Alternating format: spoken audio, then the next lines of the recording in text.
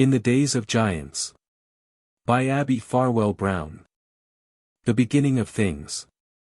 The oldest stories of every race of people tell about the beginning of things. But the various folk who first told them were so very different, the tales are so very old, and have changed so greatly in the telling from one generation to another, that there are almost as many accounts of the way in which the world began as there are nations upon the earth. So it is not strange that the people of the north have a legend of the beginning quite different from that of the southern, eastern, and western folk. This book is made of the stories told by the northern folk, the people who live in the land of the midnight sun, where summer is green and pleasant, but winter is a terrible time of cold and gloom. Where rocky mountains tower like huge giants, over whose heads the thunder rolls and crashes, and under whose feet are mines of precious metals. Therefore you will find the tales full of giants and dwarfs, spirits of the cold mountains and dark caverns. You will find the hero to be Thor, with his thunderbolt hammer, who dwells in the happy heaven of Asgard, where All-Father Odin is king, and where Balder the Beautiful makes springtime with his smile. In the north countries, winter, cold, and frost are very real and terrible enemies, while spring, sunshine, and warmth are near and dear friends. So the story of the beginning of things is a story of cold and heat, of the wicked giants who loved the cold, and of the good Asir, who basked in pleasant warmth. In the very beginning of things, the stories say, there were two worlds, one of burning heat and one of icy cold. The cold world was in the north, and from it flowed Elivâgar, a river of poisonous water which hardened into ice and piled up into great mountains, filling the space which had no bottom. The other world in the south was on fire with bright flame, a place of heat most terrible. And in those days through all space there was nothing beside these two worlds of heat and cold. But then began a fierce combat. Heat and cold met and strove to destroy each other, as they have tried to do ever since. Flaming sparks from the hot world fell upon the ice river which flowed from the place of cold. And though the bright sparks were quenched, in dying they wrought mischief, as they do today, for they melted the ice, which dripped and dripped, like tears from the suffering world of cold. And then, wonderful to say, these chilly drops became alive, became a huge, breathing mass, a frost giant with a wicked heart of ice. And he was the ancestor of all the giants who came afterwards, a bad and cruel race. At that time there was no earth nor sea nor heaven, nothing but the icy abyss without bottom, whence Ymir the giant had sprung. And there he lived, nourished by the milk of a cow which the heat had formed. Now the cow had nothing for her food but the snow and ice of Elivâgar, and that was cold victuals indeed. One day she was licking the icy rocks, which tasted salty to her, when Ymir noticed that the mass was taking a strange shape. The more the cow licked it, the plainer became the outline of the shape. And when evening came Ymir saw thrusting itself through the icy rock a head of hair. The next day the cow went on with her meal, and at night time a man's head appeared above the rock. On the third day the cow licked away the ice until forth stepped a man, tall and powerful and handsome. This was no evil giant, for he was good. And, strangely, though he came from the ice his heart was warm. He was the ancestor of the kind Asir. For All-Father Odin and his brothers Vili and Ve, the first of the gods, were his grandsons, and as soon as they were born they became the enemies of the race of giants. Now after a few giant years, ages and ages of time as we reckon it, there was a great battle, for Odin and his brothers wished to destroy all the evil in the world and to leave only good. They attacked the wicked giant Ymir, first of all his race, and after hard fighting slew him. Ymir was so huge that when he died a mighty river of blood flowed from the wounds which Odin had given him. A stream so large that it flooded all space, and the frost giants, his children and grandchildren, were drowned, except one who escaped with his wife in a chest.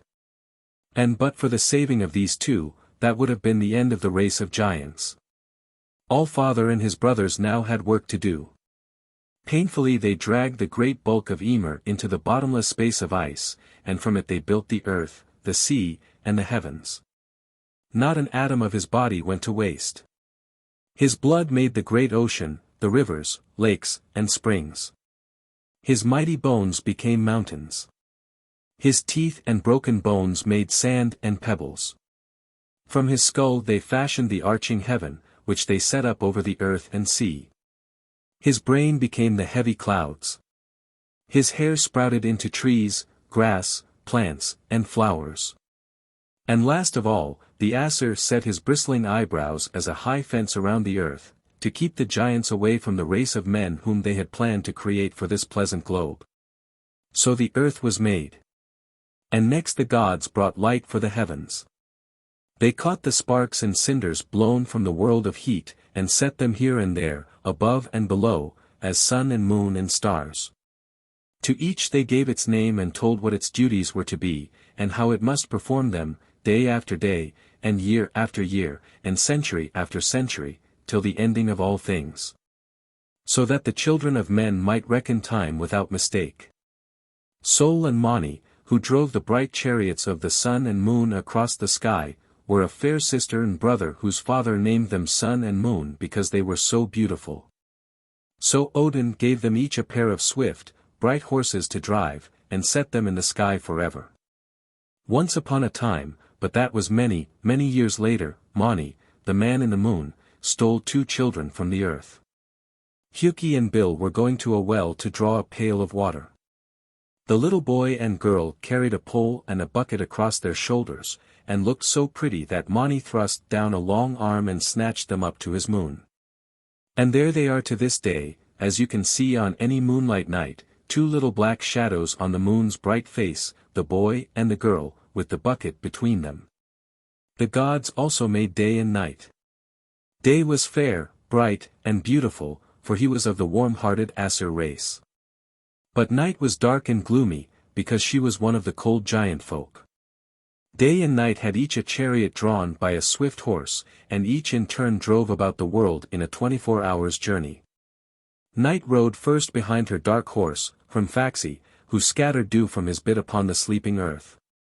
After her came Day with his beautiful horse, Glad, whose shining mane shot rays of light through the sky.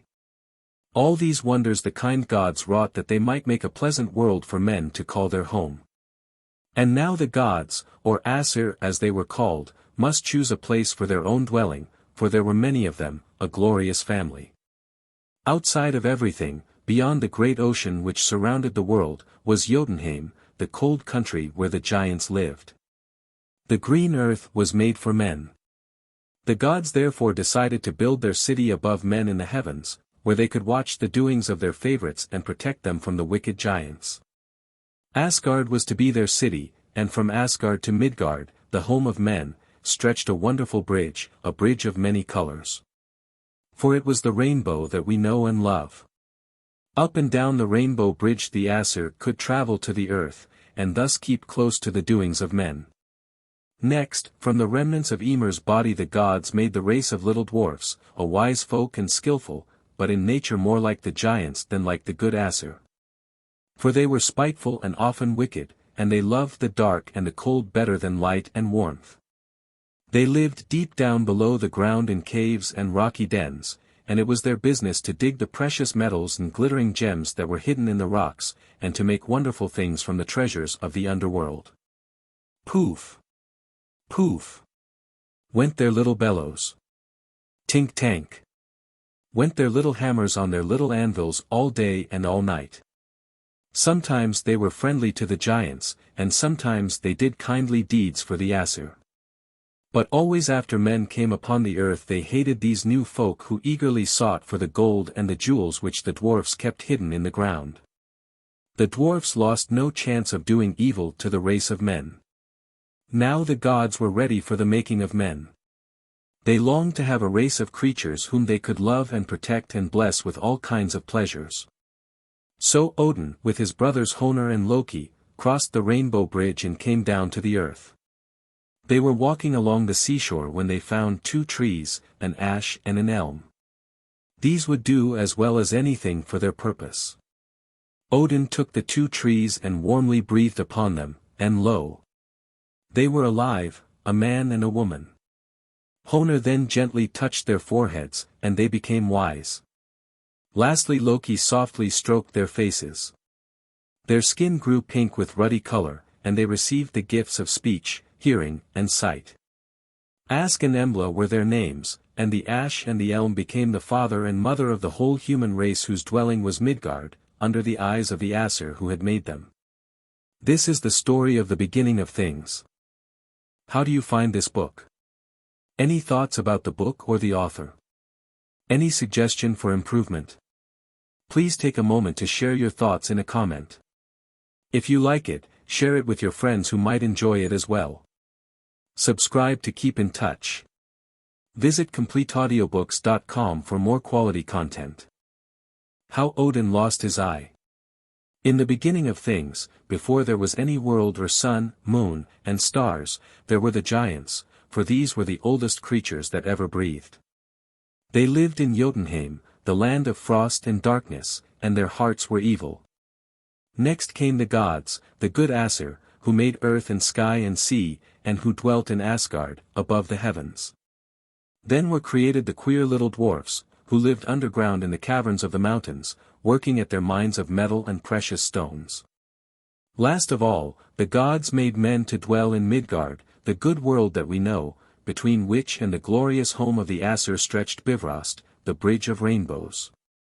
In those days, folk say, there was a mighty ash tree named Yggdrasil, so vast that its branches shaded the whole earth and stretched up into heaven where the Aesir dwelt, while its roots sank far down below the lowest depth. In the branches of the big ash tree lived a queer family of creatures. First, there was a great eagle, who was wiser than any bird that ever lived, except the two ravens, Thought and Memory, who sat upon Father Odin's shoulders and told him the secrets which they learned in their flight over the wide world. Near the great eagle perched a hawk, and four antlered deer browsed among the buds of Yggdrasil. At the foot of the tree coiled a huge serpent, who was always gnawing hungrily at its roots, with a whole colony of little snakes to keep him company, so many that they could never be counted. The eagle at the top of the tree and the serpent at its foot were enemies, always saying hard things of each other. Between the two skipped up and down a little squirrel, a talebearer and a gossip, who repeated each unkind remark and, like the malicious neighbor that he was, kept their quarrel ever fresh and green. In one place at the roots of Yggdrasil was a fair fountain called the Urdr Well, where the three Norn maidens, who knew the past, present, and future, dwelt with their pets, the two white swans. This was magic water in the fountain, which the Norns sprinkled every day upon the giant tree to keep it green, water so sacred that everything which entered it became white as the film of an eggshell. Close beside this sacred well the Aesir had their council hall, to which they galloped every morning over the rainbow bridge. But Father Odin, the king of all the Aesir, knew of another fountain more wonderful still. The two ravens whom he sent forth to bring him news had told him. This also was below the roots of Yggdrasil, in the spot where the sky and ocean met. Here for centuries and centuries the giant Mimir had sat keeping guard over his hidden well, in the bottom of which lay such a treasure of wisdom as was to be found nowhere else in the world. Every morning Mimir dipped his glittering horn gill into the fountain and drew out a draught of the wondrous water, which he drank to make him wise. Every day he grew wiser and wiser. And as this had been going on ever since the beginning of things, you can scarcely imagine how wise Mimir was. Now it did not seem right to Father Odin that a giant should have all this wisdom to himself. For the giants were the enemies of the Aesir, and the wisdom which they had been hoarding for ages before the gods were made was generally used for evil purposes. Moreover, Odin longed and longed to become the wisest being in the world. So he resolved to win a draught from Mimir's well, if in any way that could be done. One night, when the sun had set behind the mountains of Midgard, Odin put on his broad-brimmed hat and his striped cloak, and taking his famous staff in his hand, trudged down the long bridge to where it ended by Mimir's secret grotto. "Good day, Mimir," said Odin, entering, "I have come for a drink from your well." The giant was sitting with his knees drawn up to his chin, his long white beard falling over his folded arms, and his head nodding. For Mimir was very old, and he often fell asleep while watching over his precious spring. He woke with a frown at Odin's words. "You want a drink from my well, do you?" he growled. "Hey! I let no one drink from my well. Nevertheless, you must let me have a draught from your glittering horn, insisted Odin, and I will pay you for it. Oh ho, you will pay me for it, will you? Echoed Mimir, eyeing his visitor keenly. For now that he was wide awake, his wisdom taught him that this was no ordinary stranger. What will you pay for a drink from my well, and why do you wish it so much? I can see with my eyes all that goes on in heaven and upon earth, said Odin, but I cannot see into the depths of ocean. I lack the hidden wisdom of the deep, the wit that lies at the bottom of your fountain. My ravens tell me many secrets. But I would know all. And as for payment, ask what you will, and I will pledge anything in return for the draught of wisdom. Then Mimir's keen glance grew keener. You are Odin, of the race of gods, he cried. We giants are centuries older than you, and our wisdom which we have treasured during these ages, when we were the only creatures in all space, is a precious thing. If I grant you a draught from my well, you will become as one of us, a wise and dangerous enemy. It is a goodly price, Odin, which I shall demand for a boon so great. Now Odin was growing impatient for the sparkling water. Ask your price, he frowned. I have promised that I will pay. What say you, then, to leaving one of those far-seeing eyes of yours at the bottom of my well? Asked Mimir, hoping that he would refuse the bargain. This is the only payment I will take. Odin hesitated. It was indeed a heavy price, and one that he could ill afford, for he was proud of his noble beauty. But he glanced at the magic fountain bubbling mysteriously in the shadow, and he knew that he must have the draught. Give me the glittering horn, he answered. I pledge you my eye for a draught to the brim. Very unwillingly Mimir filled the horn from the fountain of wisdom and handed it to Odin. Drink, then, he said, drink and grow wise. This hour is the beginning of trouble between your race and mine. And wise Mimir foretold the truth. Odin thought merely of the wisdom which was to be his. He seized the horn eagerly, and emptied it without delay. From that moment he became wiser than anyone else in the world except Mimir himself. Now he had the price to pay, which was not so pleasant. When he went away from the grotto, he left at the bottom of the dark pool one of his fiery eyes, which twinkled and winked up through the magic depths like the reflection of a star. This is how Odin lost his eye, and why from that day he was careful to pull his grey hat low over his face when he wanted to pass unnoticed. For by this oddity folk could easily recognize the wise lord of Asgard. In the bright morning, when the sun rose over the mountains of Midgard, old Mimir drank from his bubbly well a draught of the wise water that flowed over Odin's pledge.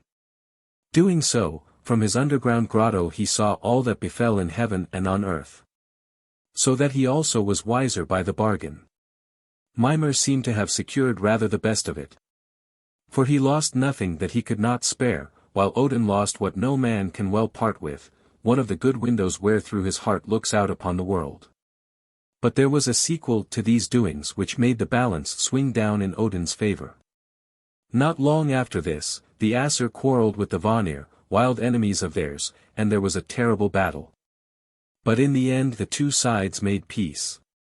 And to prove that they meant never to quarrel again, they exchanged hostages.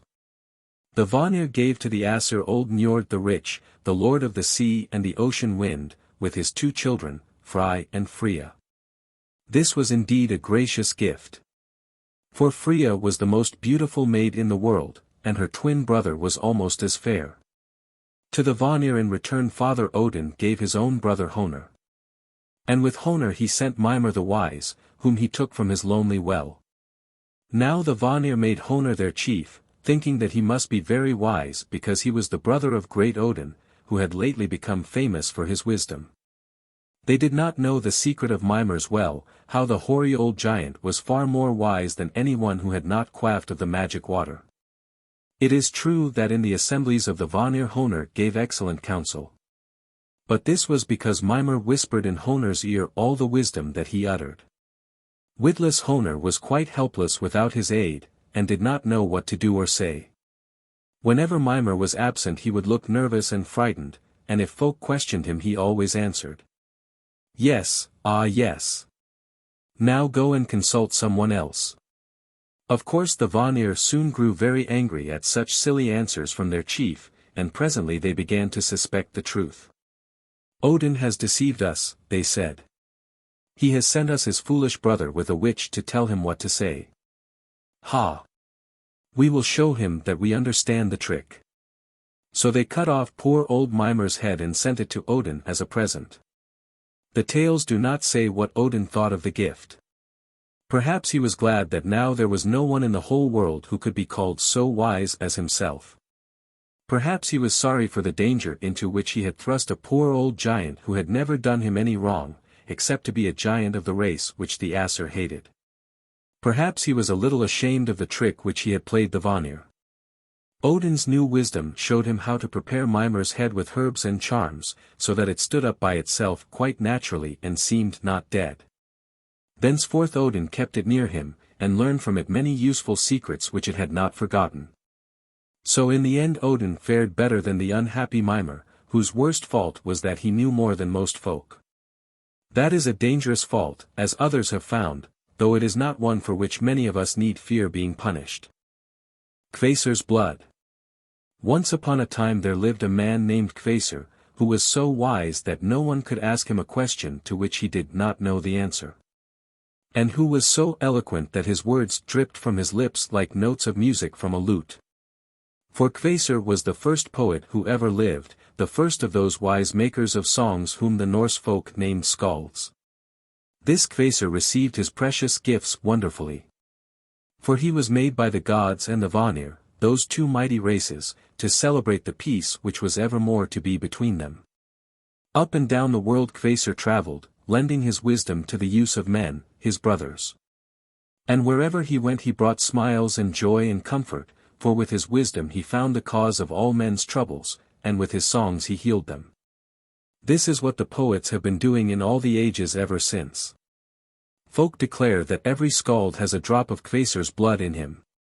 This is the tale which is told to show how it happened that Kvasir's blessed skill has never been lost to the world. There were two wicked dwarfs named Feiler and Geirrod who envied Kvasir his power over the hearts of men, and who plotted to destroy him. So one day they invited him to dine, and while he was there, they begged him to come aside with them, for they had a very secret question to ask, which only he could answer.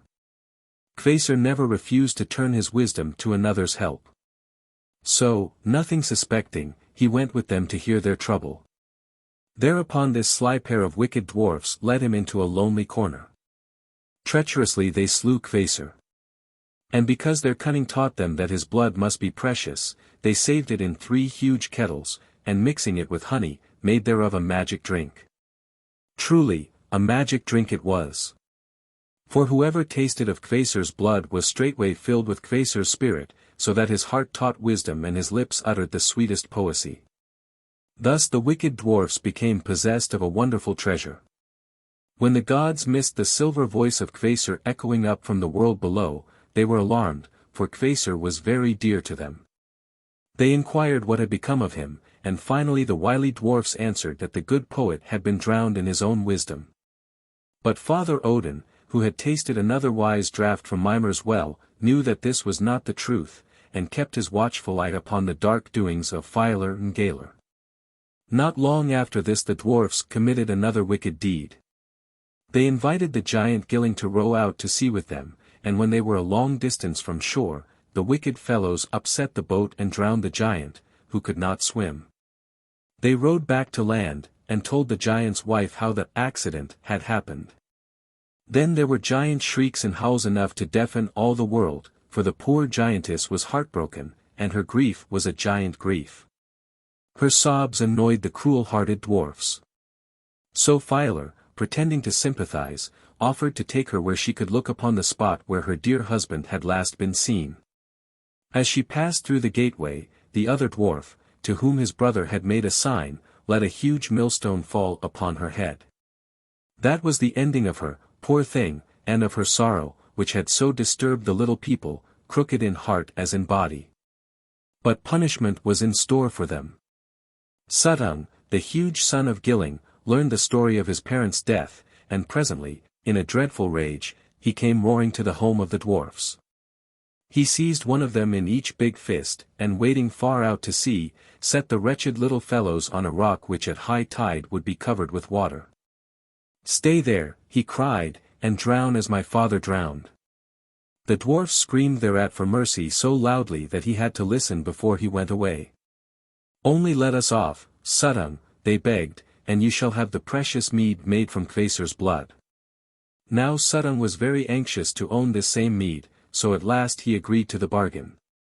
He carried them back to land, and they gave him the kettles in which they had mixed the magic fluid. Suttung took them away to his cave in the mountains, and gave them in charge of his fair daughter Gunnlod. All day and all night she watched by the precious kettles, to see that no one came to steal or taste of the mead. For Suttung thought of it as his greatest treasure, and no wonder. Father Odin had seen all these deeds from his seat above the heavens, and his eye had followed longingly the passage of the wondrous mead, for Odin longed to have a draught of it. Odin had wisdom, he had drained that draught from the bottom of Mimir's mystic fountain, but he lacked the skill of speech which comes of drinking Kvasir's blood. He wanted the mead for himself and for his children in Asgard, and it seemed a shame that this precious treasure should be wasted upon the wicked giants who were their enemies. So he resolved to try if it might not be won in some sly way. One day he put on his favorite disguise as a wandering old man, and set out for Giant Land, where Suttung dwelt. By and by he came to a field where 9 workmen were cutting hay. Now these were the servants of Bogi, the brother of Suttung, and this Odin knew. He walked up to the men and watched them working for a little while. "Ho!" he exclaimed at last, "your scythes are dull. Shall I whet them for you?" The men were glad enough to accept his offer, so Odin took a whetstone from his pocket and sharpened all the scythes most wonderfully. Then the men wanted to buy the stone, each man would have it for his own, and they fell to quarreling over it. To make matters more exciting, Odin tossed the whetstone into their midst, saying, "Let him have it who catches it." Then indeed there was trouble. The men fought with one another for the stone, slashing right and left with their sharp scythes until every one was killed. Odin hastened away, and went up to the house where Bogi lived. Presently home came Bogi, complaining loudly and bitterly because his quarrelsome servants had killed one another, so that there was not one left to do his work. "What am I going to do?" he cried. "Here it is mowing time, and I have not a single man to help me in the field." Then Odin spoke up. "I will help you," he said. "I am a stout fellow, and I can do the work of 9 men if I am paid the price I ask." "What is the price which you ask?" queried Bogi eagerly, for he saw that this stranger was a mighty man, and he thought that perhaps he could do as he boasted. "I ask that you get for me a drink of Suttung's mead," Odin answered. Then Bogi eyed him sharply. "You are one of the gods," he said, "or you would not know about the precious mead. Therefore I know that you can do my work, the work of 9 men. I cannot give you the mead. It is my brother's, and he is very jealous of it, for he wishes it all himself. But if you will work for me all the summer, when winter comes I will go with you to Suttung's home and try what I can do to get a draught for you." So they made the bargain, and all summer Father Odin worked in the fields of Bogi, doing the work of 9 men. When the winter came, he demanded his pay. So then they set out for Suttung's home, which was a cave deep down in the mountains, where it seems not hard to hide one's treasures. First Bogi went to his brother and told him of the agreement between him and the stranger, begging for a gift of the magic mead wherewith to pay the stout laborer who had done the work of 9. But Suttung refused to spare even a taste of the precious liquor. "This laborer of yours is one of the gods, our enemies," he said. "Indeed, I will not give him of the precious mead." "What are you thinking of, brother?" Then he talked to Bogi till the giant was ready to forget his promise to Odin, and to desire only the death of the stranger who had come forward to help him. Bogi returned to Odin with the news that the mead was not to be had with Suttung's consent. "Then we must get it without his consent," declared Odin. "We must use our wits to steal it from under his nose. You must help me, Bogi, for you have promised."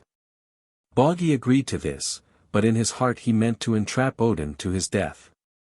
Odin now took from his pocket an auger such as one uses to bore holes. Look, now, he said. You shall bore a hole into the roof of Suttung's cave, and when the hole is large enough, I will crawl through and get the mead. Very well, nodded Boggy, and he began to bore into the mountain with all his might and main. At last he cried, There, it is done, the mountain is pierced through. But when Odin blew into the hole to see whether it did indeed go through into the cave, the dust made by the auger flew into his face. Thus he knew that Boggy was deceiving him, and thenceforth he was on his guard, which was fortunate. Try again, said Odin sternly. Bore a little deeper, friend Boggy. So Boggy went at the work once more, and this time when he said the hole was finished, Odin found that his word was true, for the dust blew through the hole and disappeared in the cave. Now Odin was ready to try the plan which he had been forming. Odin's wisdom taught him many tricks, and among them he knew the secret of changing his form into that of any creature he chose. He turned himself into a worm, a long, slender, wiggly worm, just small enough to be able to enter the hole that Boggy had pierced. In a moment he had thrust his head into the opening, and was wriggling out of sight before Boggy had even guessed what he meant to do. Boggy jumped forward and made a stab at him with the pointed auger, but it was too late. The worm's striped tail quivered in out of sight, and Boggy's wicked attempt was spoiled. When Odin had crept through the hole, he found himself in a dark, damp cavern, where at first he could see nothing. He changed himself back into his own noble form, and then he began to hunt about for the kettles of magic mead. Presently he came to a little chamber, carefully hidden in a secret corner of this secret grotto, a chamber locked and barred and bolted on the inside, so that no one could enter by the door. Suttung had never thought of such a thing as that a stranger might enter by a hole in the roof. At the back of this tiny room stood 3 kettles upon the floor. And beside them, with her head resting on her elbow, sat a beautiful maiden, sound asleep. It was Gunnlod, Suttung's daughter, the guardian of the mead. Odin stepped up to her very softly, and bending over, kissed her gently upon the forehead. Gunnlod awoke with a start, and at first she was horrified to find a stranger in the cave where it seemed impossible that a stranger could enter.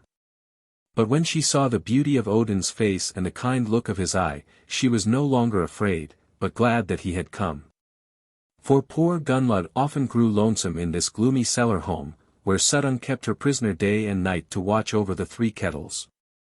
Dear maiden, said Odin, I have come a long, long distance to see you. Will you not bid me stay a little while? Gunnlod looked at him kindly. Who are you, and whence do you come so far to see me? She asked. I am Odin, from Asgard.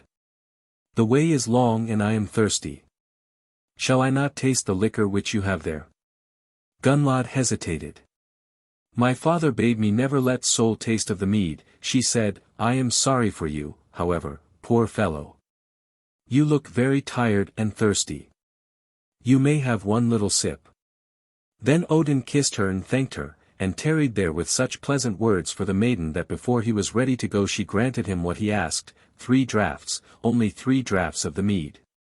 Now Odin took up the first kettle to drink, and with 1 draught he drained the whole. He did the same by the next, and the next, till before she knew it, Gunnlod found herself guarding 3 empty kettles. Odin had gained what he came for, and it was time for him to be gone before Suttung should come to seek him in the cave. He kissed fair Gunnlod once again, with a sigh to think that he must treat her so unfairly.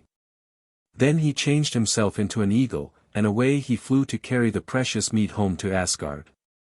Meanwhile Boggy had told the giant Suttung how Odin the worm had pierced through into his treasure cave. And when Suttung, who was watching, saw the great eagle fly forth, he guessed who this eagle must be. Suttung also put on an eagle's plumage, and a wonderful chase began. Whir, whir. The 2 enormous birds winged their way toward Asgard, Suttung close upon the other's flight. Over the mountains they flew, and the world was darkened as if by the passage of heavy storm clouds, while the trees, blown by the breeze from their wings, swayed, and bent almost to the ground. It was a close race. But Odin was the swifter of the 2, and at last he had the mead safe in Asgard, where the gods were waiting with huge dishes to receive it from his mouth. Suttung was so close upon him, however, that he jostled Odin even as he was filling the last dish, and some of the mead was spilled about in every direction over the world. Men rushed from far and near to taste of these wasted drops of Kvasir's blood, and many had just enough to make them dizzy, but not enough to make them wise. These folk are the poor poets, the makers of bad verses, whom one finds to this day satisfied with their meager, stolen portion, scattered drops of the sacred draught. The mead that Odin had captured he gave to the gods, a wondrous gift. And they in turn cherished it as their most precious treasure. It was given into the special charge of old Bragi of the white beard, because his taste of the magic mead had made him wise and eloquent above all others. He was the sweetest singer of all the Aesir, and his speech was poetry. Sometimes Bragi gave a draught of Kvasir's blood to some favored mortal, and then he also became a great poet. He did not do this often, only once or twice in the memory of an old man. For the precious mead must be made to last a long, long time, until the world be ready to drop to pieces, because this world without its poets would be too dreadful a place to imagine. The Giant Builder. Ages and ages ago, when the world was first made, the gods decided to build a beautiful city high above the heavens, the most glorious and wonderful city that ever was known. Asgard was to be its name, and it was to stand on Ida Plain under the shade of Yggdrasil, the great tree whose roots were underneath the earth. First of all they built a house with a silver roof, where there were seats for all the 12 chiefs. In the midst, and high above the rest, was the wonder throne of Odin the All-Father, whence he could see everything that happened in the sky or on the earth or in the sea. Next they made a fair house for Queen Frigg and her lovely daughters. Then they built a smithy, with its great hammers, tongs, anvils, and bellows, where the gods could work at their favorite trade, the making of beautiful things out of gold, which they did so well that folk named that time the Golden Age. Afterwards, as they had more leisure, they built separate houses for all the Aesir, each more beautiful than the preceding, for of course they were continually growing more skillful. They saved Father Odin's palace until the last, for they meant this to be the largest and the most splendid of all. Gladsheim, the home of joy, was the name of Odin's house, and it was built all of gold, set in the midst of a wood whereof the trees had leaves of ruddy gold, like an autumn-gilded forest. For the safety of All-Father it was surrounded by a roaring river and by a high picket fence, and there was a great courtyard within. The glory of Gladsheim was its wondrous hall, radiant with gold, the most lovely room that time has ever seen. Valhalla, the Hall of Heroes, was the name of it, and it was roofed with the mighty shields of warriors. The ceiling was made of interlacing spears, and there was a portal at the west end before which hung a great grey wolf, while over him a fierce eagle hovered. The hall was so huge that it had 540 gates, through each of which 800 men could march abreast. Indeed, there needed to be room, for this was the hall where every morning Odin received all the brave warriors who had died in battle on the earth below. And there were many heroes in those days. This was the reward which the gods gave to courage. When a hero had gloriously lost his life, the Valkyries, the 9 warrior daughters of Odin, brought his body up to Valhalla on their white horses that galloped the clouds. There they lived forever after in happiness, enjoying the things that they had most loved upon earth. Every morning they armed themselves and went out to fight with one another in the great courtyard. It was a wondrous game, wondrously played. No matter how often a hero was killed, he became alive again in time to return perfectly well to Valhalla, where he ate a delicious breakfast with the Aesir. While the beautiful Valkyries who had first brought him thither waited at table and poured the blessed mead, which only the immortal taste. A happy life it was for the heroes, and a happy life for all who dwelt in Asgard. For this was before trouble had come among the gods, following the mischief of Loki. This is how the trouble began. From the beginning of time, the giants had been unfriendly to the Aesir, because the giants were older and huger and more wicked. Besides, they were jealous because the good Aesir were fast gaining more wisdom and power than the giants had ever known. It was the Aesir who set the fair brother and sister, sun and moon, in the sky to give light to men. And it was they also who made the jeweled stars out of sparks from the place of fire. The giants hated the Aesir, and tried all in their power to injure them and the men of the earth below, whom the Aesir loved and cared for. The gods had already built a wall around Midgard, the world of men, to keep the giants out, built it of the bushy eyebrows of Ymir, the oldest and hugest of giants. Between Asgard and the giants flowed Ifang, the great river on which ice never formed, and which the gods crossed on the Rainbow Bridge. But this was not protection enough. Their beautiful new city needed a fortress. So the word went forth in Asgard, we must build us a fortress against the giants, the hugest, strongest, finest fortress that ever was built. Now one day, soon after they had announced this decision, there came a mighty man stalking up the Rainbow Bridge that led to Asgard city. "Who goes there?" cried Heimdall the watchman, whose eyes were so keen that he could see for 100 miles around, and whose ears were so sharp that he could hear the grass growing in the meadow and the wool on the backs of the sheep. "Who goes there? No one can enter Asgard if I say no." "I am a builder," said the stranger, who was a huge fellow with sleeves rolled up to show the iron muscles of his arms. "I am a builder of strong towers, and I have heard that the folk of Asgard need one to help them raise a fair fortress in their city." Heimdall looked at the stranger narrowly, for there was that about him which his sharp eyes did not like. But he made no answer, only blew on his golden horn, which was so loud that it sounded through all the world. At this signal all the Aesir came running to the Rainbow Bridge, from wherever they happened to be, to find out who was coming to Asgard. For it was Heimdall's duty ever to warn them of the approach of the unknown. "This fellow says he is a builder," quoth Heimdall. "And he would fain build us a fortress in the city." "Aye, that I would," nodded the stranger. "Look at my iron arm. Look at my broad back, look at my shoulders. Am I not the workman you need?" "Truly, he is a mighty figure," vowed Odin, looking at him approvingly. "How long will it take you alone to build our fortress?" "We can allow but one stranger at a time within our city, for safety's sake." "In 3 years," replied the stranger, "I will undertake to build for you a castle so strong that not even the giants, should they swarm hither over Midgard, not even they could enter without your leave." "Aha!" cried Father Odin, well pleased at this offer. "And what reward do you ask, friend, for help so timely?" The stranger hummed and hawed and pulled his long beard while he thought. Then he spoke suddenly, as if the idea had just come into his mind. "I will name my price, friends," he said, "a small price for so great a deed. I ask you to give me Freya for my wife, and those 2 sparkling jewels, the sun and moon." At this demand the gods looked grave, for Freya was their dearest treasure. She was the most beautiful maid who ever lived, the light and life of heaven, and if she should leave Asgard, joy would go with her, while the sun and moon were the light and life of the Aesir's children, men, who lived in the little world below. But Loki the Sly whispered that they would be safe enough if they made another condition on their part, so hard that the builder could not fulfill it. After thinking cautiously, he spoke for them all. "Mighty man," quoth he, "we are willing to agree to your price, upon one condition. It is too long a time that you ask, we cannot wait 3 years for our castle, that is equal to 3 centuries when one is in a hurry. See that you finish the fort without help in 1 winter, 1 short winter, and you shall have fair Freya with the sun and moon.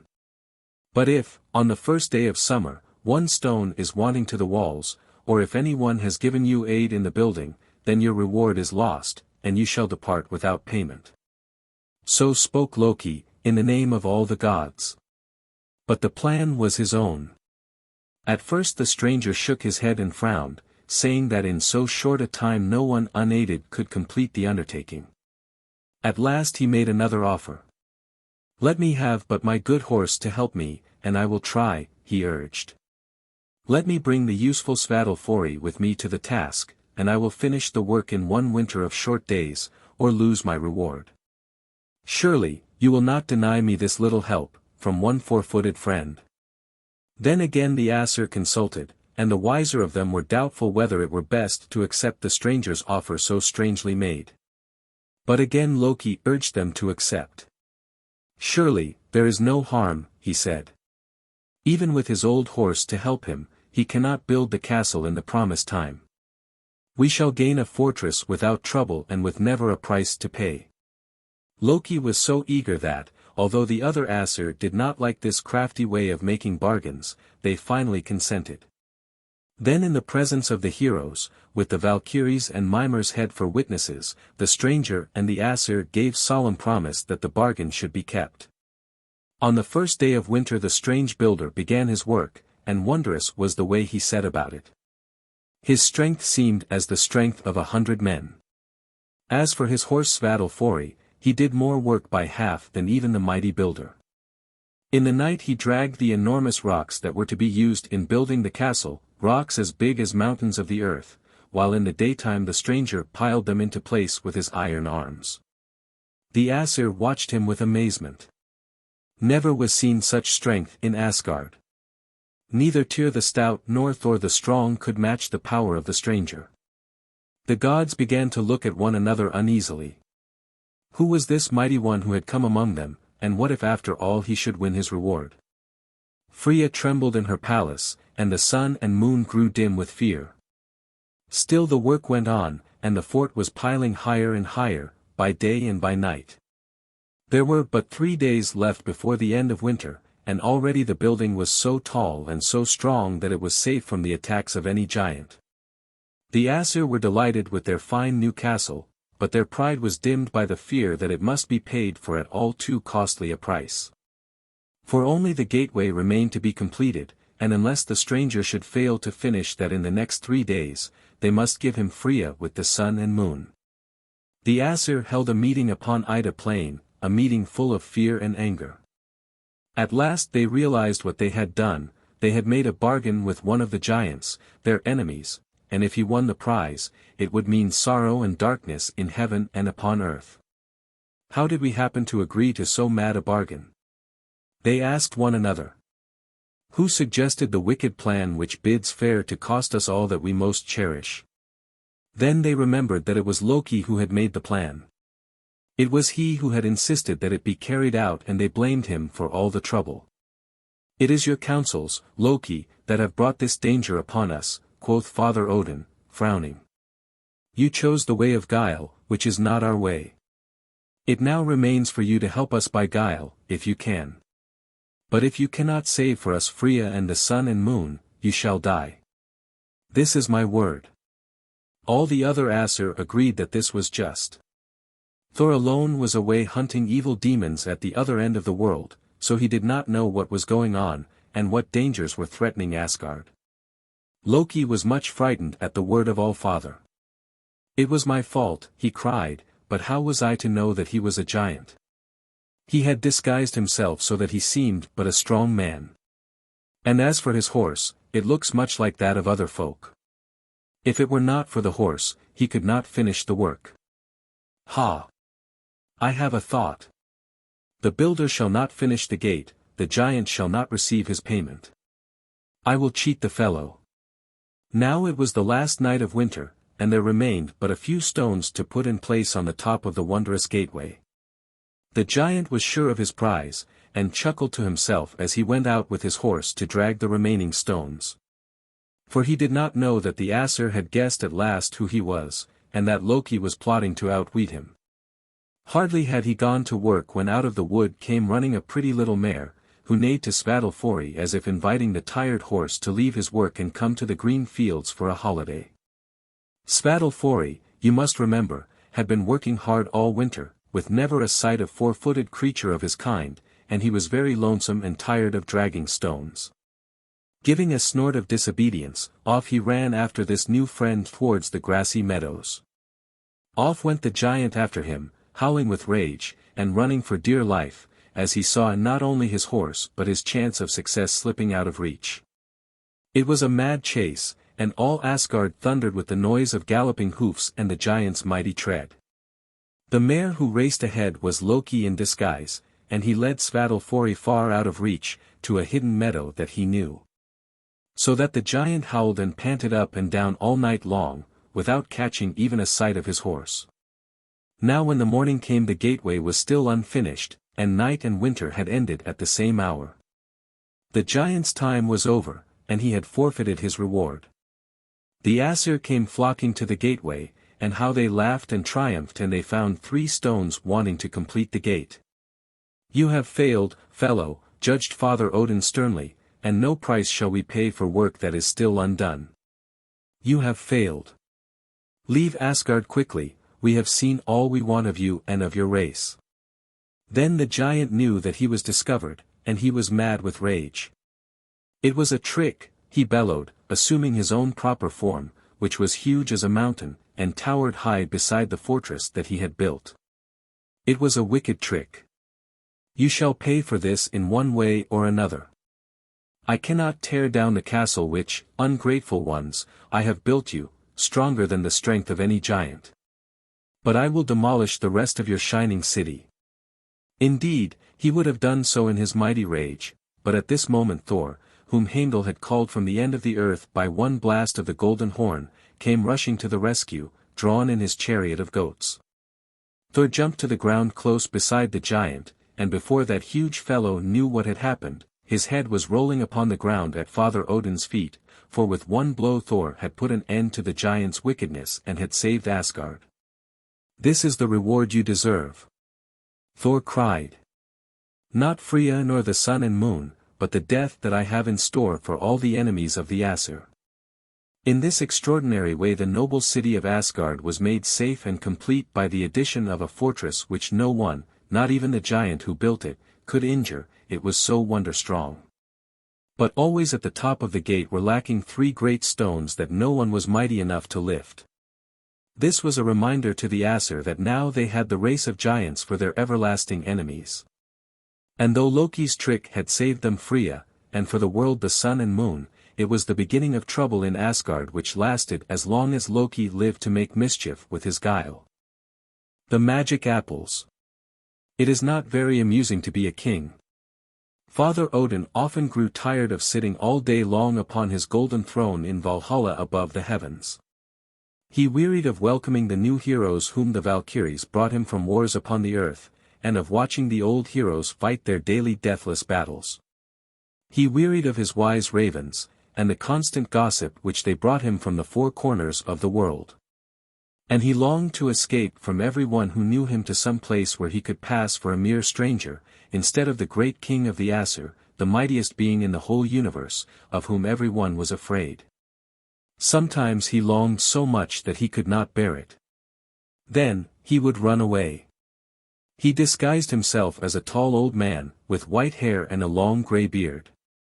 Around his shoulders he threw a huge blue cloak, that covered him from top to toe, and over his face he pulled a big slouch hat, to hide his eyes. For his eyes Odin could not change, no magician has ever learned how to do that. One was empty. He had given the eye to the giant mimer in exchange for wisdom. Usually Odin loved to go upon these wanderings alone, for an adventure is a double adventure when one meets it single-handed. It was a fine game for Odin to see how near he could come to danger without feeling the grip of its teeth. But sometimes, when he wanted company, he would whisper to his 2 brothers, Hrungnir and Red Loki. They 3 would creep out of the palace by the back way, and, with a finger on the lip to Heimdall, the watchman, would silently steal over the rainbow bridge which led from Asgard into the places of men and dwarfs and giants. Wonderful adventures they had, these 3, with Loki to help make things happen. Loki was a sly, mischievous fellow, full of his pranks and his capers, not always kindly ones. But he was clever, as well as malicious. And when he had pushed folk into trouble, he could often help them out again, as safe as ever. He could be the jolliest of companions when he chose, and Odin liked his merriment and his witty talk. One day Loki did something which was no mere jest nor easily forgiven, for it brought all Asgard into danger. And after that Father Odin and his children thought twice before inviting Loki to join them in any journey or undertaking. This which I am about to tell was the first really wicked deed of which Loki was found guilty, though I am sure his red beard had dabbled in secret wrongs before. One night the 3 high gods, Odin, Hrungnir, and Loki, stole away from Asgard in search of adventure. Over mountains and deserts, great rivers and stony places, they wandered until they grew very hungry. But there was no food to be found, not even a berry or a nut. Oh, how footsore and tired they were! And oh, how faint!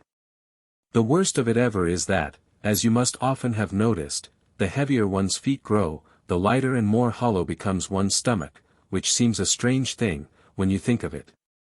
If only one's feet became as light as the rest of one feels, folk could fairly fly with hunger. Alas! This is not so. The three Aesir drooped, and seemed on the point of starving, when they came to the edge of a valley. Here, looking down, they saw a herd of oxen feeding on the grass. "Hola!" shouted Loki. "Behold our supper." Going down into the valley, they caught and killed one of the oxen, and, building a great bonfire, hung up the meat to roast.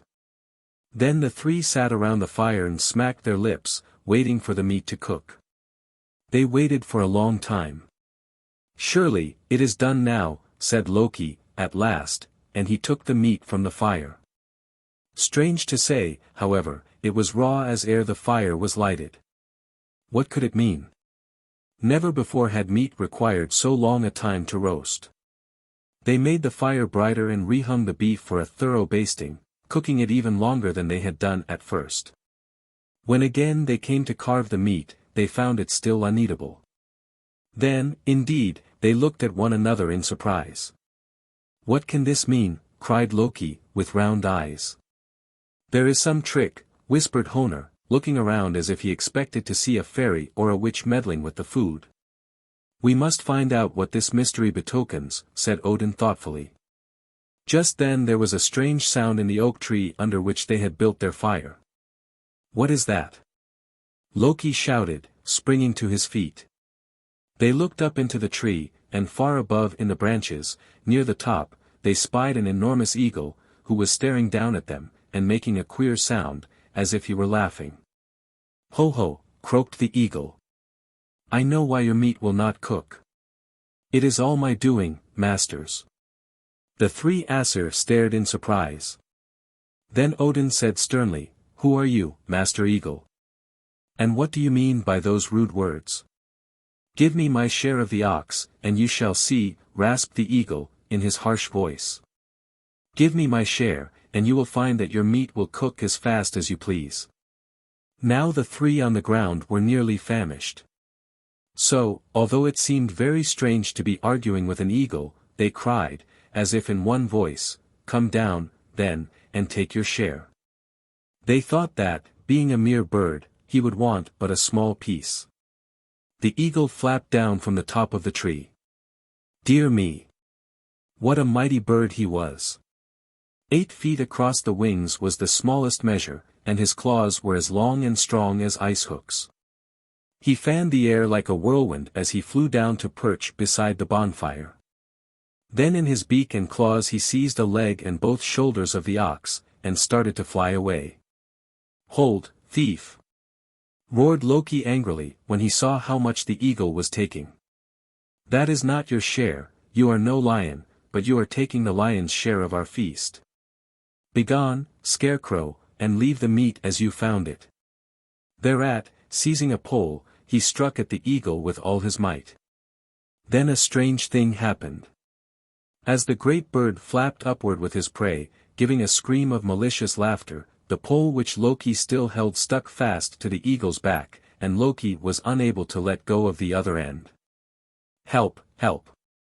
he shouted to Odin and to Hrungnir, as he felt himself lifted off his feet. But they could not help him.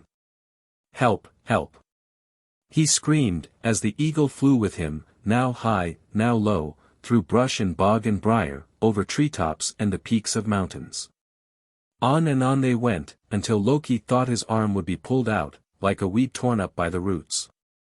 The eagle would not listen to his cries nor pause in his flight, until Loki was almost dead with pain and fatigue.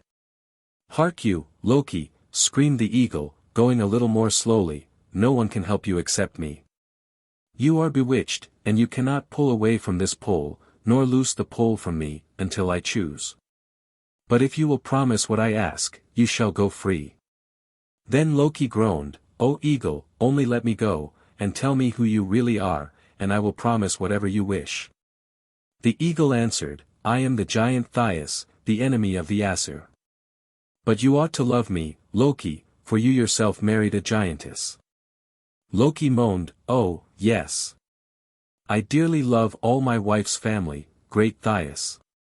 Tell me what you want of me." "I want this," quoth Thais gruffly. "I am growing old, and I want the apples which Idun keeps in her golden casket, to make me young again. You must get them for me." Now these apples were the fruit of a magic tree, and were more beautiful to look at and more delicious to taste than any fruit that ever grew. The best thing about them was that whoever tasted one, be he ever so old, grew young and strong again. The apples belonged to a beautiful lady named Idun, who kept them in a golden casket. Every morning the Aesir came to her to be refreshed and made over by a bite of her precious fruit. That is why in Asgard no one ever waxed old or ugly. Even Father Odin, Hrungnir, and Loki, the three travelers who had seen the very beginning of everything, when the world was made, were still sturdy and young. And so long as Idun kept her apples safe, the faces of the family who sat about the table of Valhalla would be rosy and fair like the faces of children. "O friend giant," cried Loki. "You know not what you ask. The apples are the most precious treasure of Asgard, and Idun keeps watch over them as if they were dearer to her than life itself. I never could steal them from her, Thais. For at her call all Asgard would rush to the rescue, and trouble would buzz about my ears like a hive of bees let loose. Then you must steal Idun herself, apples and all. For the apples I must have, and you have promised, Loki, to do my bidding." Loki sniffed and thought and sniffed again. Already his mischievous heart was planning how he might steal Idun away. He could hardly help laughing to think how angry the Aesir would be when they found their beauty medicine gone forever. But he hoped that, when he had done this trick for Thais, now and then the giant would let him have a nibble of the magic apples, so that Loki himself would remain young long after the other Aesir were grown old and feeble. This thought suited Loki's malicious nature well. "I think I can manage it for you, Thais," he said craftily. "In a week I promise to bring Idun and her apples to you. But you must not forget the great risk which I am running, nor that I am your relative by marriage. I may have a favor to ask in return, Thais." Then the eagle gently dropped Loki from his claws. Falling on a soft bed of moss, Loki jumped up and ran back to his traveling companions, who were glad and surprised to see him again. They had feared that the eagle was carrying him away to feed his young eaglets in some far-off nest. You may be sure that Loki did not tell them who the eagle really was, nor confess the wicked promise which he had made about Idun and her apples. After that the three went back to Asgard, for they had had adventure enough for one day. The days flew by, and the time came when Loki must fulfill his promise to Thais. So one morning he strolled out into the meadow where Idun loved to roam among the flowers. There he found her, sitting by a tiny spring, and holding her precious casket of apples on her lap. She was combing her long golden hair, which fell from under a wreath of spring flowers, and she was very beautiful. Her green robe was embroidered with buds and blossoms of silk in many colors, and she wore a golden girdle about her waist. She smiled as Loki came, and tossed him a posy, saying, "Good morrow, red Loki. Have you come for a bite of my apples? I see a wrinkle over each of your eyes which I can smooth away." "Nay, fair lady," answered Loki politely, "I have just nibbled of another apple, which I found this morning. Verily, I think it is sweeter and more magical than yours." Idun was hurt and surprised. "That cannot be, Loki," she cried. "There are no apples anywhere like mine. Where found you this fine fruit?" and she wrinkled up her little nose scornfully. "Oh ho! I will not tell anyone the place," chuckled Loki, "except that it is not far, in a little wood. There is a gnarled old apple tree, and on its branches grow the most beautiful red-cheeked apples you ever saw. But you could never find it. I should like to see these apples, Loki, if only to prove how far less good they are than mine. Will you bring me some? That I will not, said Loki teasingly. Oh, no. I have my own magic apples now, and folk will be coming to me for help instead of to you. Idun began to coax him, as he had guessed that she would. Please, please, Loki, show me the place. At first he would not, for he was a sly fellow, and knew how to lead her on. At last, he pretended to yield.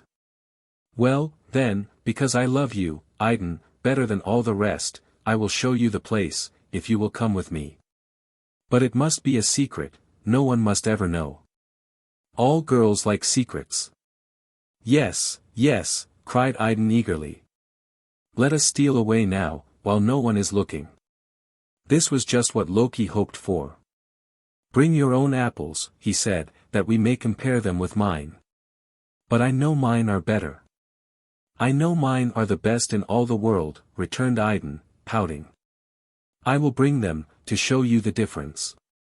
Off they started together, she with the golden casket under her arm, and Loki chuckled wickedly as they went. He led her for some distance, further than she had ever strayed before, and at last she grew frightened. Where are you taking me, Loki? She cried. You said it was not far. I see no little wood, no old apple tree. It is just beyond, just a little step beyond, he answered. So on they went. But that little step took them beyond the boundary of Asgard, just a little step beyond, into the space where the giants lurked and waited for mischief. Then there was a rustling of wings, and whirr. Down came Thias in his eagle dress. Before Idun suspected what was happening, he fastened his claws into her girdle and flapped away with her, magic apples and all, to his palace in Jotunheim, the land of giants. Loki stole back to Asgard, thinking that he was quite safe, and that no one would discover his villainy. At first Idun was not missed. But after a little the gods began to feel signs of age, and went for their usual bite of her apples. Then they found that she had disappeared, and a great terror fell upon them. Where had she gone? Suppose she should not come back. The hours and days went by, and still she did not return. Their fright became almost a panic. Their hair began to turn grey, and their limbs grew stiff and gouty so that they hobbled down Asgard streets. Even Freya, the loveliest, was afraid to look in her mirror, and Baldur the beautiful grew pale and haggard. The happy land of Asgard was like a garden over which a burning wind had blown, all the flower faces were faded and withered, and springtime was turned into yellow fall. If Idun and her apples were not quickly found, the gods seemed likely to shrivel and blow away like autumn leaves. They held a council to inquire into the matter, endeavoring to learn who had seen Idun last, and whither she had gone. It turned out that one morning Heimdall had seen her strolling out of Asgard with Loki, and no one had seen her since. Then the gods understood, Loki was the last person who had been with her, this must be one of Loki's tricks. They were filled with anger. They seized and bound Loki and brought him before the council. They threatened him with torture and with death unless he should tell the truth. And Loki was so frightened that finally he confessed what he had done. Then indeed there was horror in Asgard. Idun stolen away by a wicked giant. Idun and her apples lost, and Asgard growing older every minute. What was to be done? Big Thor seized Loki and threw him up in the air again and again, so that his heels touched first the moon and then the sea. You can still see the marks upon the moon's white face. If you do not bring Idun back from the land of your wicked wife, you shall have worse than this, he roared. Go and bring her now. How can I do that? Asked Loki, trembling. That is for you to find, growled Thor. Bring her you must. Go. Loki thought for a moment. Then he said. I will bring her back if Freya will loan me her falcon dress. The giant dresses as an eagle. I, too, must guise me as a bird, or we cannot outwit him. Then Freya hemmed and hawed. She did not wish to loan her feather dress, for it was very precious. But all the Aesir begged, and finally she consented. It was a beautiful great dress of brown feathers and grey, and in it Freya loved to skim like a falcon among the clouds and stars. Loki put it on, and when he had done so he looked exactly like a great brown hawk. Only his bright black eyes remained the same, glancing here and there, so that they lost sight of nothing. With a whir of his wings Loki flew off to the north, across mountains and valleys and the great river Ifang, which lay between Asgard and Giant Land. And at last he came to the palace of Thias the giant. It happened, fortunately, that Thias had gone fishing in the sea, and Idun was left alone, weeping and broken-hearted. Presently she heard a little tap on her window, and, looking up, she saw a great brown bird perching on the ledge. He was so big that Idun was frightened and gave a scream. But the bird nodded pleasantly and croaked, "Don't be afraid, Idun. I am a friend. I am Loki, come to set you free." "Loki. Loki is no friend of mine. He brought me here," she sobbed. "I don't believe you came to save me." "That is indeed why I am here," he replied, "and a dangerous business it is, if Thias should come back before we start for home." "How will you get me out?" asked Idun doubtfully. "The door is locked, and the window is barred." "I will change you into a nut," said he, "and carry you in my claws." "What of the casket of apples?" queried Idun. "Can you carry that also?" Then Loki laughed long and loudly. "What welcome to Asgard do you think I should receive without the apples?" he cried. "Yes, we must take them, indeed." Idun came to the window, and Loki, who was a skillful magician, turned her into a nut and took her in one claw, while in the other he seized the casket of apples. Then off he whirred out of the palace grounds and away toward Asgard's safety. In a little while Thias returned home, and when he found Idun and her apples gone, there was a hubbub, you may be sure. However, he lost little time by smashing mountains and breaking trees in his giant rage. That fit was soon over. He put on his eagle plumage and started in pursuit of the falcon. Now an eagle is bigger and stronger than any other bird, and usually in a long race he can beat even the swift hawk who has an hour's start. Presently Loki heard behind him the shrill scream of a giant eagle, and his heart turned sick. But he had crossed the great river, and already was in sight of Asgard. The aged Aesir were gathered on the rainbow bridge watching eagerly for Loki's return, and when they spied the falcon with the nut and the casket in his talons, they knew who it was. A great cheer went up, but it was hushed in a moment, for they saw the eagle close after the falcon, and they guessed that this must be the giant Thias, the stealer of Idun. Then there was a great shouting of commands, and a rushing to and fro. All the gods, even Father Odin and his 2 wise ravens, were busy gathering chips into great heaps on the walls of Asgard. As soon as Loki, with his precious burden, had fluttered weakly over the wall, dropping to the ground beyond, the gods lighted the heaps of chips which they had piled, and soon there was a wall of fire, over which the eagle must fly. He was going too fast to stop.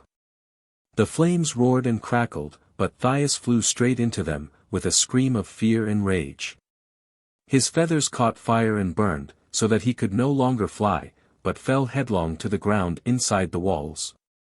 Then Thor, the Thunder Lord, and Tyr, the mighty war king, fell upon him and slew him, so that he could never trouble the Aesir any more. There was great rejoicing in Asgard that night, for Loki changed Idun again to a fair lady. Whereupon she gave each of the eager gods a bite of her life-giving fruit, so that they grew young and happy once more, as if all these horrors had never happened. Not one of them, however, forgot the evil part which Loki had played in these doings. They hid the memory, like a buried seed, deep in their hearts. Thenceforward the word of Loki and the honor of his name were poor coin in Asgard. Which is no wonder. Skadi's choice. The giant Thias, whom Thor slew for the theft of Idun and the magic apples, had a daughter, Skadi, who was a very good sort of girl, as giantesses go. Most of them were evil-tempered, spiteful, and cruel creatures, who desired only to do harm to the gods and to all who were good. But Skadi was different. Stronger than the hatred of her race for the Aesir, stronger even than her wish to be revenged for her father's death, was her love for Balder the Beautiful, the pride of all the gods. If she had not been a giantess, she might have hoped that he would love her also, but she knew that no one who lived in Asgard would ever think kindly of her race, which had caused so much trouble to Balder and his brothers. After her father was killed by the Aesir, however, Skadi had a wise idea. Skadi put on her helm and corselet and set out for Asgard, meaning to ask a noble price to pay for the sorrow of Thais' death. The gods, who had all grown young and boyish once again, were sitting in Valhalla merrily enjoying a banquet in honor of Idun's safe return, when Skadi, clattering with steel, strode into their midst.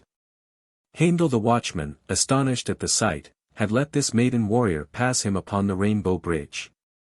The Aesir set down their cups hastily, and the laughter died upon their lips.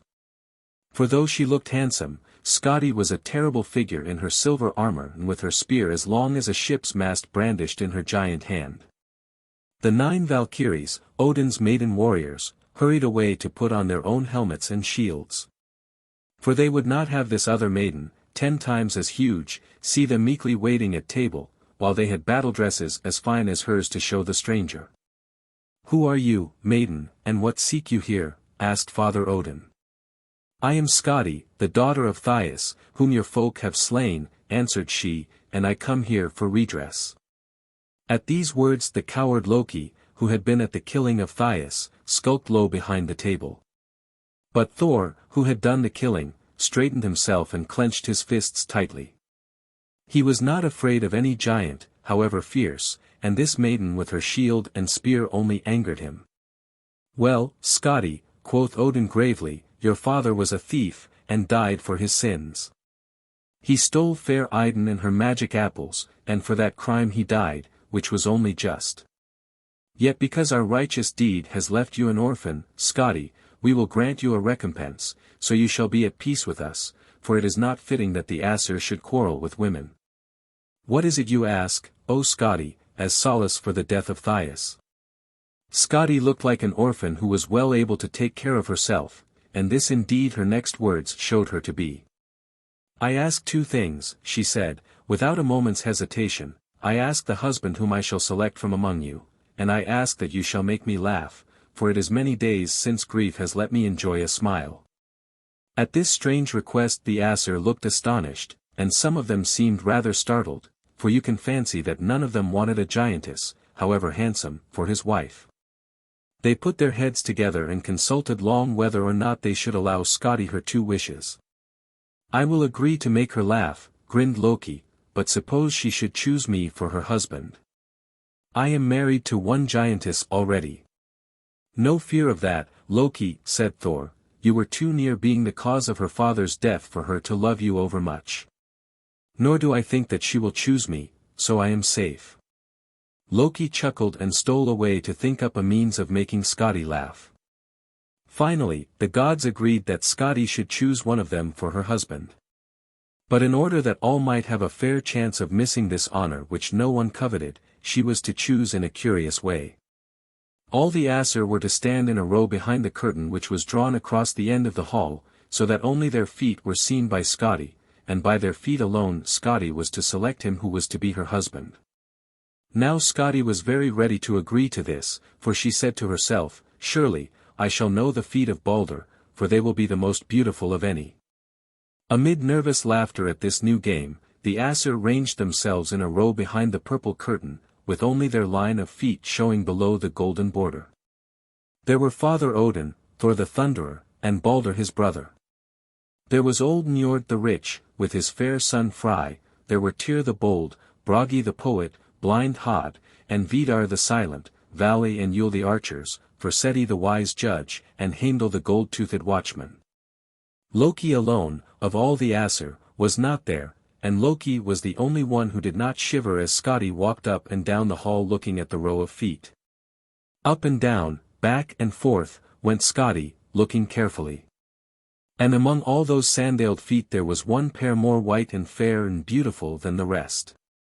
"Surely, these are Balder's feet," she thought, while her heart thumped with eagerness under her silver corselet.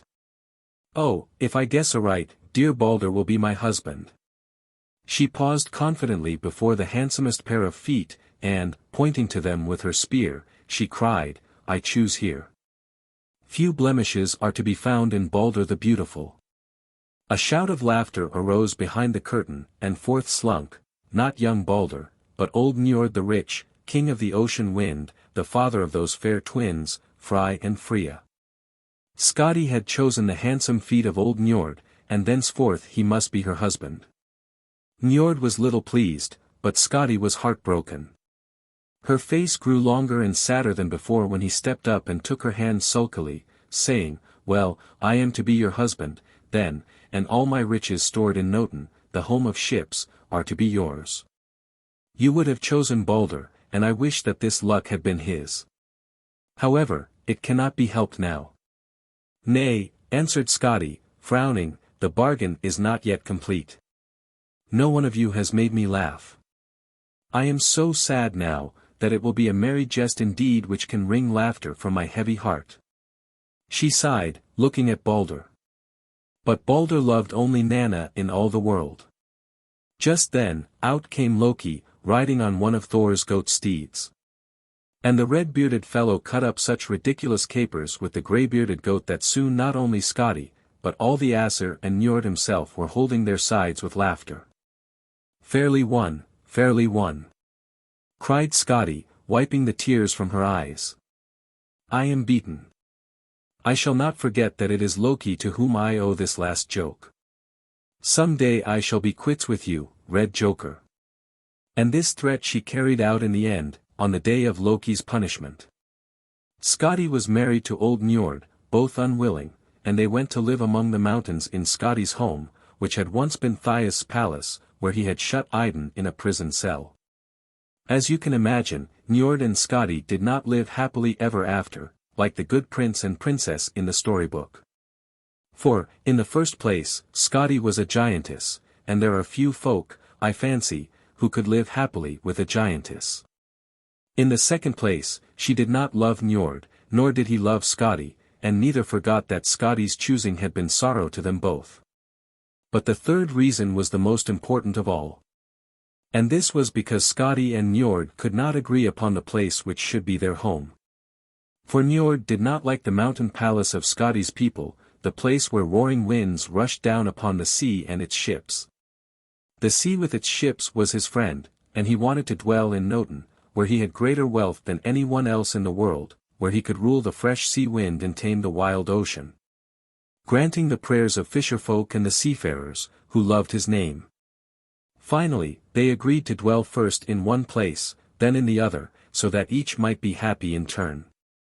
For 9 days they tarried in Thrymheim, and then they spent 3 in Noten. But even this arrangement could not bring peace. One day they had a terrible quarrel. It was just after they had come down from Skadi's mountain home for their 3 days in Njord's sea palace, and he was so glad to be back that he cried, "Ah, how I hate your hills! How long the 9 nights seemed, with the wolves howling until dawn among the dark mountains of Giant Land. What a discord compared to the songs of the swans who sail upon my dear, dear ocean." Thus rudely he taunted his wife. But Skadi answered him with spirit. "And I cannot sleep by your rolling sea waves, where the birds are ever calling, calling, as they come from the woods on the shore. Each morning the seagull's scream wakes me at some unseemly hour. I will not stay here even for 3 nights. I will not stay. And I will have no more of your windy mountaintops," roared Njord, beside himself with rage. "Go, if you wish. Go back to Thrymheim.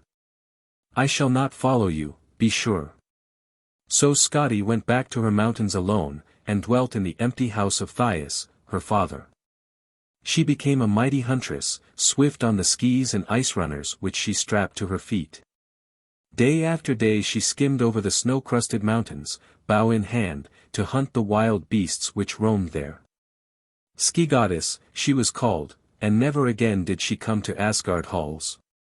Quite alone in the cold country, she hunted heartily, keeping ever in her heart the image of Balder the Beautiful, whom she loved, but whom she had lost forever by her unlucky choice. The dwarf's gifts. Red Loki had been up to mischief again.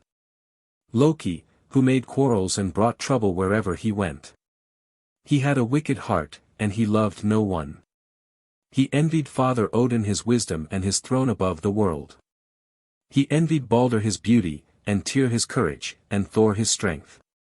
He envied all the good Aesir who were happy, but he would not take the trouble to be good himself.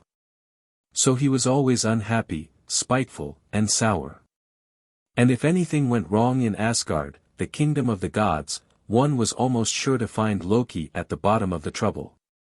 Now Thor, the strongest of all the gods, was very proud of his wife's beautiful hair, which fell in golden waves to her feet and covered her like a veil. He loved it better than anything, except Sif herself. One day, while Thor was away from home, Loki stole into Thrudheim, the realm of clouds, and cut off all Sif's golden hair, till her head was as round and fuzzy as a yellow dandelion. Fancy how angry Thor was when he came rattling home that night in his thunder chariot and found Sif so ugly to look at.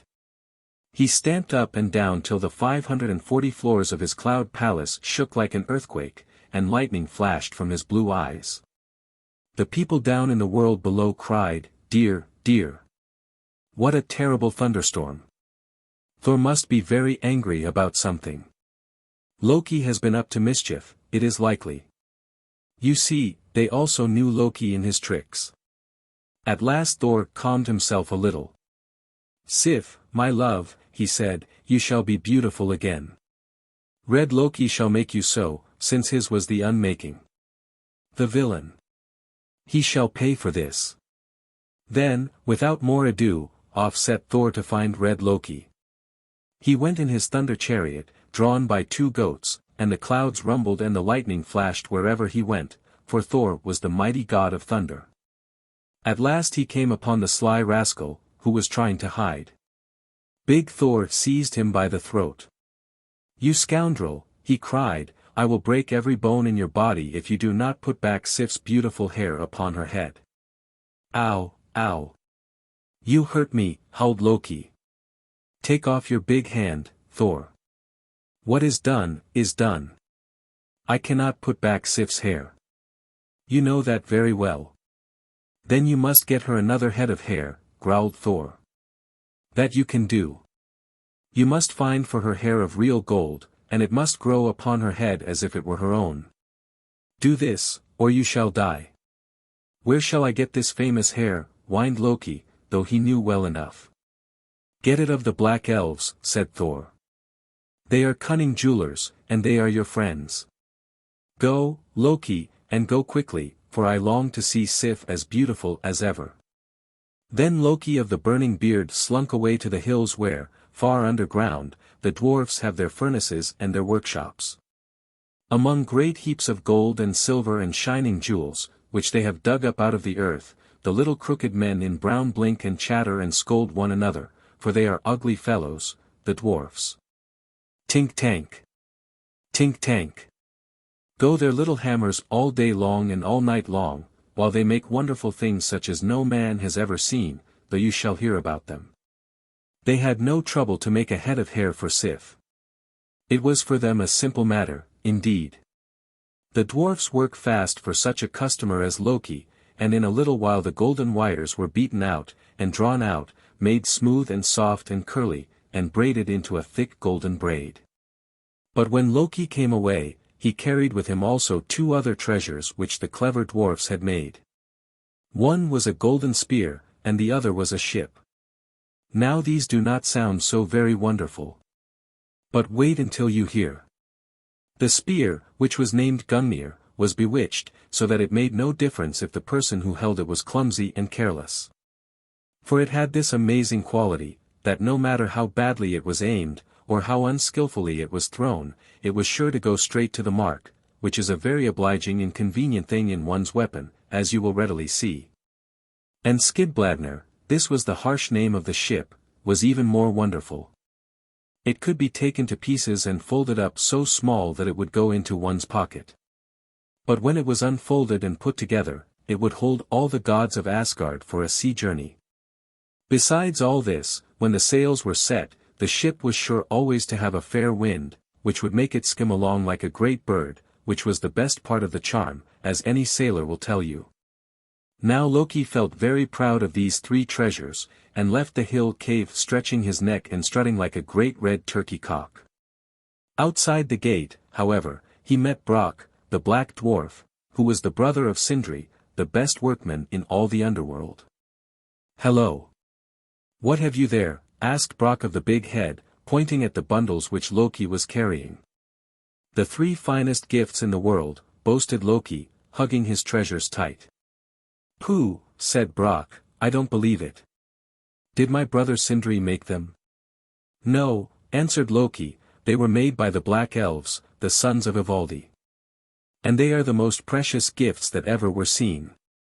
"Pooh," again puffed Brock, wagging his long beard crossly. "Nonsense. Whatever they be, my brother Sindri can make 3 other gifts more precious, that I know." "Can he, though?" laughed Loki. "I will give him my head if he can." "Done," shouted the dwarf. "Let me see your famous gifts." So Loki showed him the 3 wonders, the gold hair for Sif, the spear, and the ship. But again the dwarf said, "Pooh. These are nothing. I will show you what the mastersmith can do, and you shall lose your bragging red head, my Loki." Now Loki began to be a little uneasy. He followed Brock back to the smithy in the mountain, where they found Sindri at his forge. Oh, yes. He could beat the poor gifts of which Loki was so proud. But he would not tell what his own 3 gifts were to be. First Sindri took a pig's skin and laid it on the fire. Then he went away for a little time. But he set Brock at the bellows and bade him blow, blow, blow the fire until Sindri should return. Now when Sindri was gone, Loki also stole away, for, as usual, he was up to mischief. He had the power of changing his shape and of becoming any creature he chose, which was often very convenient. Thus he turned himself into a huge biting fly. Then he flew back into the smithy where Brock was blow, blow, blowing. Loki buzzed about the dwarf's head, and finally lighted on his hand and stung him, hoping to make him let go the bellows. But no. Brock only cried out, "Oh and kept on blowing for dear life. Now soon back came Sindri to the forge and took the pigskin from the fire. Wonder of wonders! It had turned into a hog with golden bristles, a live hog that shone like the sun. Brock was not satisfied, however. "Well, I don't think much of that," he grumbled. "Wait a little," said Sindri mysteriously. "Wait and see." Then he went on to make the second gift. This time he put a lump of gold into the fire. And when he went away, as before, he bade Brock stand at the bellows to blow, blow, blow without stopping. Again, as before, in buzzed Loki the gadfly as soon as the mastersmith had gone out. This time he settled on Brock's swarthy neck, and stung him so sorely that the blood came and the dwarf roared till the mountain trembled. Still Brock did not let go the handle of the bellows, but blew and howled with pain till Sindri returned. And this time the dwarf took from the fire a fine gold ring, round as roundness. I don't think so much of that," said Brock, again disappointed, for he had expected some wonderful jewel. But Sindri wagged his head wisely. "Wait a little," he said. "We shall see what we shall see." He heaved a great lump of iron into the fire to make the 3rd gift. But this time when he went away, leaving Brock at the bellows, he charged him to blow, blow, blow without a minute's rest, or everything would be spoiled. For this was to be the best gift of all. Brock planted himself wide-legged at the forge and blew, blew, blew. But for the 3rd time Loki, winged as a fly, came buzzing into the smithy.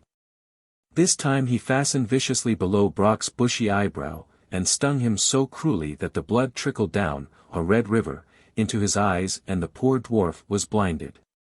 With a howl Brock raised his hand to wipe away the blood, and of course in that minute the bellows stood still. Then Loki buzzed away with a sound that seemed like a mocking laugh. At the same moment in rushed Sindri, panting with fright, for he had heard that sound and guessed what it meant. "What have you done?" he cried. You have let the bellows rest. You have spoiled everything. Only a little moment, but one little moment, pleaded Brock, in a panic. It has done no harm, has it? Sindri leaned anxiously over the fire, and out of the flames he drew the third gift, an enormous hammer. Oh! Said Brock, much disappointed, only an old iron hammer. I don't think anything of that. Look how short the handle is, too. That is your fault, brother, returned the smith crossly. If you had not let the bellows stand still, the handle would have been long enough.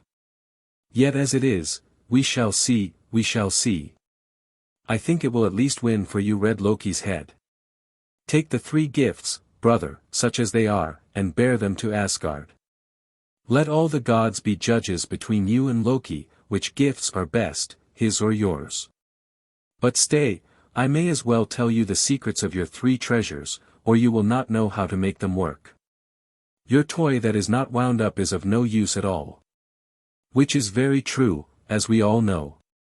Then he bent over and whispered in Brock's ear.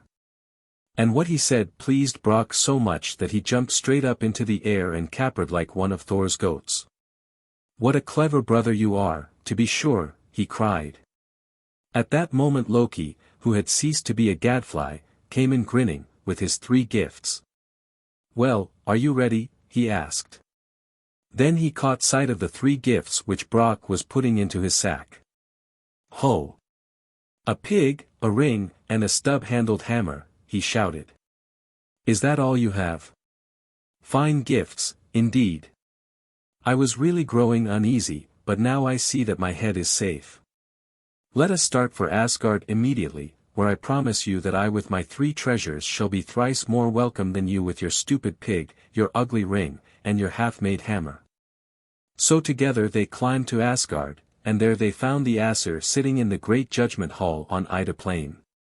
There was Father Odin on his high throne, with his 2 ravens at his head and his 2 wolves at his feet.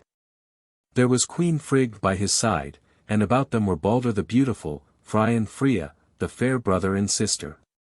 The mighty Thor, with Sif, his crop-haired wife, and all the rest of the great Aesir who lived in the upper world above the homes of men. Brother Aesir, said Loki, bowing politely, for he was a smooth rascal, we have come each with 3 gifts, the dwarf and I, and you shall judge which be the most worthy of praise. But if I lose, I, your brother, I lose my head to this crooked little dwarf. So he spoke, hoping to put the Aesir on his side from the first. For his head was a very handsome one, and the dwarf was indeed an ill-looking fellow. The gods, however, nodded gravely, and bade the 2 show what their gifts might be. Then Loki stepped forward to the foot of Odin's throne. And first he pulled from his great wallet the spear Hrungnir, which could not miss aim. This he gave to Odin, the all-wise. And Odin was vastly pleased, as you may imagine, to find himself thenceforth an unequaled marksman. So he smiled upon Loki kindly and said, Well done, brother. Next Loki took out the promised hair for Sif, which he handed Thor with a grimace. Now when the golden locks were set upon her head, they grew there like real hair, long and soft and curling, but still real gold. So that Sif was more beautiful than ever before, and more precious, too. You can fancy how pleased Thor was with Loki's gift. He kissed lovely Sif before all the gods and goddesses, and vowed that he forgave Loki for the mischief which he had done in the first place, since he had so nobly made reparation. Then Loki took out the 3rd gift, all folded up like a paper boat. And it was the ship Skidbladnir. I am sorry they did not give it a prettier name. This he presented to Frey the Peaceful. And you can guess whether or not Frey's blue eyes laughed with pleasure at such a gift. Now when Loki stepped back, all the Aesir clapped their hands and vowed that he had done wondrous well. You will have to show us fine things, you dwarf, quoth Father Odin, to better the gifts of Red Loki. Come, what have you in the sack you bear upon your shoulders? Then the crooked little Brock hobbled forward, bent almost double under the great load which he carried. I have what I have, he said. First, out he pulled the ring Draupnir, round as roundness and shining of gold. This the dwarf gave to Odin, and though it seemed but little, yet it was much. For every 9th night out of this ring, he said, would drop 8 other rings of gold, as large and as fair. Then Odin clapped his hands and cried, "Oh, wondrous gift! I like it even better than the magic spear which Loki gave." And all the other Aesir agreed with him. Then out of the sack came grunting Gold Bristle, the hog, all of gold. Brock gave him to fry, to match the magic ship of Loki. This Gold Bristle was so marvelously forged that he could run more swiftly than any horse, on air or water. Moreover, he was a living lantern. For on the darkest night he bristled with light like a million-pointed star, so that one riding on his back would light the air and the sea like a firefly, wherever he went. This idea pleased Fry mightily, for he was the merriest of the gods, and he laughed aloud. "'Tis a wondrous fine gift," he said. "I like old Gold Bristle even better than the compressible boat. For on this lusty steed I can ride about the world when I am tending the crops and the cattle of men and scattering the rain upon them. Master Dwarf, I give my vote to you." And all the other Aesir agreed with him. Then out of the sack Brock drew the 3rd gift. It was the short-handled hammer named Mjolnir. And this was the gift which Sindri had made for Thor, the mightiest of the gods, and it was the best gift of all. For with it Thor could burst the hardest metal and shatter the thickest mountain, and nothing could withstand its power. But it never could hurt Thor himself. And no matter how far or how hard it was thrown, it would always fly back into Thor's own hand. Last of all, whenever he so wished, the great hammer would become so small that he could put it in his pocket, quite out of sight. But Brock was sorry that the handle was so short, all owing to his fault, because he had let the bellows rest for that one moment. When Thor had this gift in his hand, he jumped up with a shout of joy. "'Tis a wondrous fine gift," he cried, "with short handle or with long. And I prize it even more than I prize the golden hair of Sif which Loki gave. For with it I shall fight our enemies, the frost giants and the mischievous trolls and the other monsters, Loki's friends. And all the Aesir will be glad of my gift when they see what deeds I shall do therewith.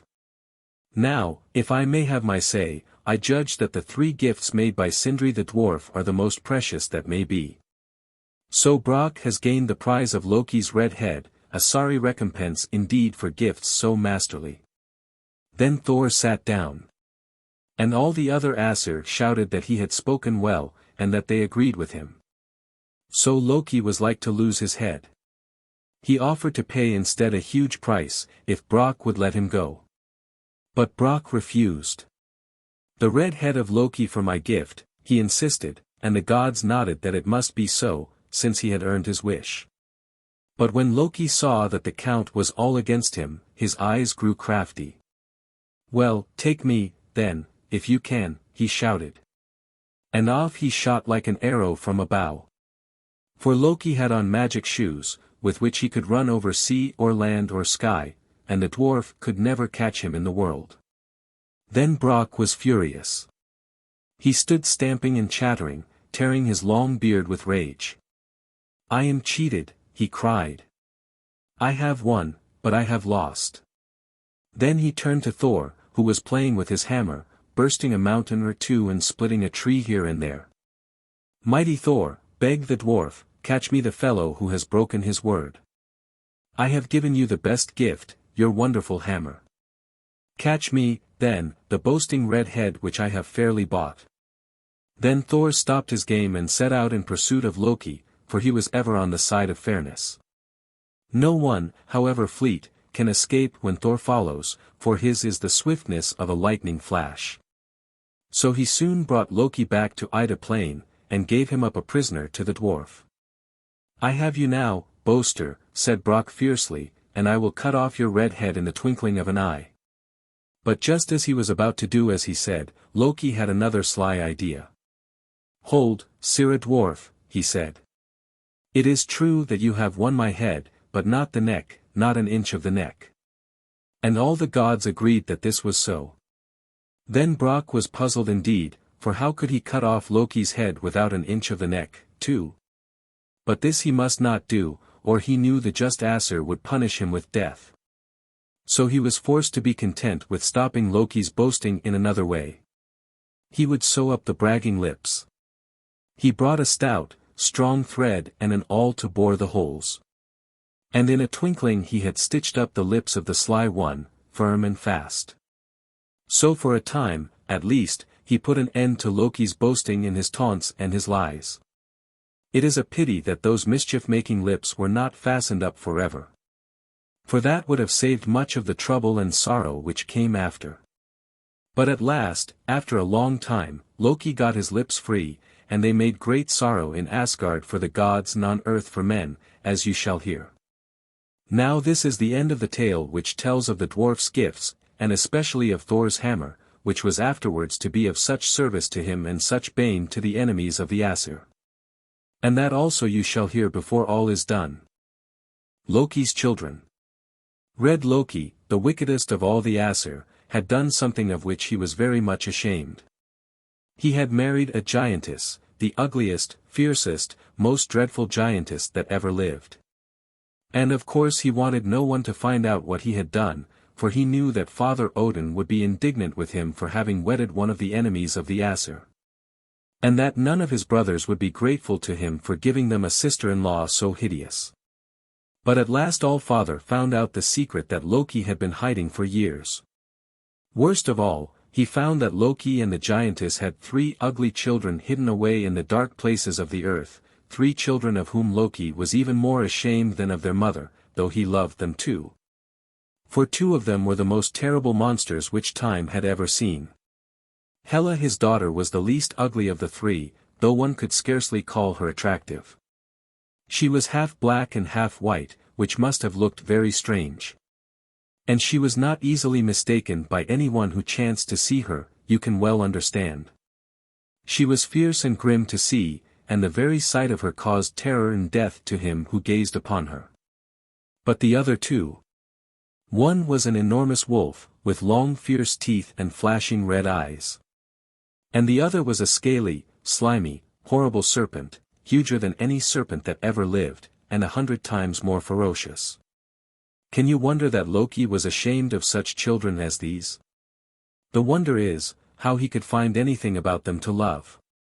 But Loki's heart loved evil in secret, and it was the evil in these 3 children of his which made them so ugly. Now when Odin discovered that 3 such monsters had been living in the world without his knowledge, he was both angry and anxious.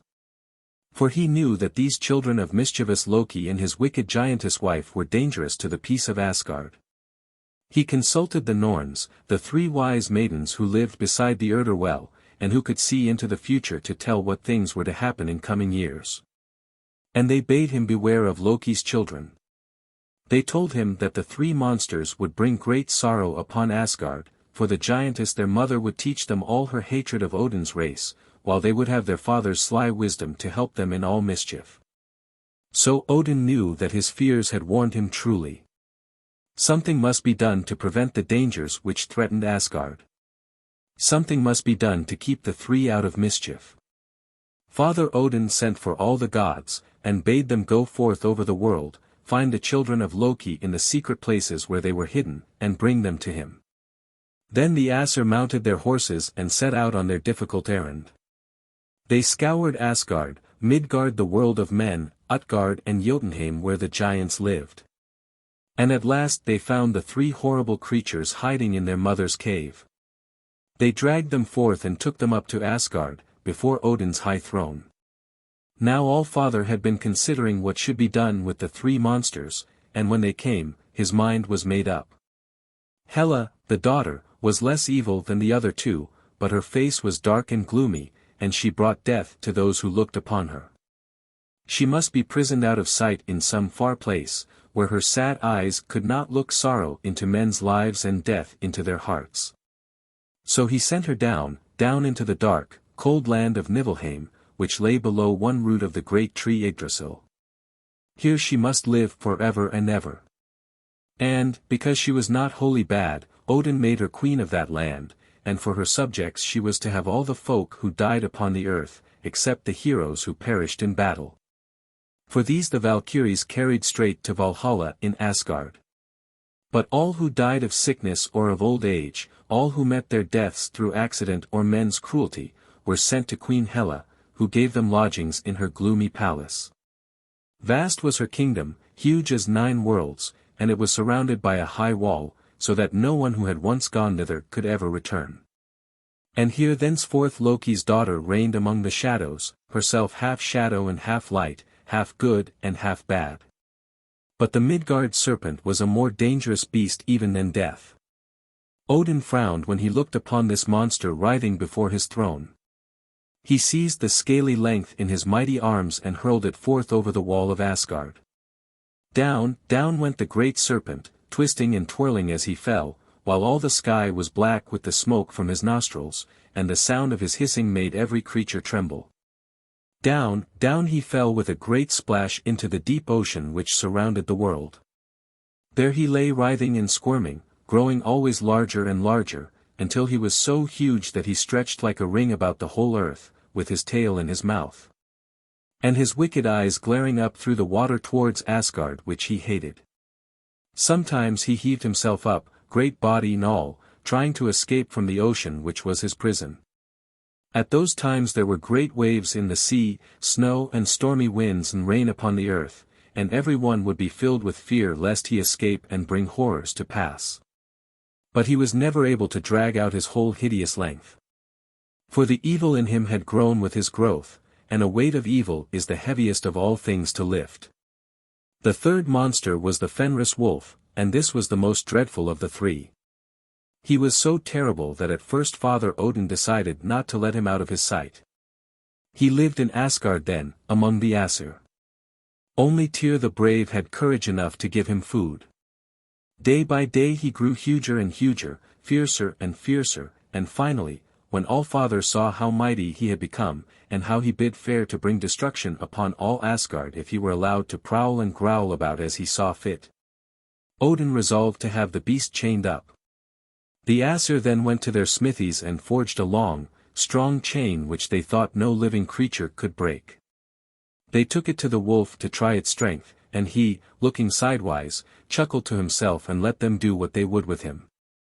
But as soon as he stretched himself, the chain burst into 1,000 pieces, as if it were made of twine. Then the Aesir hurried away and made another chain, far, far stronger than the first. "If you can break this, O Fenrir," they said, "you will be famous indeed." Again the wolf blinked at his chain. Again he chuckled and let them fasten him without a struggle, for he knew that his own strength had been increased since he broke the other, but as soon as the chain was fastened, he shook his great shoulders, kicked his mighty legs, and, snap! The links of the chain went whirling far and wide, and once more the fierce beast was free.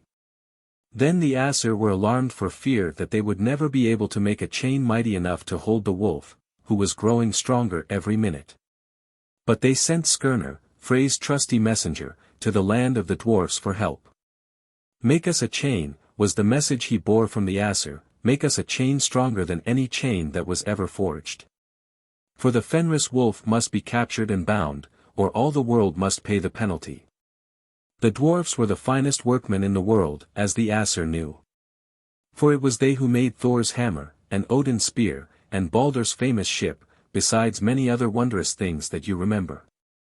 So when Skirnir gave them the message, they set to work with their little hammers and anvils, and before long they had welded a wonderful chain, such as no man had ever before seen. Strange things went to the making of it, the sound of a cat's footsteps, the roots of a mountain, a bear's sinews, a fish's breath, and other magic materials that only the dwarfs knew how to put together.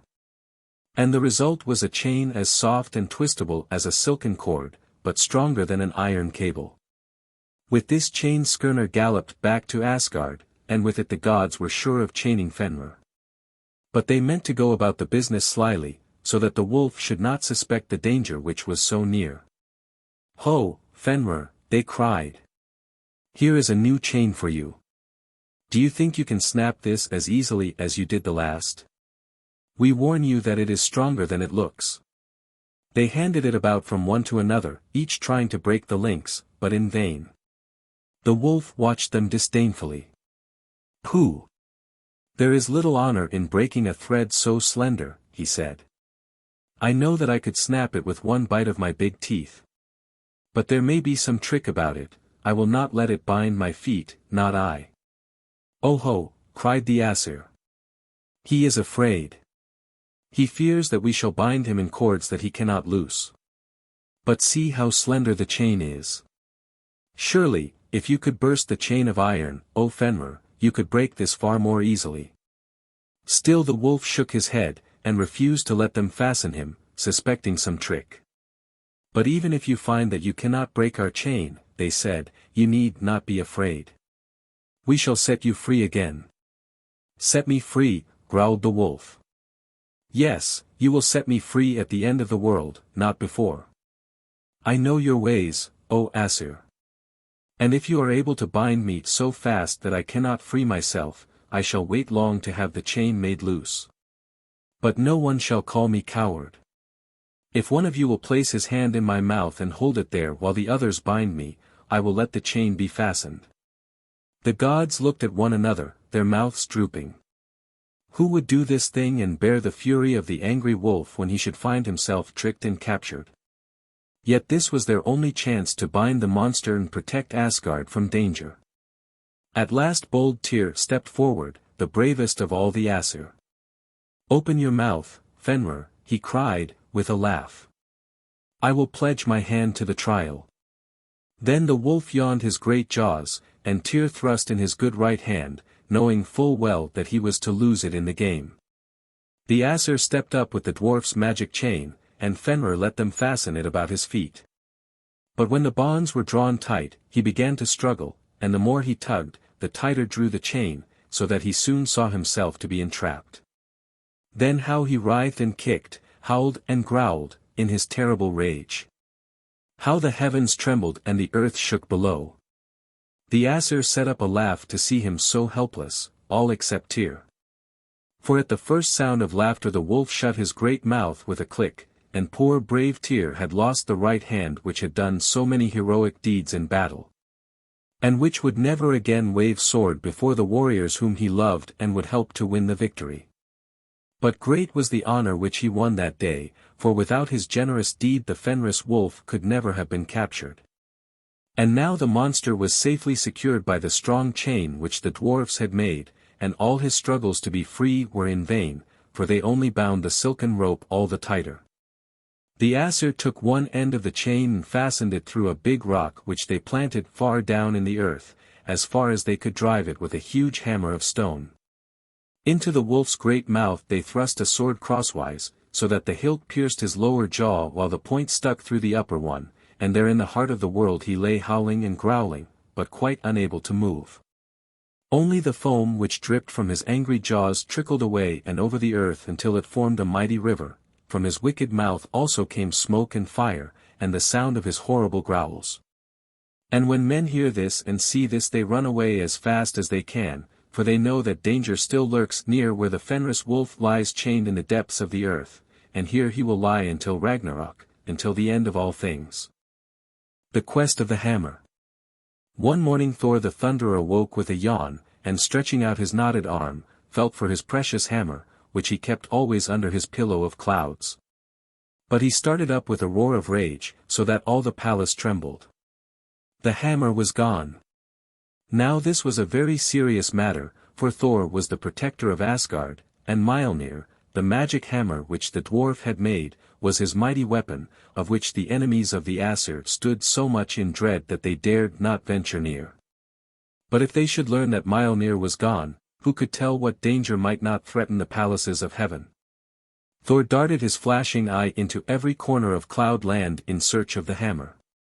He called his fair wife, Sif of the golden hair, to aid in the search, and his two lovely daughters, Thrud and Laura.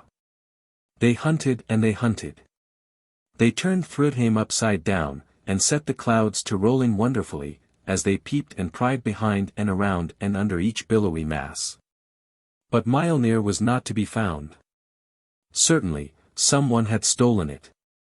Thor's yellow beard quivered with rage, and his hair bristled on end like the golden rays of a star, while all his household trembled. "It is Loki again," he cried. I am sure Loki is at the bottom of this mischief. For since the time when Thor had captured Loki for the dwarf Brock and had given him over to have his bragging lips sewed up, Loki had looked at him with evil eyes, and Thor knew that the red rascal hated him most of all the gods. But this time Thor was mistaken. It was not Loki who had stolen the hammer, he was too great a coward for that. And though he meant, before the end, to be revenged upon Thor, he was waiting until a safe chance should come, when Thor himself might stumble into danger, and Loki need only to help the evil by a malicious word or two.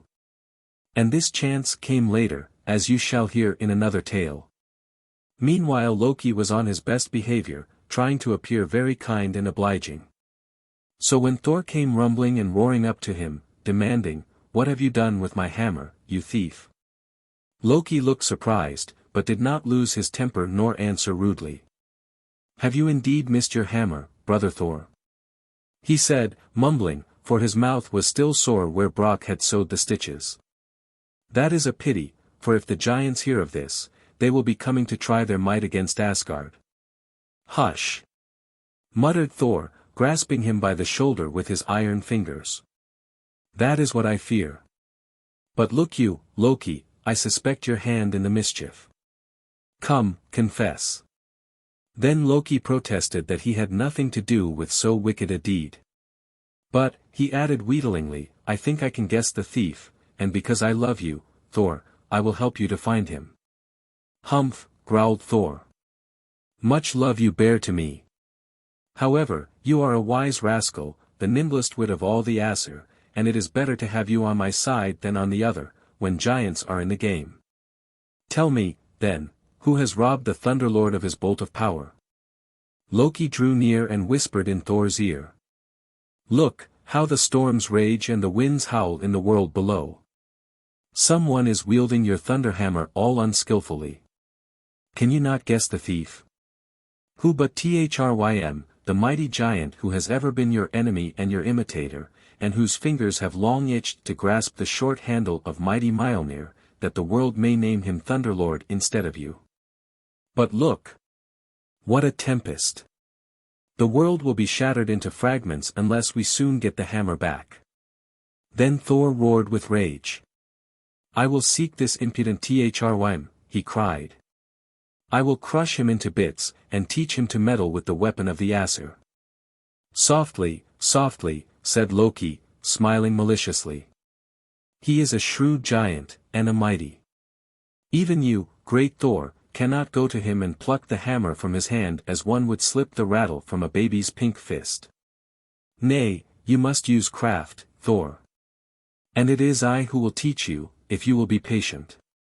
Thor was a brave, blunt fellow, and he hated the ways of Loki, his lies and his deceit. He liked best the way of warriors, the thundering charge, the flash of weapons, and the heavy blow. But without the hammer he could not fight the giants hand to hand. Loki's advice seemed wise, and he decided to leave the matter to the Red One. Loki was now all eagerness, for he loved difficulties which would set his wit in play and bring other folk into danger. "Look, now," he said. "We must go to Freya and borrow her falcon dress. But you must ask. For she loves me so little that she would scarce listen to me." So first they made their way to Folkvang, the house of maidens, where Freya dwelt, the loveliest of all in Asgard. She was fairer than fair, and sweeter than sweet, and the tears from her flower eyes made the dew which blessed the earth flowers night and morning. Of her Thor borrowed the magic dress of feathers in which Freya was wont to clothe herself and flit like a great beautiful bird all about the world. She was willing enough to lend it to Thor when he told her that by its aid he hoped to win back the hammer which he had lost, for she well knew the danger threatening herself and all the Aesir until Mjolnir should be found. "Now will I fetch the hammer for you," said Loki. So he put on the falcon plumage, and, spreading his brown wings, flapped away up, up, over the world, down, down, across the great ocean which lies beyond all things that men know. And he came to the dark country where there was no sunshine nor spring, but it was always dreary winter, where mountains were piled up like blocks of ice, and where great caverns yawned hungrily in blackness. And this was Jotunheim, the land of the frost giants. And lo! When Loki came there too, he found Thrym the giant king sitting outside his palace cave, playing with his dogs and horses. The dogs were as big as elephants, and the horses were as big as houses, but Thrym himself was as huge as a mountain, and Loki trembled, but he tried to seem brave. "Good day, Loki," said Thrym, with the terrible voice of which he was so proud, for he fancied it was as loud as Thor's. "How fares it, feathered one, with your little brothers, the Aesir, in Asgard halls? And how dare you venture alone in this guise to giant land?" "It is an ill day in Asgard," sighed Loki, keeping his eye warily upon the giant, "and a stormy one in the world of men. I heard the winds howling and the storms rushing on the earth as I passed by. Some mighty one has stolen the hammer of our Thor. Is it you, Thrym, greatest of all giants, greater than Thor himself?" This the crafty one said to flatter Thrym, for Loki well knew the weakness of those who love to be thought greater than they are. Then Thrym bridled and swelled with pride, and tried to put on the majesty and awe of noble Thor. But he only succeeded in becoming an ugly, puffy monster. "Well, yes," he admitted.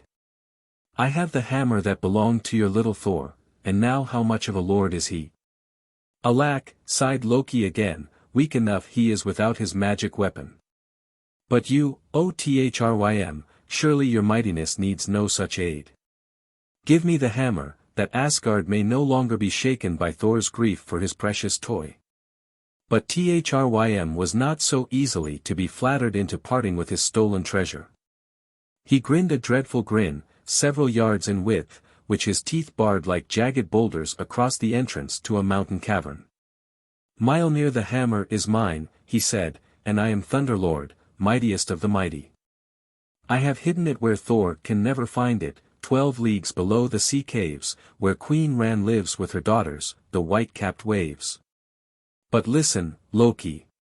Go tell the Aesir that I will give back Thor's hammer. I will give it back upon one condition, that they send Freya the Beautiful to be my wife." Freya the Beautiful.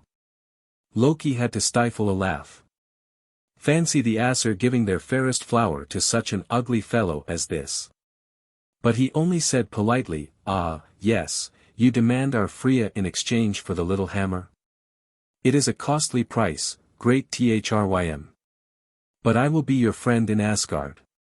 If I have my way, you shall soon see the fairest bride in all the world knocking at your door. Farewell." So Loki whizzed back to Asgard on his falcon wings. And as he went he chuckled to think of the evils which were likely to happen because of his words with Thrym. First he gave the message to Thor, not sparing of Thrym's insolence, to make Thor angry. And then he went to Freya with the word for her, not sparing of Thrym's ugliness, to make her shudder. The spiteful fellow. Now you can imagine the horror that was in Asgard as the Aesir listened to Loki's words. "My hammer," roared Thor. "The villain confesses that he has stolen my hammer, and boasts that he is Thunderlord." "Jr. The ugly giant," wailed Freya. "Must I be the bride of that hideous old monster, and live in his gloomy mountain prison all my life?" "Yes. Put on your bridal veil, sweet Freya," said Loki maliciously, "and come with me to Jotunheim. Hang your famous starry necklace about your neck, and don your bravest robe, for in 8 days there will be a wedding, and Thor's hammer is to pay." Then Freya fell to weeping. "I cannot go. I will not go," she cried. "I will not leave the home of gladness and Father Odin's table to dwell in the land of horrors. Thor's hammer is mighty, but mightier the love of the kind Aesir for their little Freya. Good Odin, dear brother Frey, speak for me. You will not make me go?" The Aesir looked at her and thought how lonely and bare would Asgard be without her loveliness, for she was fairer than fair, and sweeter than sweet. "She shall not go," shouted Frey, putting his arms about his sister's neck. "No, she shall not go," cried all the Aesir with one voice. "But my hammer," insisted Thor. "I must have Mjolnir back again." And my word to Thrym, said Loki, that must be made good. You are too generous with your words, said Father Odin sternly, for he knew his brother well. Your word is not a gem of great price, for you have made it cheap. Then spoke Heimdall, the sleepless watchman who sits on guard at the entrance to the rainbow bridge which leads to Asgard, and Heimdall was the wisest of the Aesir, for he could see into the future, and knew how things would come to pass. Through his golden teeth he spoke, for his teeth were all of gold. I have a plan, he said. Let us dress Thor himself like a bride in Freya's robes, and send him to Jotunheim to talk with Thrym and to win back his hammer. But at this word Thor grew very angry. What? Dress me like a girl, he roared. I should never hear the last of it. The Aesir will mock me, and call me maiden. The giants, and even the puny dwarfs, will have a lasting jest upon me. I will not go. I will fight. I will die, if need be.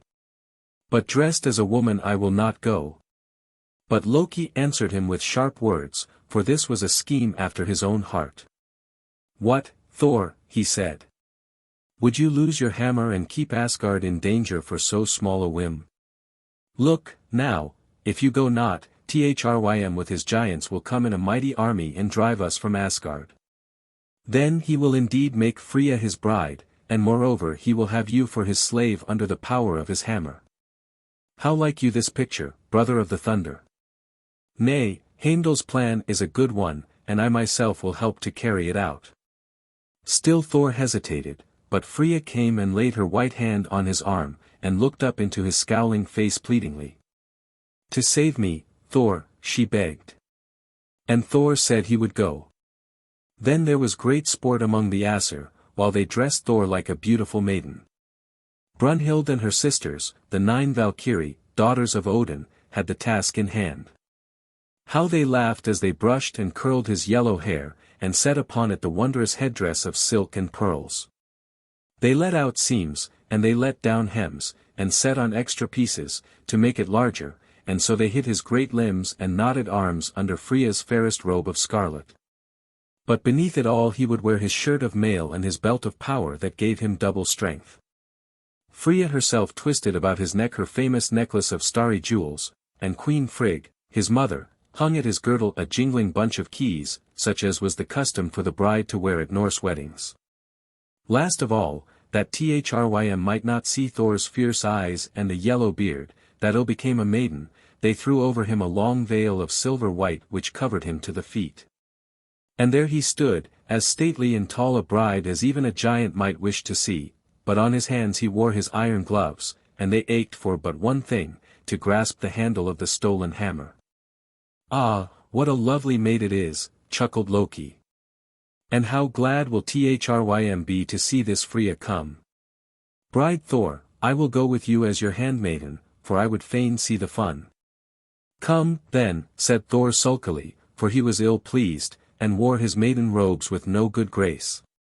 It is fitting that you go, for I like not these lies and maskings, and I may spoil the mummery without you at my elbow. There was loud laughter above the clouds when Thor, all veiled and dainty seeming, drove away from Asgard to his wedding, with maid Loki by his side. Thor cracked his whip and chirruped fiercely to his twin goats with golden hoofs, for he wanted to escape the sounds of mirth that echoed from the rainbow bridge, where all the Aesir stood watching. Loki, sitting with his hands meekly folded like a girl, chuckled as he glanced up at Thor's angry face. But he said nothing, for he knew it was not good to joke too far with Thor, even when Mjolnir was hidden 12 leagues below the sea in Rant's kingdom. So off they dashed to Jotunheim, where Thrym was waiting and longing for his beautiful bride. Thor's goats thundered along above the sea and land and people far below, who looked up wondering as the noise rolled overhead. Hear how the thunder rumbles, they said. Thor is on a long journey tonight. And a long journey it was, as the tired goats found before they reached the end. Thrym heard the sound of their approach, for his ear was eager. Ola, he cried. Someone is coming from Asgard, only one of Odin's children could make a din so fearful. Hasten, men, and see if they are bringing Freya to be my wife." Then the lookout giant stepped down from the top of his mountain, and said that a chariot was bringing 2 maidens to the door. "Run, giants, run," shouted Thrym, in a fever at this news. "My bride is coming. Put silken cushions on the benches for a great banquet, and make the house beautiful for the fairest maid in all space. Bring in all my golden-horned cows and my coal-black oxen, that she may see how rich I am, and heap all my gold and jewels about to dazzle her sweet eyes. She shall find me richest of the rich. And when I have her, fairest of the fair, there will be no treasure that I lack, not one." The chariot stopped at the gate, and out stepped the tall bride, hidden from head to foot, and her handmaiden muffled to the chin. "How afraid of catching cold they must be," whispered the giant ladies, who were peering over one another's shoulders to catch a glimpse of the bride, just as the crowd outside the awning does at a wedding nowadays. Thrym had sent 6 splendid servants to escort the maidens. These were the Metal Kings, who served him as lord of them all. There was the Gold King, all in cloth of gold, with fringes of yellow bullion, most glittering to see. And there was the Silver King, almost as gorgeous in a suit of spangled white, and side by side bowed the Dark Kings of Iron and Lead, the one mighty in black, the other sullen in blue. And after them were the Copper King, gleaming ruddy and brave, and the Tin King, strutting in his trimmings of gaudy tinsel which looked nearly as well as silver but were more economical. And this fine troop of lackey kings most politely led Thor and Loki into the palace, and gave them of the best, for they never suspected who these seeming maidens really were. And when evening came there was a wonderful banquet to celebrate the wedding.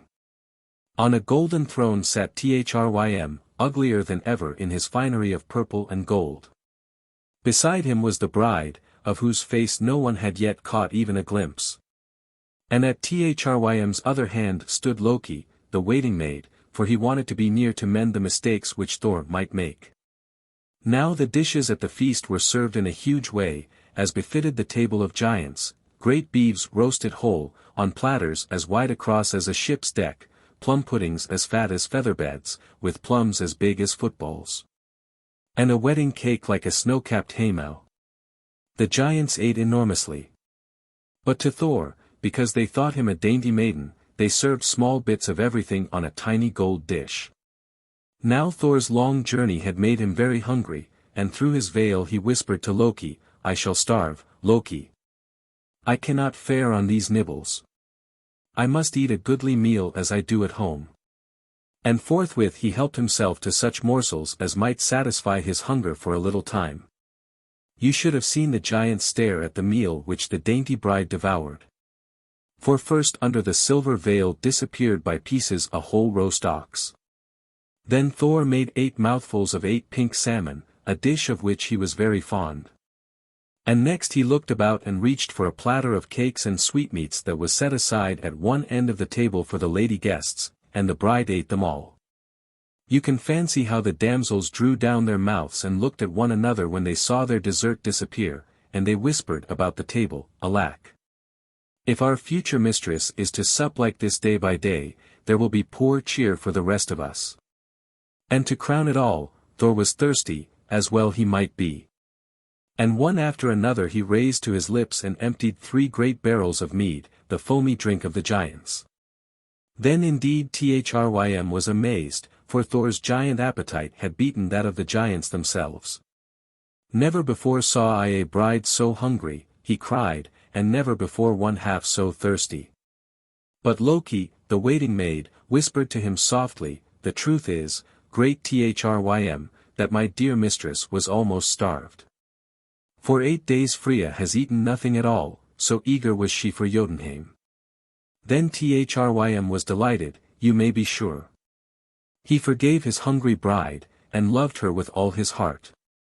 He leaned forward to give her a kiss, raising a corner of her veil, but his hand dropped suddenly, and he started up in terror, for he had caught the angry flash of Thor's eye, which was glaring at him through the bridal veil.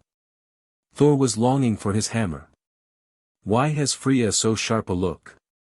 Thrym cried. "It pierces like lightning and burns like fire." But again the sly waiting maid whispered timidly, "Oh, Thrym, be not amazed. The truth is, my poor mistress's eyes are red with wakefulness and bright with longing. For 8 nights Freya has not known a wink of sleep, so eager was she for Jotunheim." Then again Thrym was doubly delighted, and he longed to call her his very own dear wife. "Bring in the wedding gift," he cried. "Bring in Thor's hammer, Mjolnir, and give it to Freya, as I promised. For when I have kept my word she will be mine, all mine." Then Thor's big heart laughed under his woman's dress, and his fierce eyes swept eagerly down the hall to meet the servant who was bringing in the hammer on a velvet cushion. Thor's fingers could hardly wait to clutch the stubby handle which they knew so well, but he sat quite still on the throne beside ugly old Thrym, with his hands meekly folded and his head bowed like a bashful bride. The giant servant drew nearer, nearer, puffing and blowing, strong though he was, beneath the mighty weight. He was about to lay it at Thor's feet, for he thought it so heavy that no maiden could lift it or hold it in her lap, when suddenly Thor's heart swelled, and he gave a most unmaidenly shout of rage and triumph. With one swoop he grasped the hammer in his iron fingers, with the other arm he tore off the veil that hid his terrible face, and trampled it underfoot. Then he turned to the frightened king, who cowered beside him on the throne. "Thief!"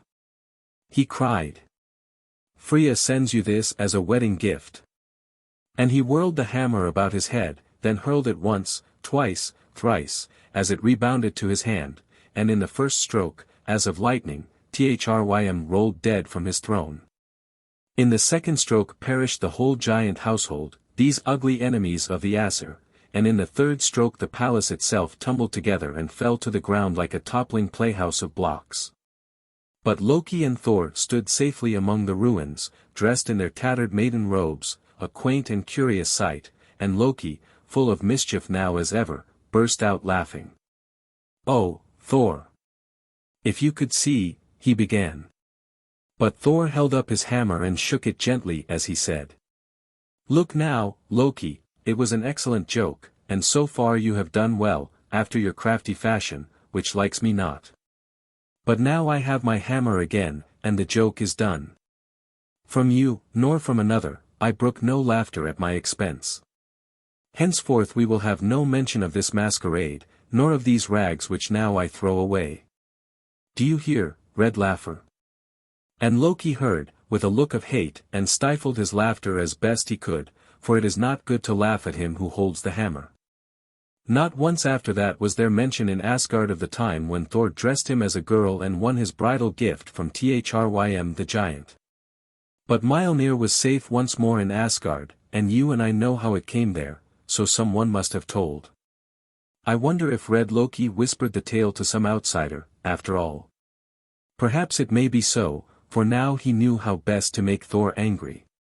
And from that day when Thor forbade his laughing, Loki hated him with the mean little hatred of a mean little soul. The Giantess Who Would Not.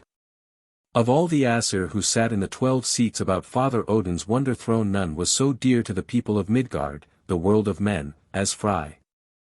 For Frey, the twin brother of Freya the Fair, was the god who sent sunshine and rain upon the earth that men's crops might grow and ripen, and the fruits become sweet and mellow. He gave men cattle, and showed them how to till the fields. And it was he who spread peace and prosperity over the world. For he was lord of the light elves, the spirits of the upper air, who were more beautiful than the sun. And these were his servants whom he sent to answer the prayers of the men who loved him. Frey was more beautiful, too, than any of the Aesir except young Balder. This was another reason why he was so beloved by all. But there came a time when Frey found someone who would not love him, and that was a new experience for him, a punishment for the only wrong he ever committed. You remember that Father Odin had a wonderful throne in the silver-roofed house, a throne whence he could see everything that was happening in all the world. Well, no one was allowed to sit upon this throne except All-Father himself, for he would not have the others spying into affairs which only the king of Asgard was wise enough to understand. But one day, when Odin was away from home, Frey had such a longing to climb up where he might gaze upon all the world which he loved, that he could not resist the temptation. He stole up to the great throne when no one was looking, and mounting the steps, seated himself upon All-Father's wonder seat. Oh, marvelous, grand, and beautiful! He looked off into the heavens, and there he saw all the Aesir busy about their daily work. He looked above, into the shining realm of clear air. And there he saw his messengers, the pretty little light elves, flying about upon their errands of help for men. Some were carrying seeds for the farmers to plant. Some were watering the fields with their little water pots, making the summer showers. Some were pinching the cheeks of the apples to make them red, and others were reeling silk for the corn tassels. Then Frey looked down upon the earth, where men were scurrying around like little ants, improving the blessings which his servants were sending, and often stopping their work to give thanks to their beloved Frey. And this made his kind heart glad. Next he turned his gaze down into the depths of the blue ocean which flowed about Midgard like a great river. And down in the sea caves he saw the mermaids playing, Queen Ran and her daughters the white-capped waves, with their nets ready to catch the sailors who might be drowned at sea. And he saw King Ogre, among the whales and dolphins, with all the myriad wondrous creatures who lived in his watery empire. But Frey's father, old Njord, lord of the ocean wind, would have been more interested than he in such a sight. Last of all Frey bent his eyes upon the far, cold land of Jotunheim, beyond the ocean, where the giants lived, and as he did so, a beam of brightness dazzled him. He rubbed his eyes and looked again, and lo! The flash was from the bright arms of a beautiful maiden, who was passing from her father's hall to her own little bower. When she raised her arms to open the door, the air and water reflected their brightness so that the whole world was flooded with light, and one shaft shot straight into the heart of Frey, making him love her and long for her more than for anything he had ever seen. But because he knew that she must be a giant's daughter, how could he win her for his bride? Frey descended from Odin's throne very sadly, very hopelessly, and went home with a heavy heart which would let him neither eat nor sleep. This was the penalty which came for his disobedience in presuming to sit upon Odin's sacred throne. For hours no one dared speak to Frey, he looked so gloomy and forbidding, quite unlike his own gay self. Njord his father was greatly worried, and knew not what to do. At last he sent for Skirnir, who was Frey's favorite servant, and bade him find out what was the matter. Skirnir therefore went to his master, whom he found sitting all alone in his great hall, looking as if there were no more joy for him. "What ails you, master?" asked Skirnir. "From the beginning of time when we were very young we two have lived together, and I have served you with loving care. You ought, then, to have confidence in me and tell me all your troubles." "Ah, Skirnir, my faithful friend," sighed Frey, "how shall I tell you my sorrow? The sun shines every day, but no longer brings light to my sad heart. And all because I saw more than was good for me." So then he told Skirnir all the matter, how he had stolen into Odin's seat, and what he had seen from there, how he loved a giant's daughter whose arms were more bright than silver moonbeams. "Oh, Skirnir, I love her very dearly," he cried. "But because our races are enemies she would never marry me, I know, even if her father would allow it. Therefore is it that I am so sad." But Skirnir did not seem to think the case so hopeless. "Give me but your swift horse," he said, "which can bear me even through flames of fire and thick smoke. Give me also your magic wand and your sword, which if he be brave who carries it, will smite by itself any giant who comes in its way, and I will see what I can do for you." Then Skirnir rode forth upon his dangerous errand. For a visit to Giant Land was ever a perilous undertaking, as you may well imagine. As Skirnir rode, he patted his good horse's neck and said to him, "Dark it is, friend, and we have to go over frosty mountains and among frosty people this night. Bear me well, good horse, for if you fail me the giants will catch us both, and neither of us will return to bring the news to our master Frey." After a long night of hard riding over mountain and desolate snowfield, Skirnir came to that part of Jotunheim where the giant Geirrod dwelt.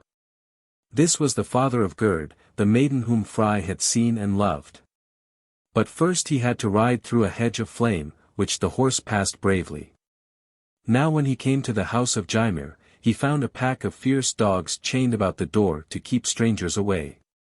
Thought Skirnir, I like this little indeed. I must find out whether there be not some other entrance. So he looked around, and soon he saw a herdsman sitting on a little hill, tending his cattle. Skirnir rode up to him. "Ho, friend," he cried. "Tell me, how am I to pass these growling curs so that I may speak with the young maiden who dwells in this house?" "Are you mad, or are you a spirit who is not afraid of death?" exclaimed the herdsman. "Know you not that you can never enter there? That is Gymir's dwelling, and he lets no one speak with his fair and good daughter. If I choose to die, you need not weep for me," quoth Skirnir boldly. "But I do not think that I am yet to die. The Norn maidens spun my fate centuries ago, and they only can tell what is to be." Now Skirnir's voice was loud and the hoof-beats of his horse were mighty. For this was one of the magic steeds of Asgard, used to bearing Frey himself on his broad back. And not without much noise had all these things been said and done. From her room in Gymir's mansion Gerd heard the stranger's voice, and to her waiting maid she said, "What are these sounds that I hear? The earth is trembling and all the house shakes." Then the servant ran to look out of the window, and in a minute she popped in her head, crying, "Here is a mighty stranger who has dismounted from his horse and leads him by the bridle to crop the grass." Gerd was curious to see who this stranger might be, for her father kept her close and she saw few visitors. "Bid him enter our hall," she said, "and give him a horn of bright mead to drink. I will see him, though I fear it is the slayer of my brother." For Gerd was the sister of Thias whom Thor slew. So Skirnir came into the hall, and Gerd received him coldly. "Who are you?" she asked. "Which of the wise Aesir are you? For I know that only one of the mighty ones from Asgard would have the courage and the power to pass through the raging flames that surround my father's land." "I come from Frey, O maiden," said Skirnir, "from Frey, whom all folk love. I come to beg that you also will love him and consent to be his wife. For Frey has seen your beauty, and you are very dear to him." Gerd laughed carelessly.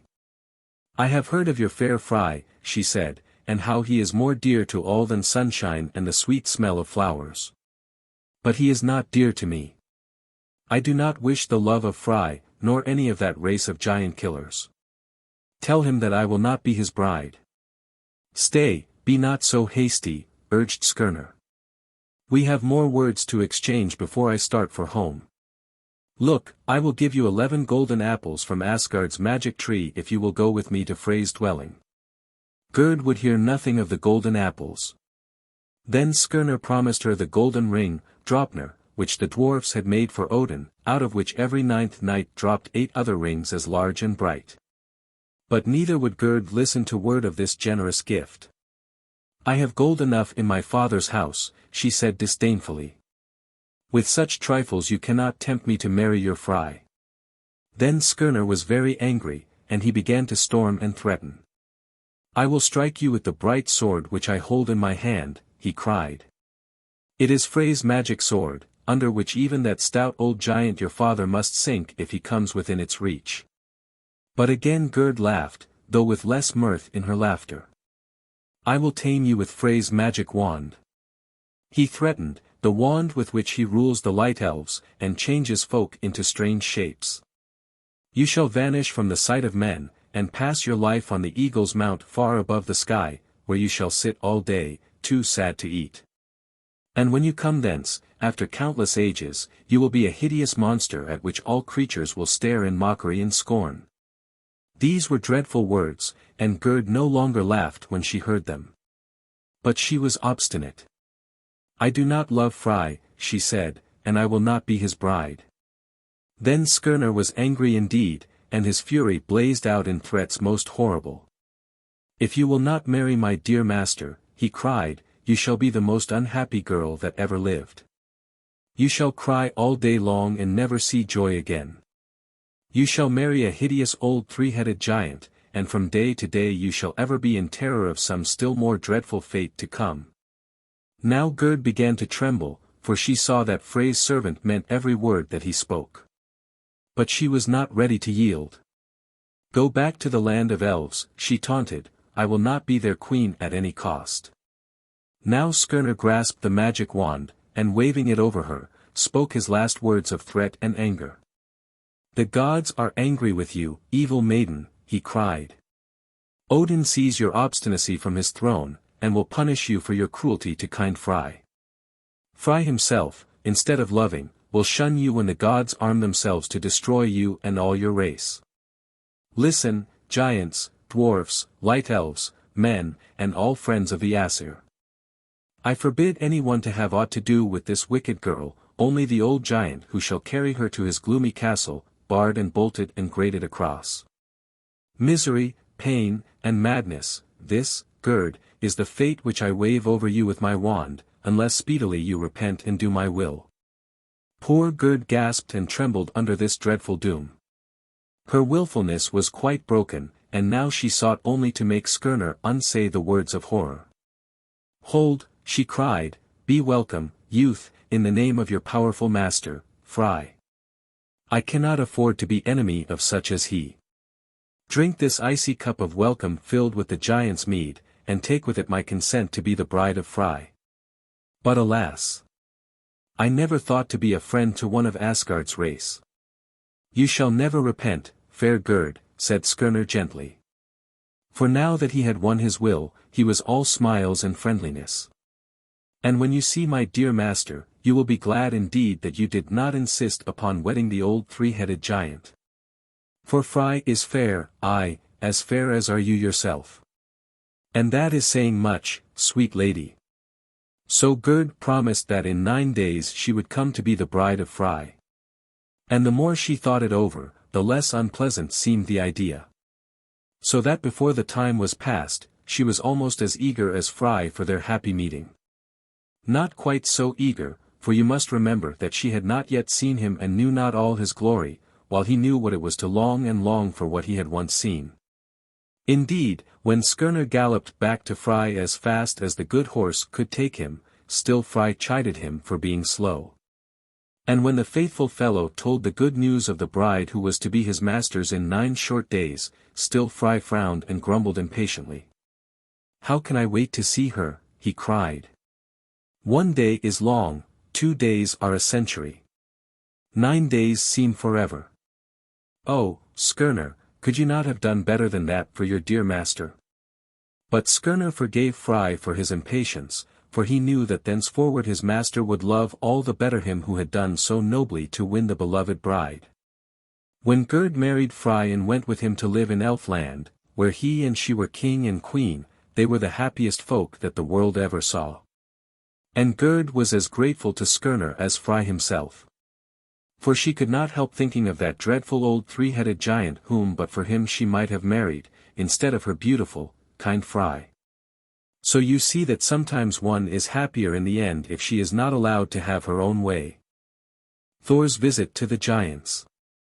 Nowadays, since their journey to get the stolen hammer, Thor and Loki were good friends, for Loki seemed to have turned over a new leaf and to be a very decent sort of fellow. But really he was the same sly rascal at heart, only biding his time for mischief. However, in this tale he behaves well enough. It was a long time since Thor had slain any giants, and he was growing restless for an adventure. "Come, Loki," he said one day, "let us fare forth to Giant Land and see what news there is among the big folk." Loki laughed, saying, "Let us go, Thor. I know I am safe with you," which was a piece of flattery that happened to be true. So they mounted the goat chariot as they had done so many times before and rumbled away out of Asgard. All day they rode. And when evening came they stopped at a little house on the edge of a forest, where lived a poor peasant with his wife, his son, and daughter. "May we rest here for the night, friend?" asked Thor. And noting their poverty, he added, "We bring our own supper, and ask but a bed to sleep in." So the peasant was glad to have them stay. Then Thor, who knew what he was about, killed and cooked his 2 goats, and invited the family of peasants to sup with him and Loki. But when the meal was ended, he bade them carefully save all the bones and throw them into the goatskins which he had laid beside the hearth. Then Thor and Loki lay down to sleep. In the morning, very early, before the rest were awake, Thor rose, and taking his hammer, Mjolnir, went into the kitchen, where were the remains of his faithful goats. Now the magic hammer was skillful, not only to slay, but to restore, when Thor's hand wielded it. He touched with it the two heaps of skin and bones, and lo! Up sprang the goats, alive and well, and as good as new. No, not quite as good as new. What was this? Thor roared with anger, for one of the goats was lame in one of his legs, and limped sorely. "Someone has meddled with the bones," he cried. "Who has touched the bones that I bade be kept so carefully?" Thialfi, the peasant's son, had broken one of the thigh bones in order to get at the sweet marrow, and this Thor soon discovered by the lad's guilty face. Then Thor was angry indeed. His knuckles grew white as he clenched the handle of Mjolnir, ready to hurl it and destroy the whole unlucky house and family, but the peasant and the other three fell upon their knees, trembling with fear, and begged him to spare them. They offered him all that they owned, they offered even to become his slaves, if he would but spare their wretched lives. They looked so miserable that Thor was sorry for them, and resolved at last to punish them only by taking away Thialfi, the son, and Röskva, the daughter, thenceforth to be his servants. And this was not so bad a bargain for Thialfi was the swiftest of foot of any man in the whole world. So he left the goats behind, and fared forth with his three attendants straight towards the east and Jotunheim. Thialfi carried Thor's wallet with their scanty store of food. They crossed the sea and came at last to a great forest, through which they tramped all day, until once more it was night. And now they must find a place in which all could sleep safely until morning. They wandered about here and there, looking for some sign of a dwelling, and at last they came to a big, queer-shaped house. Very queer indeed it was. For the door at one end was as broad as the house itself. They entered, and lay down to sleep, but at midnight Thor was wakened by a terrible noise. The ground shook under them like an earthquake, and the house trembled as if it would fall to pieces. Thor arose and called to his companions that there was danger about, and that they must be on guard. Groping in the dark, they found a long, narrow chamber on the right, where Loki and the two peasants hid trembling, while Thor guarded the doorway, hammer in hand. All night long the terrible noises continued, and Thor's attendants were frightened almost to death, but early in the morning Thor stole forth to find out what it all meant. And lo! Close at hand in the forest lay an enormous giant, sound asleep and snoring loudly. Then Thor understood whence all their night's terror had proceeded, for the giant was so huge that his snoring shook even the trees of the forest, and made the mountains tremble. So much the better. Here at last was a giant for Thor to tackle.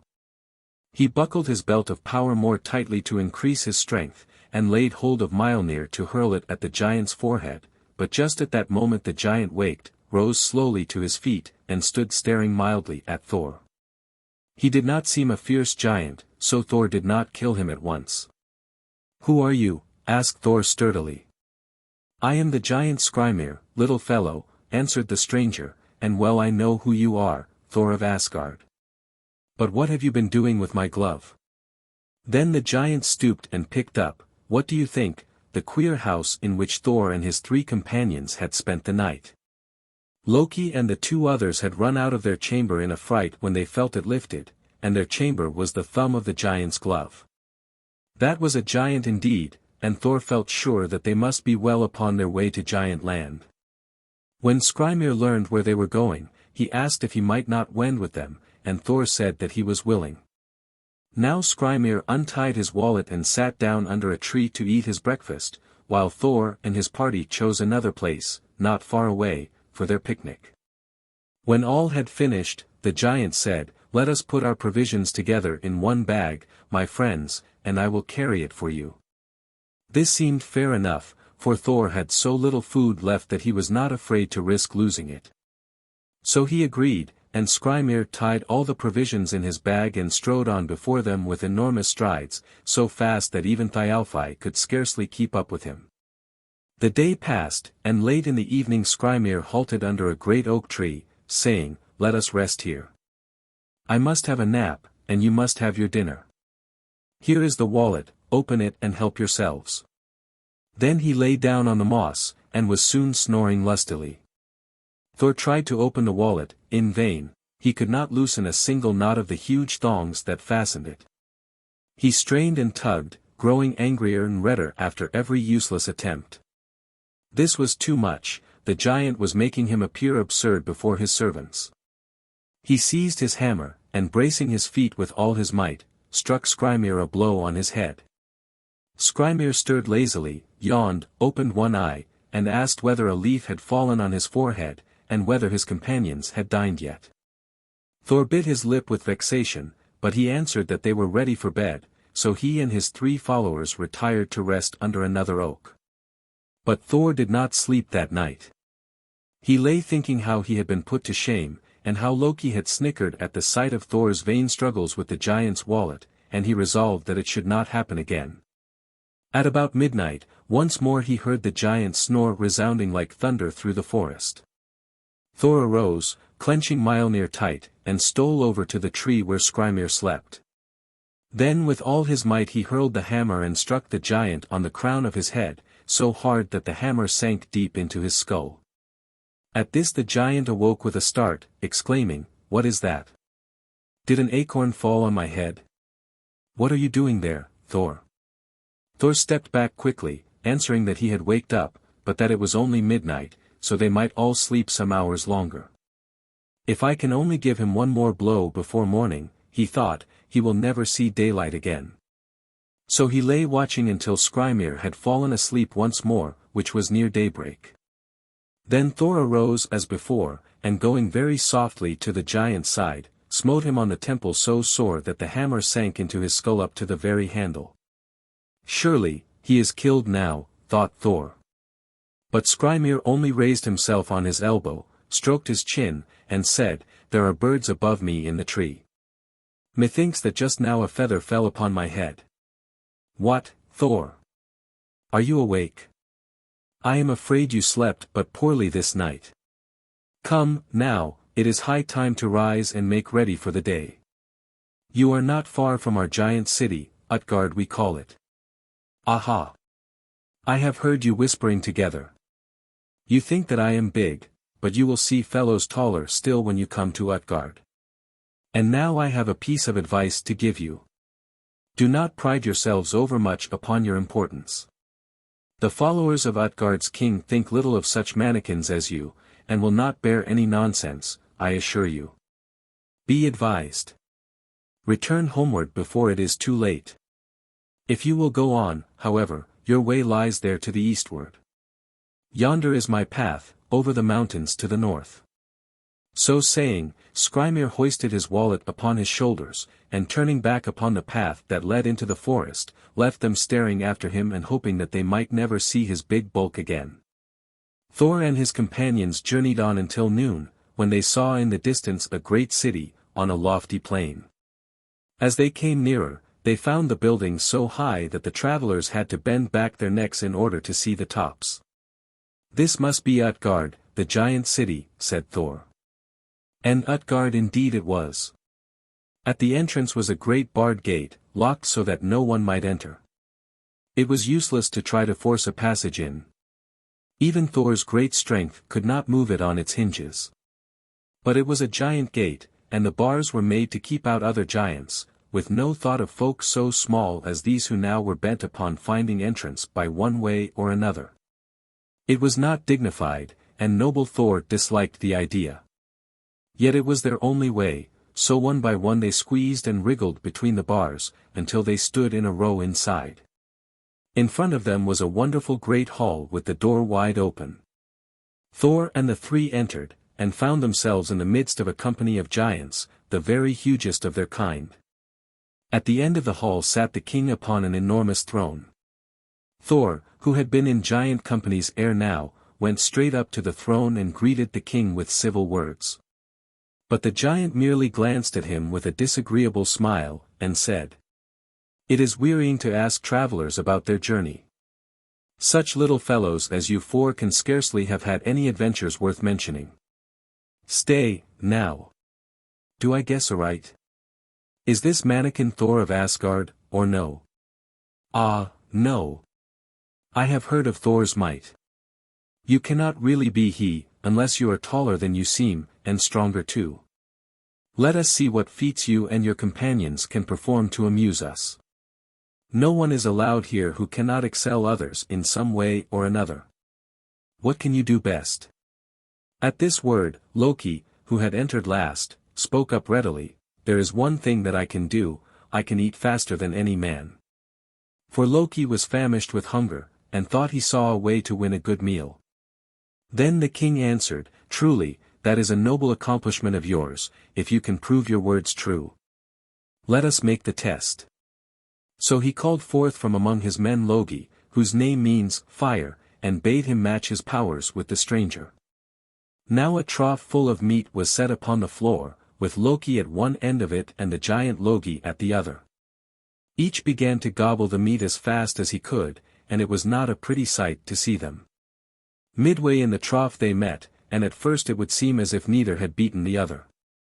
Loki had indeed done wondrous well in eating the meat from the bones so fast. But Loki, the giant, had in the same time eaten not only meat but bones also, and had swallowed his half of the trough into the bargain. Loki was vanquished at his own game, and retired looking much ashamed and disgusted. The king then pointed at Thialfi, and asked what that young man could best do. Thialfi answered that of all men he was the swiftest runner, and that he was not afraid to race with any one whom the king might select. That is a goodly craft, said the king, smiling, but you must be a swift runner indeed if you can win a race from my Hugi. Let us go to the racing ground. They followed him out to the plain where Hugi, whose name means, thought, was ready to race with young Thialfi. In the first run Hugi came in so far ahead that when he reached the goal he turned about and went back to meet Thialfi.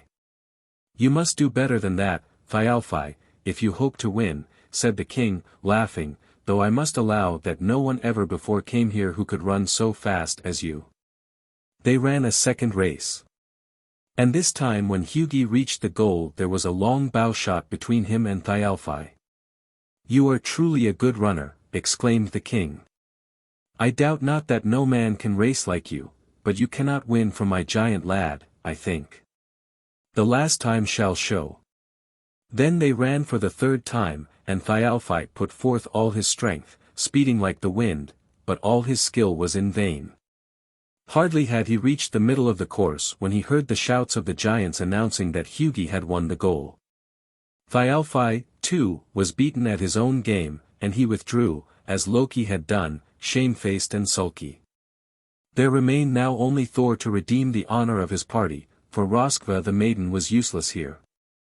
Thor had watched the result of these trials with surprise and anger, though he knew it was no fault of Loki or of Thialfi that they had been worsted by the giants. And Thor was resolved to better even his own former great deeds. The king called to Thor, and asked him what he thought he could best do to prove himself as mighty as the stories told of him. Thor answered that he would undertake to drink more mead than any one of the king's men. At this proposal the king laughed aloud, as if it were a giant joke. He summoned his cupbearer to fetch his horn of punishment, out of which the giants were wont to drink in turn. And when they returned to the hall, the great vessel was brought to the king. When any one empties this horn at one draught, we call him a famous drinker, said the king. Some of my men empty it in 2 trials. But no one is so poor a mannikin that he cannot empty it in 3. Take the horn, Thor, and see what you can do with it. Now Thor was very thirsty, so he seized the horn eagerly. It did not seem to him so very large, for he had drunk from other mighty vessels ere now. But indeed, it was deep. He raised it to his lips and took a long pull, saying to himself, There. I have emptied it already, I know. Yet when he set the horn down to see how well he had done, he found that he seemed scarcely to have drained a drop, the horn was brimming as before. The king chuckled. Well, you have drunk but little, he said. I would never have believed that famous Thor would lower the horn so soon. But doubtless you will finish all at a second draught. Instead of answering, Thor raised the horn once more to his lips, resolved to do better than before. But for some reason the tip of the horn seemed hard to raise, and when he set the vessel down again his heart sank, for he feared that he had drunk even less than at his first trial. Yet he had really done better, for now it was easy to carry the horn without spilling. The king smiled grimly. "How now, Thor?" he cried. "You have left too much for your third trial. I fear you will never be able to empty the little horn in 3 draughts, as the least of my men can do. Ho, ho! You will not be thought so great a hero here as the folk deem you in Asgard, if you cannot play some other game more skillfully than you do this one." At this speech Thor grew very angry. He raised the horn to his mouth and drank lustily, as long as he was able. But when he looked into the horn, he found that some drops still remained. He had not been able to empty it in 3 draughts. Angrily he flung down the horn, and said that he would have no more of it. "Ah, Master Thor," taunted the king, "it is now plain that you are not so mighty as we thought you. Are you inclined to try some other feats? For indeed, you are easily beaten at this one." "I will try whatever you like," said Thor, "but your horn is a wondrous one, and among the Asir such a draught as mine would be called far from little. Come, now, what game do you next propose, O king?" The king thought a moment, then answered carelessly, "There is a little game with which my youngsters amuse themselves, though it is so simple as to be almost childish. It is merely the exercise of lifting my cat from the ground. I should never have dared suggest such a feat as this to you, Thor of Asgard, had I not seen that great tasks are beyond your skill. It may be that you will find this hard enough." So he spoke, smiling slyly, and at that moment there came stalking into the hall a monstrous grey cat, with eyes of yellow fire. "Ho! Is this the creature I am to lift?" queried Thor. And when they said that it was, he seized the cat around its grey, huge body and tugged with all his might to lift it from the floor. Then the wretched cat, lengthening and lengthening, arched its back like the span of a bridge. And though Thor tugged and heaved his best, he could manage to lift but one of its huge feet off the floor. The other 3 remained as firmly planted as iron pillars. "Oh ho," laughed the king, delighted at this sight. "It is just as I thought it would be. Poor little Thor. My cat is too big for him. Little I may seem in this land of monsters," cried Thor wrathfully, "but now let him who dares come hither and try a hug with me." "Nay, little Thor," said the king, seeking to make him yet more angry, "there is not one of my men who would wrestle with you. Why, they would call it child's play, my little fellow. But, for the joke of it, call in my old foster mother, Ellie. She has wrestled with and worsted many a man who seemed no weaker than you, O Thor. She shall try a fall with you." Now in came the old crone, Ellie, whose very name meant age. She was wrinkled and grey, and her back was bent nearly double with the weight of the years which she carried, but she chuckled when she saw Thor standing with bared arm in the middle of the floor. "Come and be thrown, dearie," she cried in her cracked voice, grinning horribly. "I will not wrestle with a woman," exclaimed Thor, eyeing her with pity and disgust, for she was an ugly creature to behold. But the old woman taunted him to his face and the giants clapped their hands, howling that he was afraid. So there was no way but that Thor must grapple with the hag. The game began. Thor rushed at the old woman and gripped her tightly in his iron arms, thinking that as soon as she screamed with the pain of his mighty hug, he would give over. But the crone seemed not to mind it at all. Indeed, the more he crushed her old ribs together the firmer and stronger she stood. Now in her turn the witch attempted to trip up Thor's heels, and it was wonderful to see her power and agility. Thor soon began to totter, great Thor, in the hands of a poor old woman. He struggled hard, he braced himself, he turned and twisted. It was no use, the old woman's arms were as strong as knotted oak. In a few moments Thor sank upon one knee, and that was a sign that he was beaten. The king signaled for them to stop.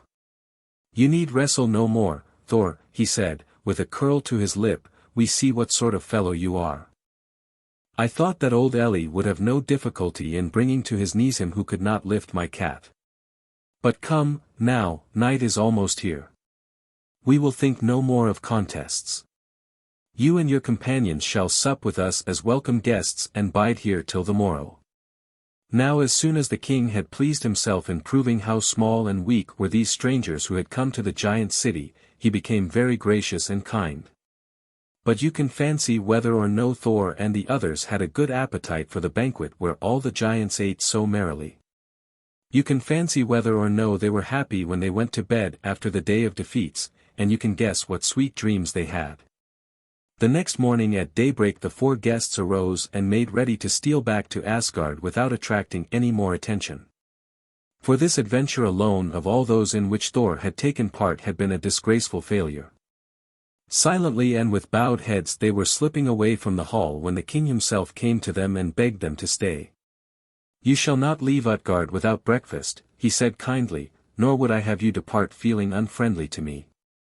Then he ordered a goodly breakfast for the travelers, with store of choicest dainties for them to eat and drink. When the 4 had broken fast, he escorted them to the city gate where they were to say farewell. But at the last moment he turned to Thor with a sly, strange smile and asked. Tell me now truly, brother Thor, what think you of your visit to the giant city? Do you feel as mighty a fellow as you did before you entered our gates, or are you satisfied that there are folk even sturdier than yourself? At this question Thor flushed scarlet, and the lightning flashed angrily in his eye. Briefly enough he answered that he must confess to small pride in his last adventure, for that his visit to the king had been full of shame to the hero of Asgard. My name will become a joke among your people, quoth he. You will call me Thor the puny little fellow, which vexes me more than anything, for I have not been wont to blush at my name. Then the king looked at him frankly, pleased with the humble manner of Thor's speech. Nay, he said slowly, hang not your head so shamedly, brave Thor. You have not done so ill as you think.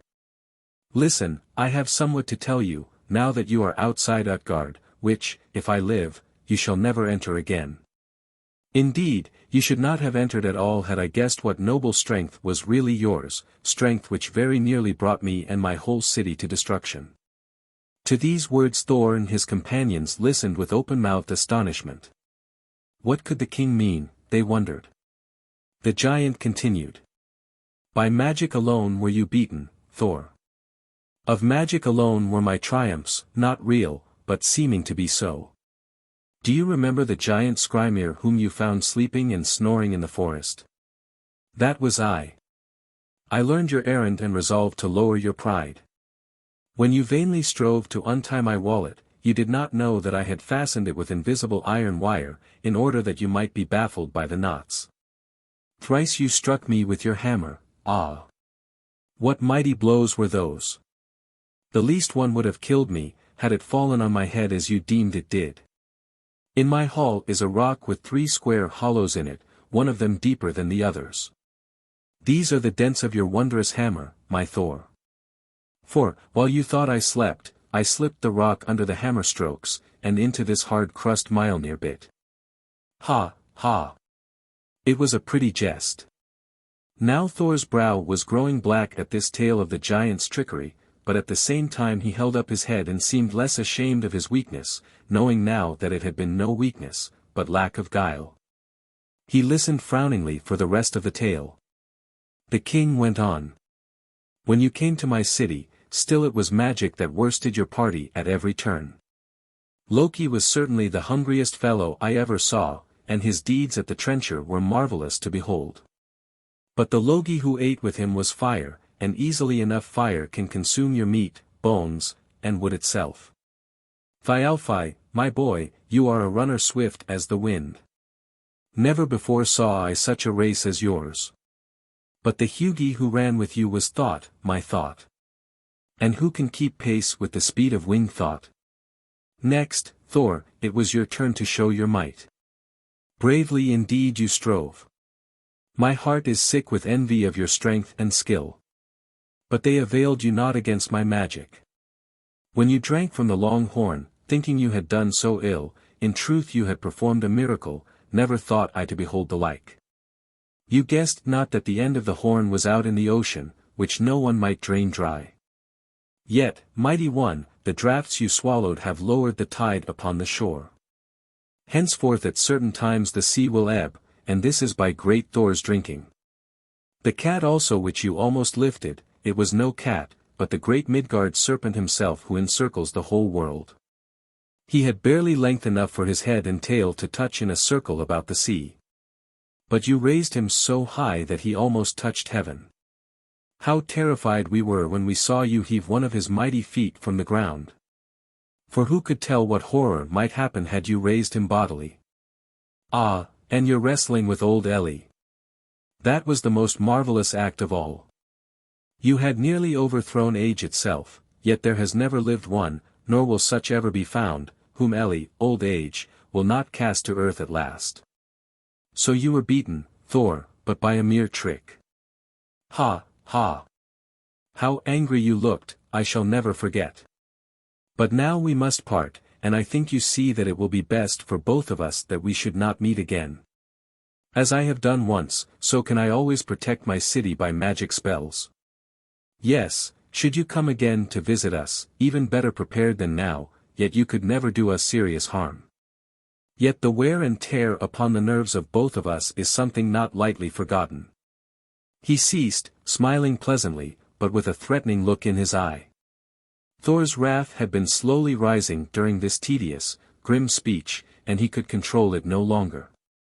Cheat and trickster, he cried, your wiles shall avail you nothing now that I know your true self. You have put me to shame, now my hammer shall shame you beyond all reckoning, and he raised Mjolnir to smite the giant deathfully. But at that moment the king faded before his very eyes.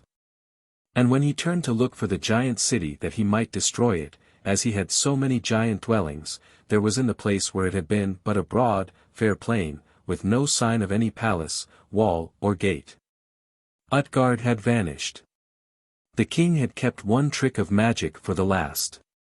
Then Thor and his 3 companions wended their way back to Asgard. But they were slower than usual about answering questions concerning their last adventure, their wondrous visit to the giant city. Truth to tell, magic or no magic, Thor and Loki had showed but a poor figure that day. For the first time in all their meeting with Thor the giants had not come off any the worse for the encounter. Perhaps it was a lesson that he sorely needed. I am afraid that he was rather inclined to think well of himself. But then, he had reason, had he not? Thor's fishing. Once upon a time the Aesir went to take dinner with old Ogre, the king of the ocean. Down under the green waves they went to the coral palace where Ogre lived with his wife, Queen Ran, and his daughters, the waves.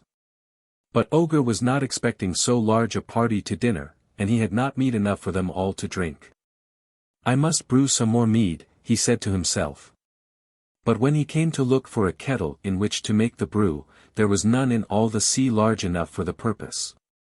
At first Ogre did not know what to do. But at last he decided to consult the gods themselves, for he knew how wise and powerful his guests were, and he hoped that they might help him to a kettle. Now when he told the Aesir his trouble they were much interested, for they were hungry and thirsty, and longed for some of Ogre's good mead. Where can we find a kettle, they said to one another. Who has a kettle huge enough to hold mead for all the Aesir? Then Tyr the brave turned to Thor with a grand idea. My father, the giant Hrungnir, has such a kettle, he said. I have seen it often in his great palace near Elivâgar, the river of ice. This famous kettle is a mile deep, and surely that is large enough to brew all the mead we may need. Surely it is large enough, laughed Ogre. But how are we to get the kettle, my distinguished guests? Who will go to Giant Land to fetch the kettle a mile deep? That will I, said brave Thor. I will go to Hrungnir's dwelling and bring thence the little kettle, if Tyr will go with me to show me the way. So Thor and Tyr set out together for the land of snow and ice, where the giant Hrungnir lived. They traveled long and they traveled fast, and finally they came to the huge house which had once been Tyr's home, before he went to live with the good folk in Asgard. Well, Tyr knew the way to enter, and it was not long before they found themselves in the hall of Hrungnir's dwelling, peering about for some sign of the kettle which they had come so far to seek. And sure enough, Presently they discovered 8 huge kettles hanging in a row from one of the beams in the ceiling. While the two were wondering which kettle might be the one they sought, there came in Tyr's grandmother, and a terrible grandmother she was. No wonder that Tyr had run away from home when he was very little.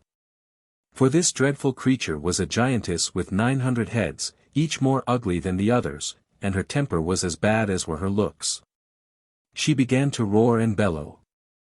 And no one knows what this evil old person would have done to her grandson and his friend had not there come into the hall at this moment another woman, fair and sweet, and glittering with golden ornaments. This was Tyr's good mother, who loved him dearly, and who had mourned his absence during long years. With a cry of joy she threw herself upon her son's neck, bidding him welcome 40 times over.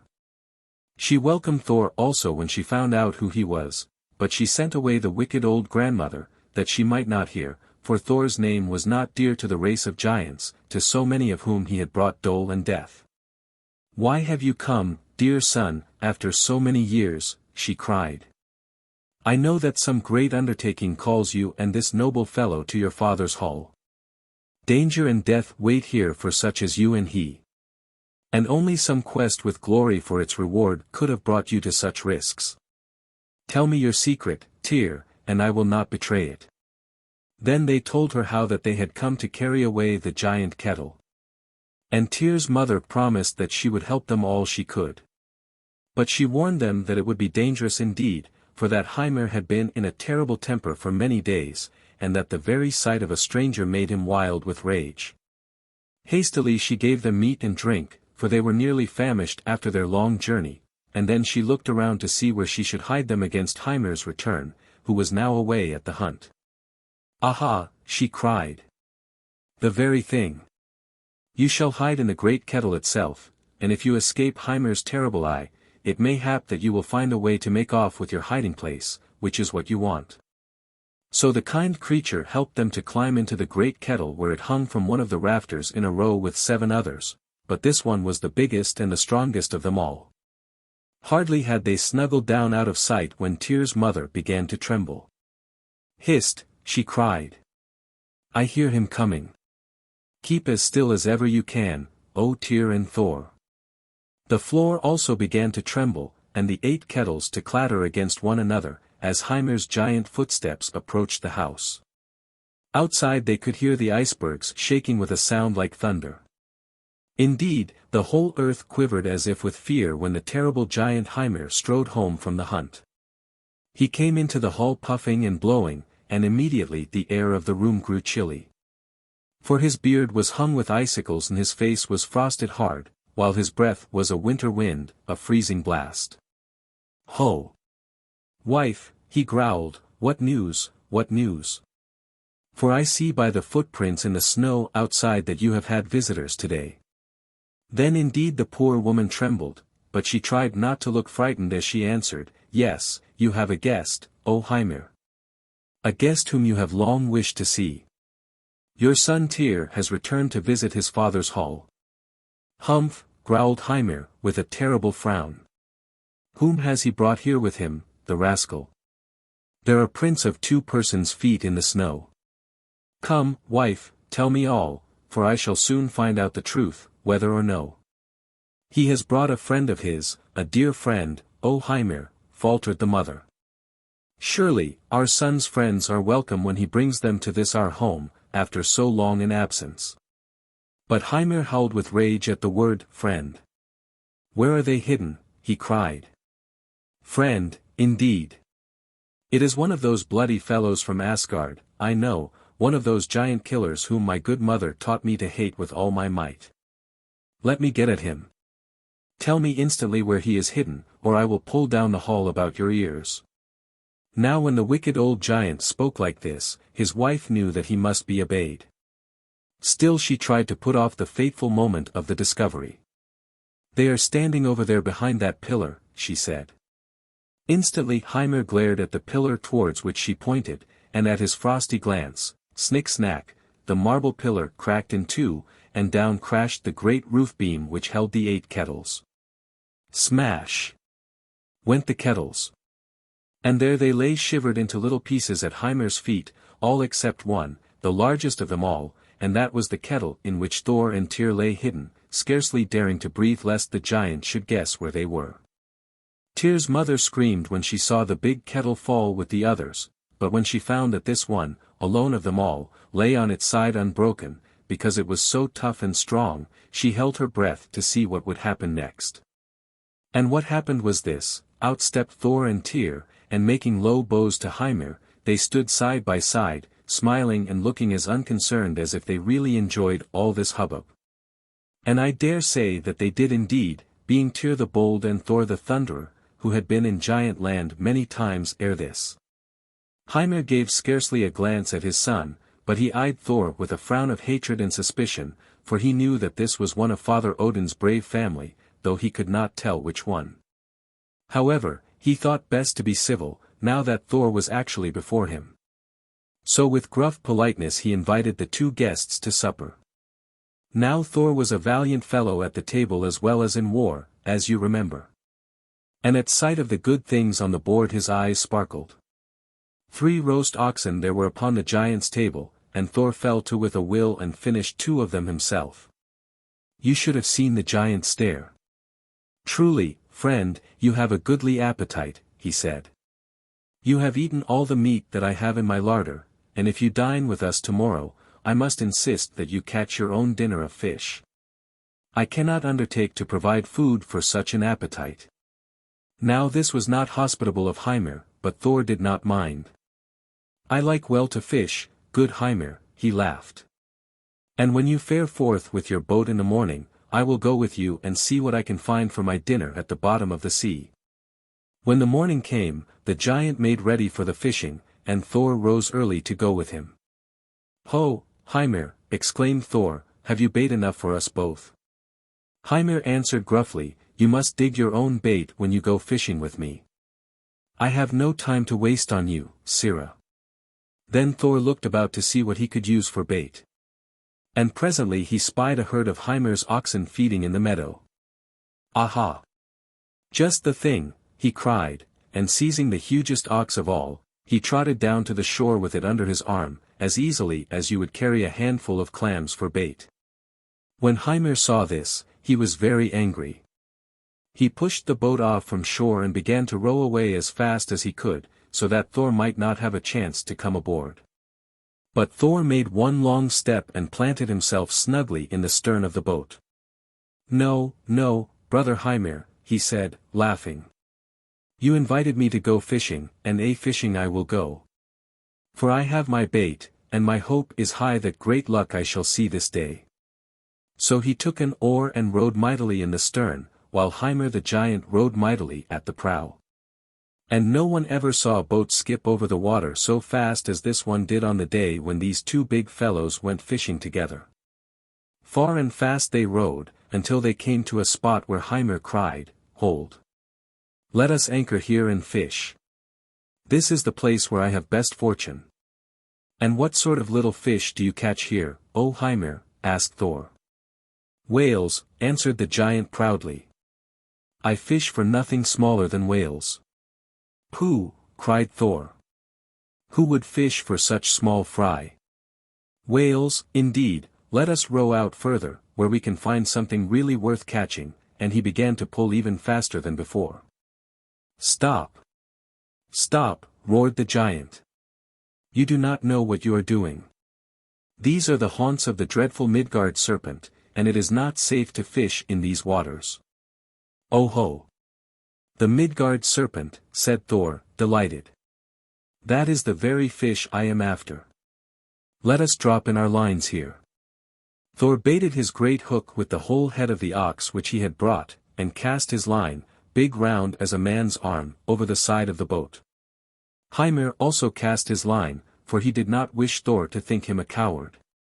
But his hand trembled as he waited for a bite, and he glanced down into the blue depths with eyes rounded as big as dinner plates through fear of the horrible creature who lived down below those waves.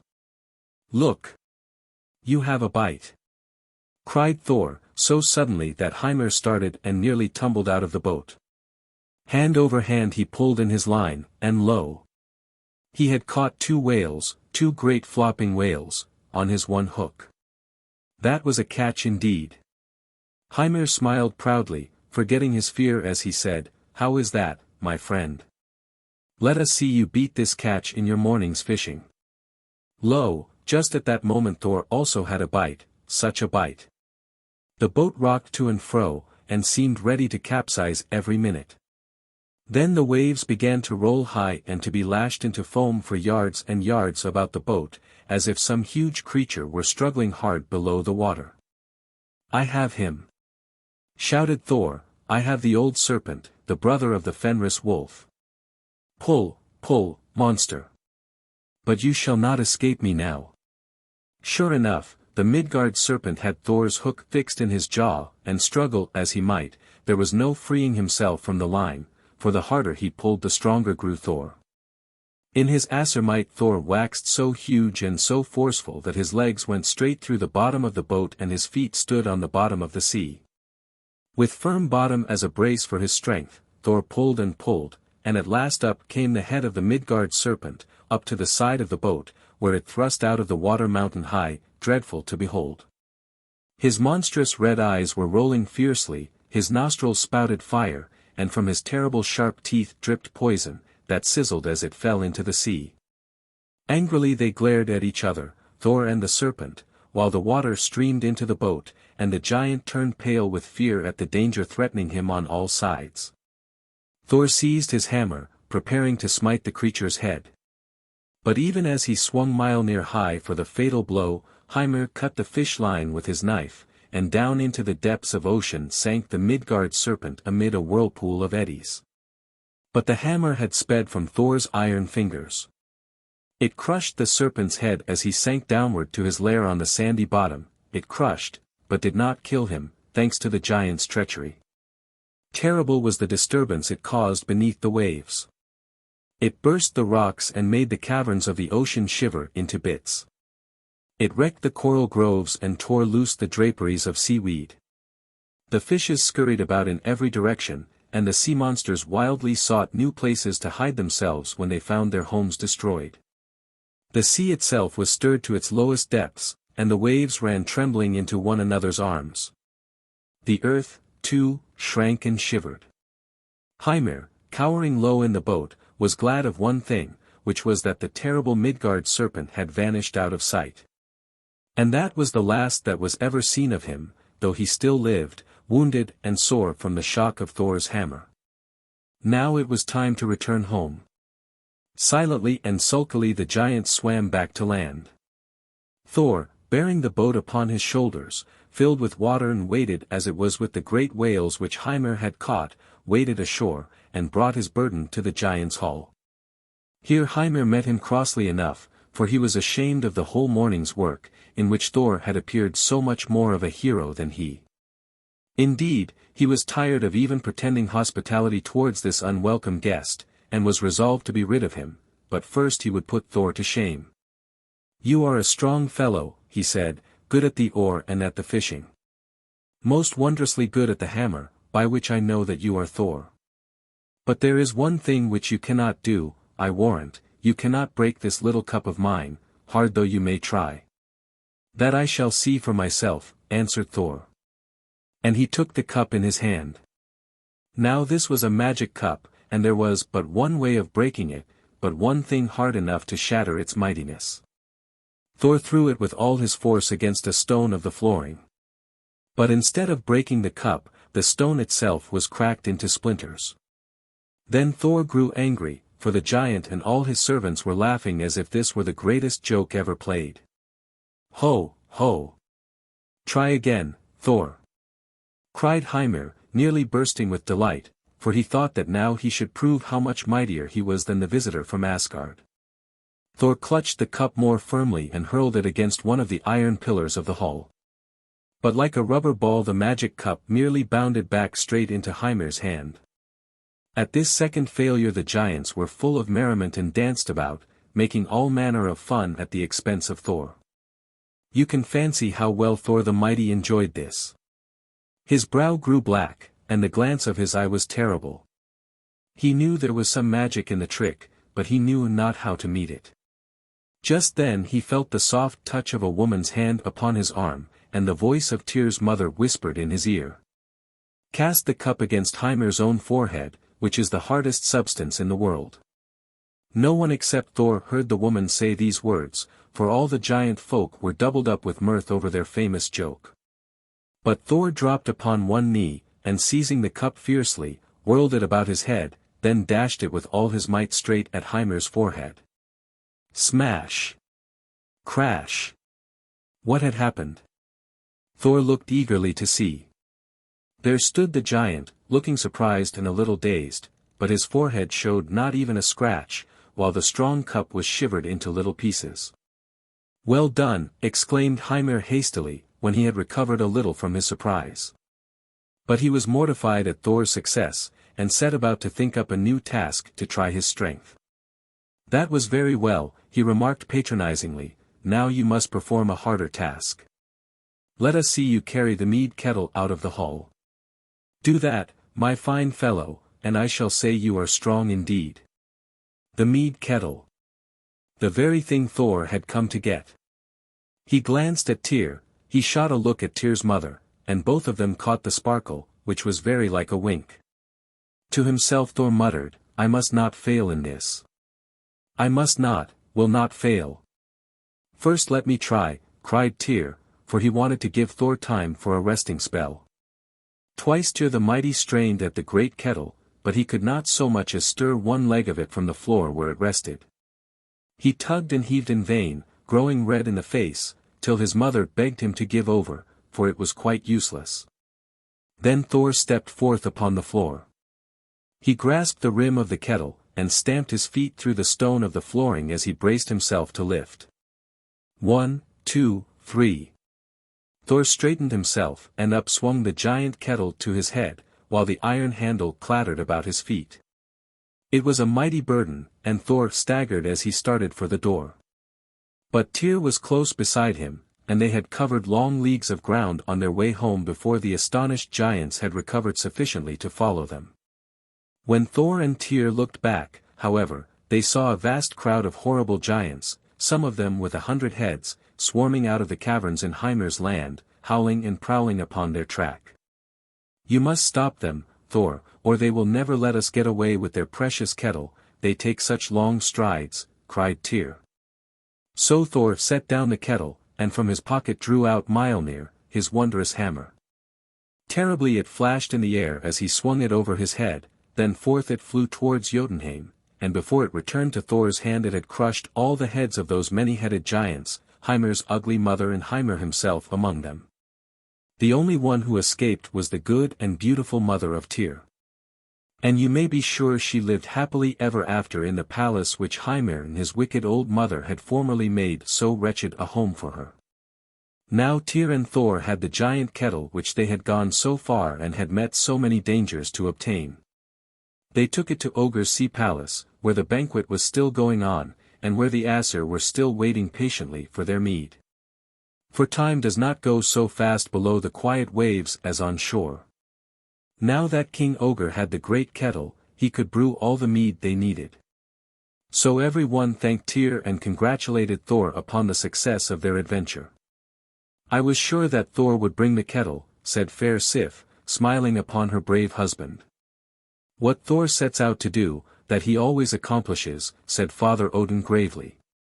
And that was praise enough for any one. Thor's Duel. In the days that are past a wonderful race of horses pastured in the meadows of heaven, steeds more beautiful and more swift than any which the world knows today. There was Hrungnir, the black, sleek horse who drew the chariot of night across the sky and scattered the dew from his foaming bit. There was Glad, behind whose flying heels sped the swift chariot of day. His mane was yellow with gold, and from it beamed light which made the whole world bright. Then there were the two shining horses of the sun, Arvakr the watchful, and Alsvith the rapid. And the 9 fierce battle-chargers of the 9 Valkyries, who bore the bodies of fallen heroes from the field of fight to the blessedness of Valhalla. Each of the gods had his own glorious steed, with such pretty names as Goldmane and Silvertop, Lightfoot and Precious Stone. These galloped with their masters over clouds and through the blue air, blowing flame from their nostrils and glinting sparks from their fiery eyes. The Aesir would have been poor indeed without their faithful mounts, and few would be the stories to tell in which these noble creatures do not bear at least a part. But best of all the horses of heaven was Sleipnir, the eight-legged steed of Father Odin, who because he was so well supplied with sturdy feet could gallop faster over land and sea than any horse which ever lived. Sleipnir was snow-white and beautiful to see, and Odin was very fond and proud of him, you may be sure. He loved to ride forth upon his good horse's back to meet whatever adventure might be upon the way, and sometimes they had wild times together. One day Odin galloped off from Asgard upon Sleipnir straight towards Jotunheim and the land of giants, for it was long since All-Father had been to the cold country, and he wished to see how its mountains and ice rivers looked. Now as he galloped along a wild road, he met a huge giant standing beside his giant steed. "Who goes there?" cried the giant gruffly, blocking the way so that Odin could not pass. "You with the golden helmet, who are you, who ride so famously through air and water? For I have been watching you from this mountain top. Truly, that is a fine horse which you bestride." "There is no finer horse in all the world," boasted Odin. "Have you not heard of Sleipnir, the pride of Asgard? I will match him against any of your big, clumsy giant horses." "Ho!" roared the giant angrily, "an excellent horse he is, your little Sleipnir. But I warrant he is no match for my Gulfaxi here. Come, let us try a race, and at its end I shall pay you for your insult to our horses of Jotunheim." So saying, the giant, whose ugly name was Hrungnir, sprang upon his horse and spurred straight at Odin in the narrow way. Odin turned and galloped back towards Asgard with all his might. For not only must he prove his horse's speed, but he must save himself and Sleipnir from the anger of the giant, who was one of the fiercest and wickedest of all his fierce and wicked race. How the 8 slender legs of Sleipnir twinkled through the blue sky! How his nostrils quivered and shot forth fire and smoke! Like a flash of lightning he darted across the sky, and the giant horse rumbled and thumped along close behind like the thunder following the flash. "Hi, hi," yelled the giant. "After them, Gulfaxi. And when we have overtaken the two, we will crush their bones between us." "Speed, speed, my Sleipnir," shouted Odin. "Speed, good horse, or you will never again feed in the dewy pastures of Asgard with the other horses. Speed, speed, and bring us safe within the gates." Well Sleipnir understood what his master said, and well he knew the way.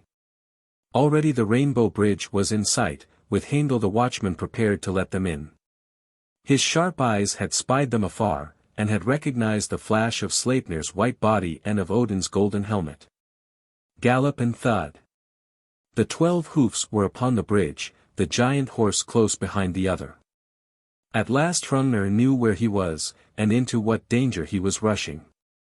He pulled at the reins and tried to stop his great beast.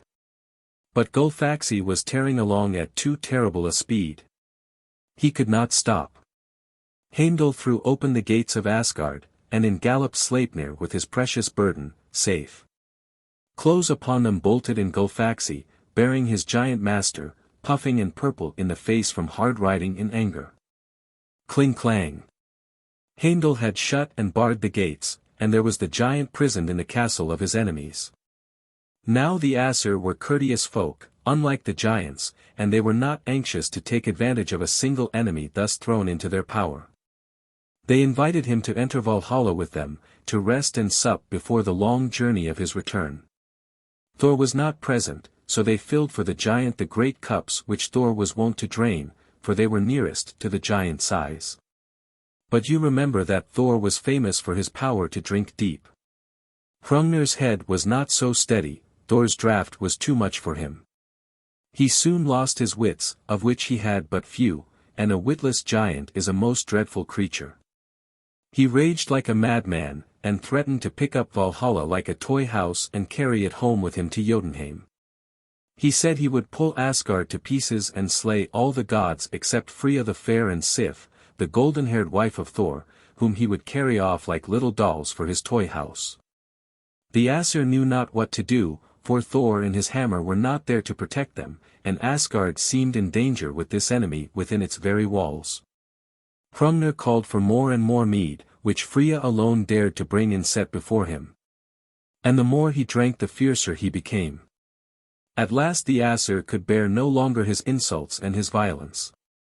Besides, they feared that there would be no more mead left for their banquets if this unwelcome visitor should keep Freya pouring out for him Thor's mighty goblets.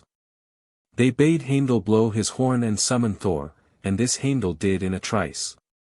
Now rumbling and thundering in his chariot of goats came Thor. He dashed into the hall, hammer in hand, and stared in amazement at the unwieldy guest whom he found there. "A giant feasting in Asgard hall," he roared. "This is a sight which I never saw before. Who gave the insolent fellow leave to sit in my place? And why does fair Freya wait upon him as if he were some noble guest at a feast of the high gods? I will slay him at once." And he raised the hammer to keep his word. Thor's coming had sobered the giant somewhat, for he knew that this was no enemy to be trifled with. He looked at Thor sulkily and said, "I am Odin's guest. He invited me to this banquet, and therefore I am under his protection." "You shall be sorry that you accepted the invitation," cried Thor, balancing his hammer and looking very fierce. For Sif had sobbed in his ear how the giant had threatened to carry her away. Hrungnir now rose to his feet and faced Thor boldly, for the sound of Thor's gruff voice had restored his scattered wits. "I am here alone and without weapons," he said. "You would do ill to slay me now. It would be little like the noble Thor, of whom we hear tales, to do such a thing. The world will count you braver if you let me go and meet me later in single combat, when we shall both be fairly armed." Thor dropped the hammer to his side. "Your words are true," he said, for he was a just and honorable fellow. "I was foolish to leave my shield and stone club at home," went on the giant. "If I had my arms with me, we would fight at this moment. But I name you a coward if you slay me now, an unarmed enemy." "Your words are just," quoth Thor again. "I have never before been challenged by any foe. I will meet you, Hrungnir, at your stone city, midway between heaven and earth. And there we will fight a duel to see which of us is the better fellow." Hrungnir departed for Stone City in Jotunheim. And great was the excitement of the other giants when they heard of the duel which one of their number was to fight with Thor, the deadliest enemy of their race. "We must be sure that Hrungnir wins the victory," they cried. "It will never do to have Asgard victorious in the first duel that we have fought with her champion. We will make a second hero to aid Hrungnir." All the giants set to work with a will. They brought great buckets of moist clay, and heaping them up into a huge mound, molded the mass with their giant hands as a sculptor does his image, until they had made a man of clay, an immense dummy, 9 miles high and 3 miles wide. "Now we must make him live, we must put a heart into him," they cried. But they could find no heart big enough until they thought of taking that of a mare, and that fitted nicely. A mare's heart is the most cowardly one that beats. Hrungnir's heart was a 3-cornered piece of hard stone. His head also was of stone, and likewise the great shield which he held before him when he stood outside of Stone City waiting for Thor to come to the duel. Over his shoulder he carried his club, and that also was of stone, the kind from which whetstones are made, hard and terrible. By his side stood the huge clay man, Makaralfi, and they were a dreadful sight to see, these two vast bodies whom Thor must encounter. But at the very first sight of Thor, who came thundering to the place with swift Thialfi his servant, the timid mare's heart in the man of clay throbbed with fear. He trembled so that his knees knocked together, and his 9 miles of height rocked unsteadily. Thialfi ran up to Hrungnir and began to mock him, saying, "You are careless, giant. I fear you do not know what a mighty enemy has come to fight you. You hold your shield in front of you, but that will serve you nothing. Thor has seen this. He has only to go down into the earth and he can attack you conveniently from beneath your very feet." At this terrifying news Hrungnir hastened to throw his shield upon the ground and to stand upon it, so that he might be safe from Thor's understroke. He grasped his heavy club with both hands and waited. He had not long to wait. There came a blinding flash of lightning and a peal of crashing thunder. Thor had cast his hammer into space. Hrungnir raised his club with both hands and hurled it against the hammer which he saw flying towards him. The two mighty weapons met in the air with an ear-splitting shock. Hard as was the stone of the giant's club, it was like glass against the power of Mjolnir. The club was dashed into pieces, some fragments fell upon the earth. And these, they say, are the rocks from which whetstones are made unto this day. They are so hard that men use them to sharpen knives and axes and scythes. One splinter of the hard stone struck Thor himself in the forehead, with so fierce a blow that he fell forward upon the ground, and Thialfi feared that he was killed. But Mjolnir, not even stopped in its course by meeting the giant's club, sped straight to Hrungnir and crushed his stony skull, so that he fell forward over Thor, and his foot lay on the fallen hero's neck. And that was the end of the giant whose head and heart were of stone. Meanwhile Thialfi the Swift had fought with the man of clay, and had found little trouble in toppling him to earth. For the mare's cowardly heart in his great body gave him little strength to meet Thor's faithful servant, and the trembling limbs of Makaralfi soon yielded to Thialfi's hearty blows. He fell like an unsteady tower of blocks, and his brittle bulk shivered into 1,000 fragments. Thialfi ran to his master and tried to raise him. The giant's great foot still rested upon his neck, and all Thialfi's strength could not move it away.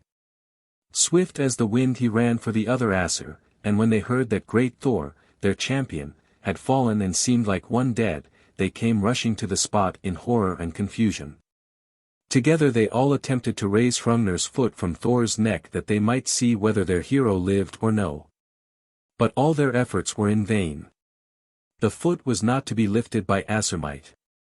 At this moment a second hero appeared upon the scene. It was Magni, the son of Thor himself, Magni, who was but 3 days old, yet already in his babyhood he was almost as big as a giant and had nearly the strength of his father. This wonderful youngster came running to the place where his father lay surrounded by a group of sad-faced and despairing gods.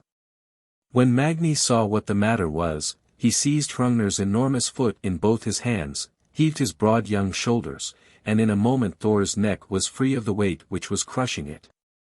Best of all, it proved that Thor was not dead, only stunned by the blow of the giant's club and by his fall.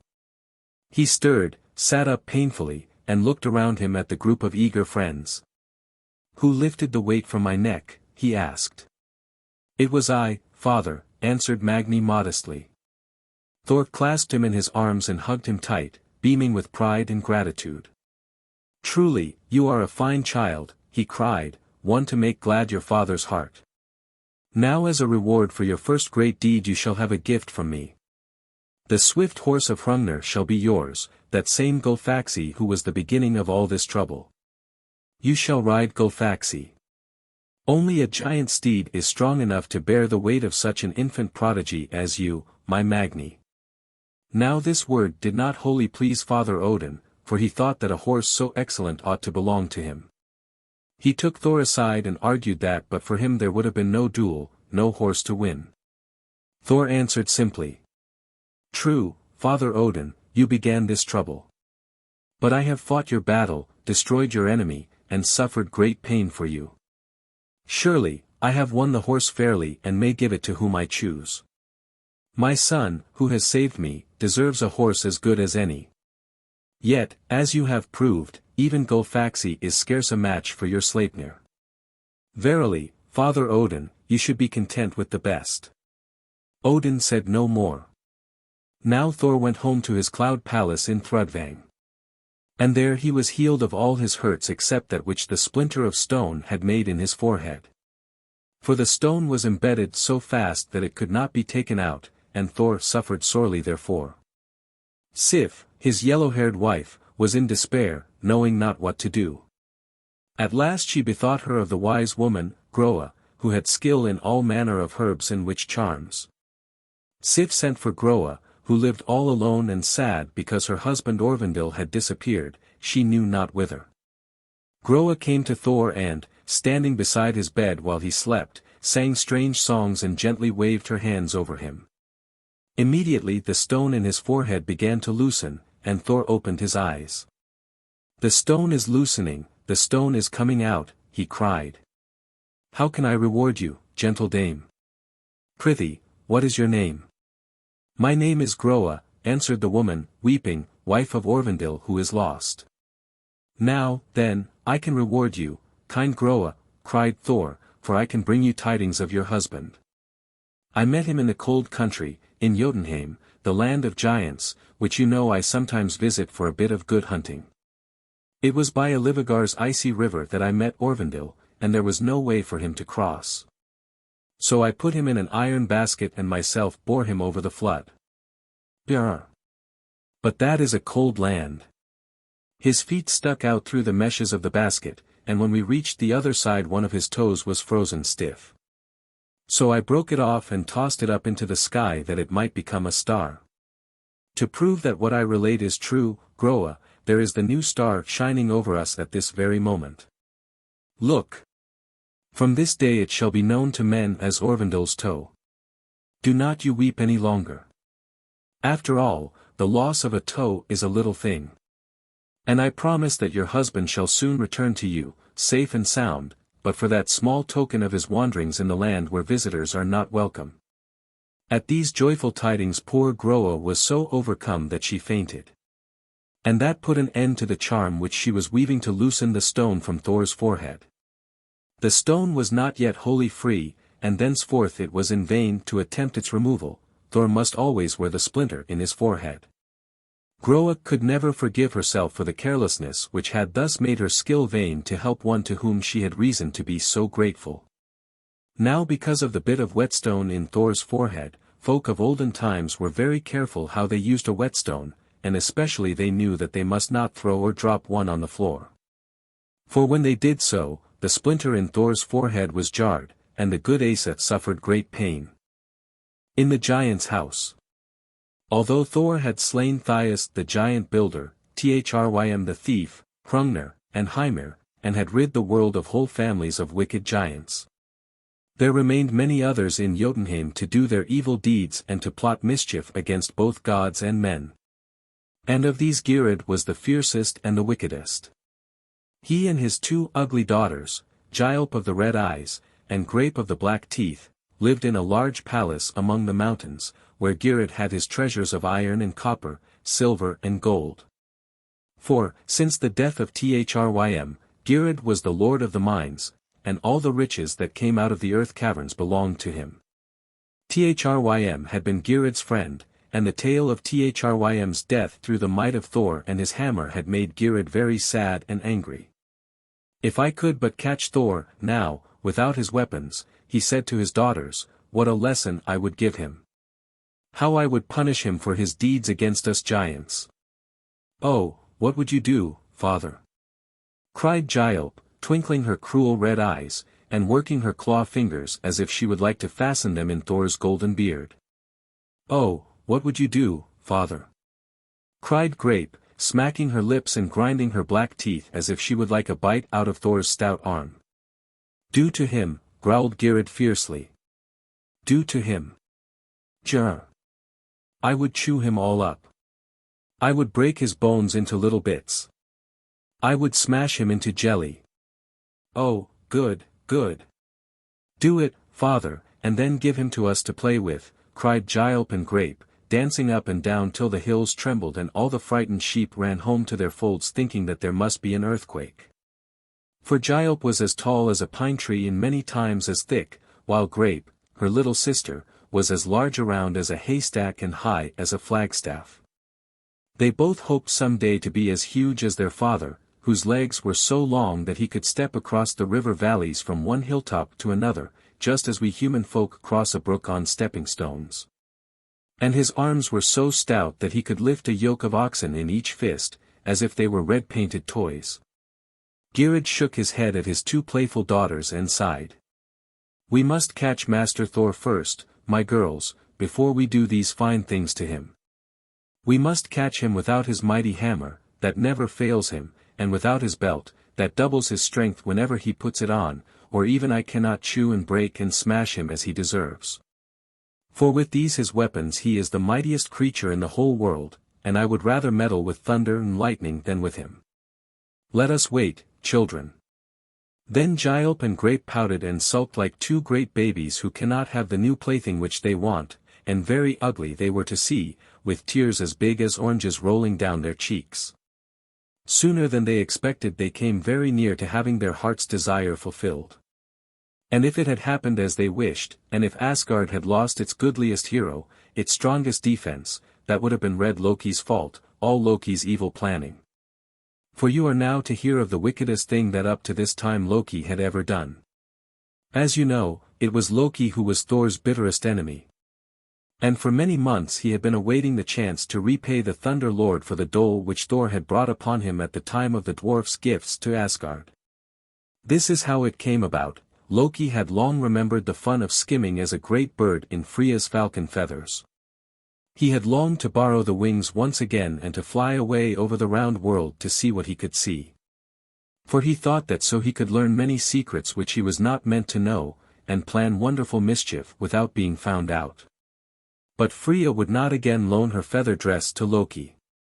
She owed him a grudge for naming her as Thrym's bride. And besides, she remembered his treatment of Idun, and she did not trust his oily tongue and fine promises. So Loki saw no way but to borrow the feathers without leave. And this he did one day when Freya was gone to ride in her chariot drawn by white cats. Loki put on the feather dress, as he had done twice before, once when he went to Jotunheim to bring back stolen Idun and her magic apples, once when he went to find out about Thor's hammer. Away he flew from Asgard as birdlike as you please, chuckling to himself with wicked thoughts. It did not make any particular difference to him where he went. It was such fun to flap and fly, skim and wheel, looking and feeling for all the world like a big brown falcon. He swooped low, thinking, I wonder what Freya would say to see me now. Wee! How angry she would be. Just then he spied the high wall of a palace on the mountains. Oh ho, said Loki. I never saw that place before. It may be a giant's dwelling. I think this must be Jotunheim, from the bigness of things. I must just peep to see. Loki was the most inquisitive of creatures, as wily-minded folk are apt to be. Loki the falcon alighted and hopped to the wall, then giving a flap of his wings he flew up and up to the window ledge, where he perched and peered into the hall. And there within he saw the giant Geirrod with his daughters eating their dinner. They looked so ugly and so greedy, as they sat there gobbling their food in giant mouthfuls, that Loki on the windowsill could not help snickering to himself.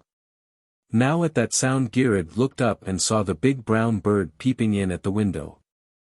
Hiya, cried the giant to one of his servants. Go you and fetch me the big brown bird up yonder in the window. Then the servant ran to the wall and tried to climb up to get at Loki, but the window was so high that he could not reach.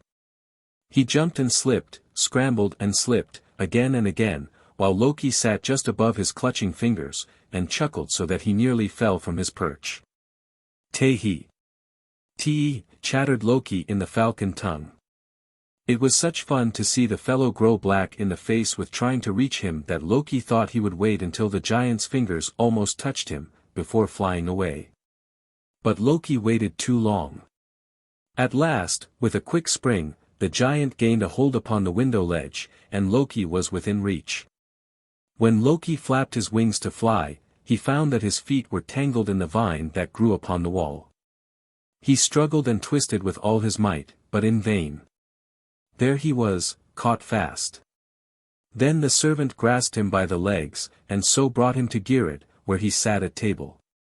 Now Loki in his feather dress looked exactly like a falcon, except for his eyes. There was no hiding the wise and crafty look of Loki's eyes. As soon as Geirrod looked at him, he suspected that this was no ordinary bird. You are no falcon, you! He cried. You are spying about my palace in disguise. Speak, and tell me who you are. Loki was afraid to tell, because he knew the giants were angry with him for his part in Thrym's death, small though his part had really been in that great deed. So he kept his beak closed tight and refused to speak. The giant stormed and raged and threatened to kill him, but still Loki was silent. Then Geirrod locked the falcon up in a chest for 3 long months without food or water, to see how that would suit his birdship. You can imagine how hungry and thirsty Loki was at the end of that time, ready to tell anything he knew, and more also, for the sake of a crumb of bread and a drop of water. So then Geirrod called through the keyhole, "Well, Sir Falcon, now will you tell me who you are?" And this time Loki piped feebly, "I am Loki of Asgard, give me something to eat." "Oh ho," quoth the giant fiercely. "You are that Loki who went with Thor to kill my brother Thrym. Oh ho. Well, you shall die for that, my feathered friend." "No, no," screamed Loki. "Thor is no friend of mine. I love the giants far better.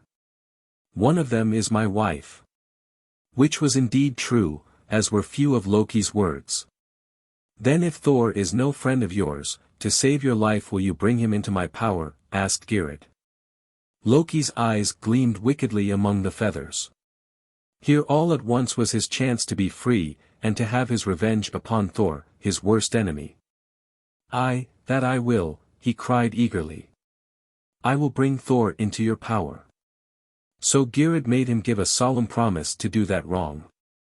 And upon this he loosed Loki from the chest and gave him food. Then they formed the wicked plan together, while Gialp and Grape, the giant's ugly daughters, listened and smacked their lips. Loki was to persuade Thor to come with him to Geirrodsgard. More, he must come without his mighty hammer, and without the iron gloves of power, and without the belt of strength, for so only could the giant have Thor at his mercy. After their wicked plans were made, Loki bade a friendly farewell to Geirrod and his daughters and flew back to Asgard as quickly as he could. You may be sure he had a sound scolding from Freya for stealing her feather dress and for keeping it so long. But he told such a pitiful story of being kept prisoner by a cruel giant, and he looked in truth so pale and thin from his long fast, that the gods were fain to pity him and to believe his story, in spite of the many times that he had deceived them. Indeed, most of his tale was true, but he told only half of the truth, for he spoke no word of his promise to the giant. This he kept hidden in his breast. Now, one day not long after this, Loki invited Thor to go on a journey with him to visit a new friend who, he said, was anxious to know the Thunder Lord. Loki was so pleasant in his manner and seemed so frank in his speech that Thor, whose heart was simple and unsuspicious, never dreamed of any wrong, not even when Loki added, "And by the by, my Thor, you must leave behind your hammer, your belt, and your gloves. For it would show little courtesy to wear such weapons in the home of a new friend." Thor carelessly agreed, for he was pleased with the idea of a new adventure, and with the thought of making a new friend. Besides, on their last journey together, Loki had behaved so well that Thor believed him to have changed his evil ways and to have become his friend. So together they set off in Thor's goat chariot, without weapons of any kind except those which Loki secretly carried. Loki chuckled as they rattled over the clouds, and if Thor had seen the look in his eyes, he would have turned the chariot back to Asgard and to safety, where he had left gentle Sif his wife. But Thor did not notice, and so they rumbled on. Soon they came to the gate of Giant Land. Thor thought this strange, for he knew they were like to find few friends of his dwelling among the big folk. For the first time he began to suspect Loki of some treacherous scheme. However, he said nothing, and pretended to be as gay and careless as before. But he thought of a plan to find out the truth.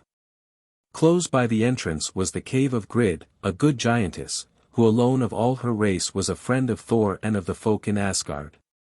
"I will alight here for a moment, Loki," said Thor carelessly. "I long for a draught of water. Hold you the goats tightly by the reins until I return." So he went into the cave and got his draught of water. But while he was drinking, he questioned good Mother Grid to some purpose. "Who is this friend Geirrod whom I go to see?" he asked her. "Geirrod your friend." "You go to see Geirrod," she exclaimed. "He is the wickedest giant of us all, and no friend to you." "Why do you go, dear Thor?" Muttered Thor. Read Loki's mischief again.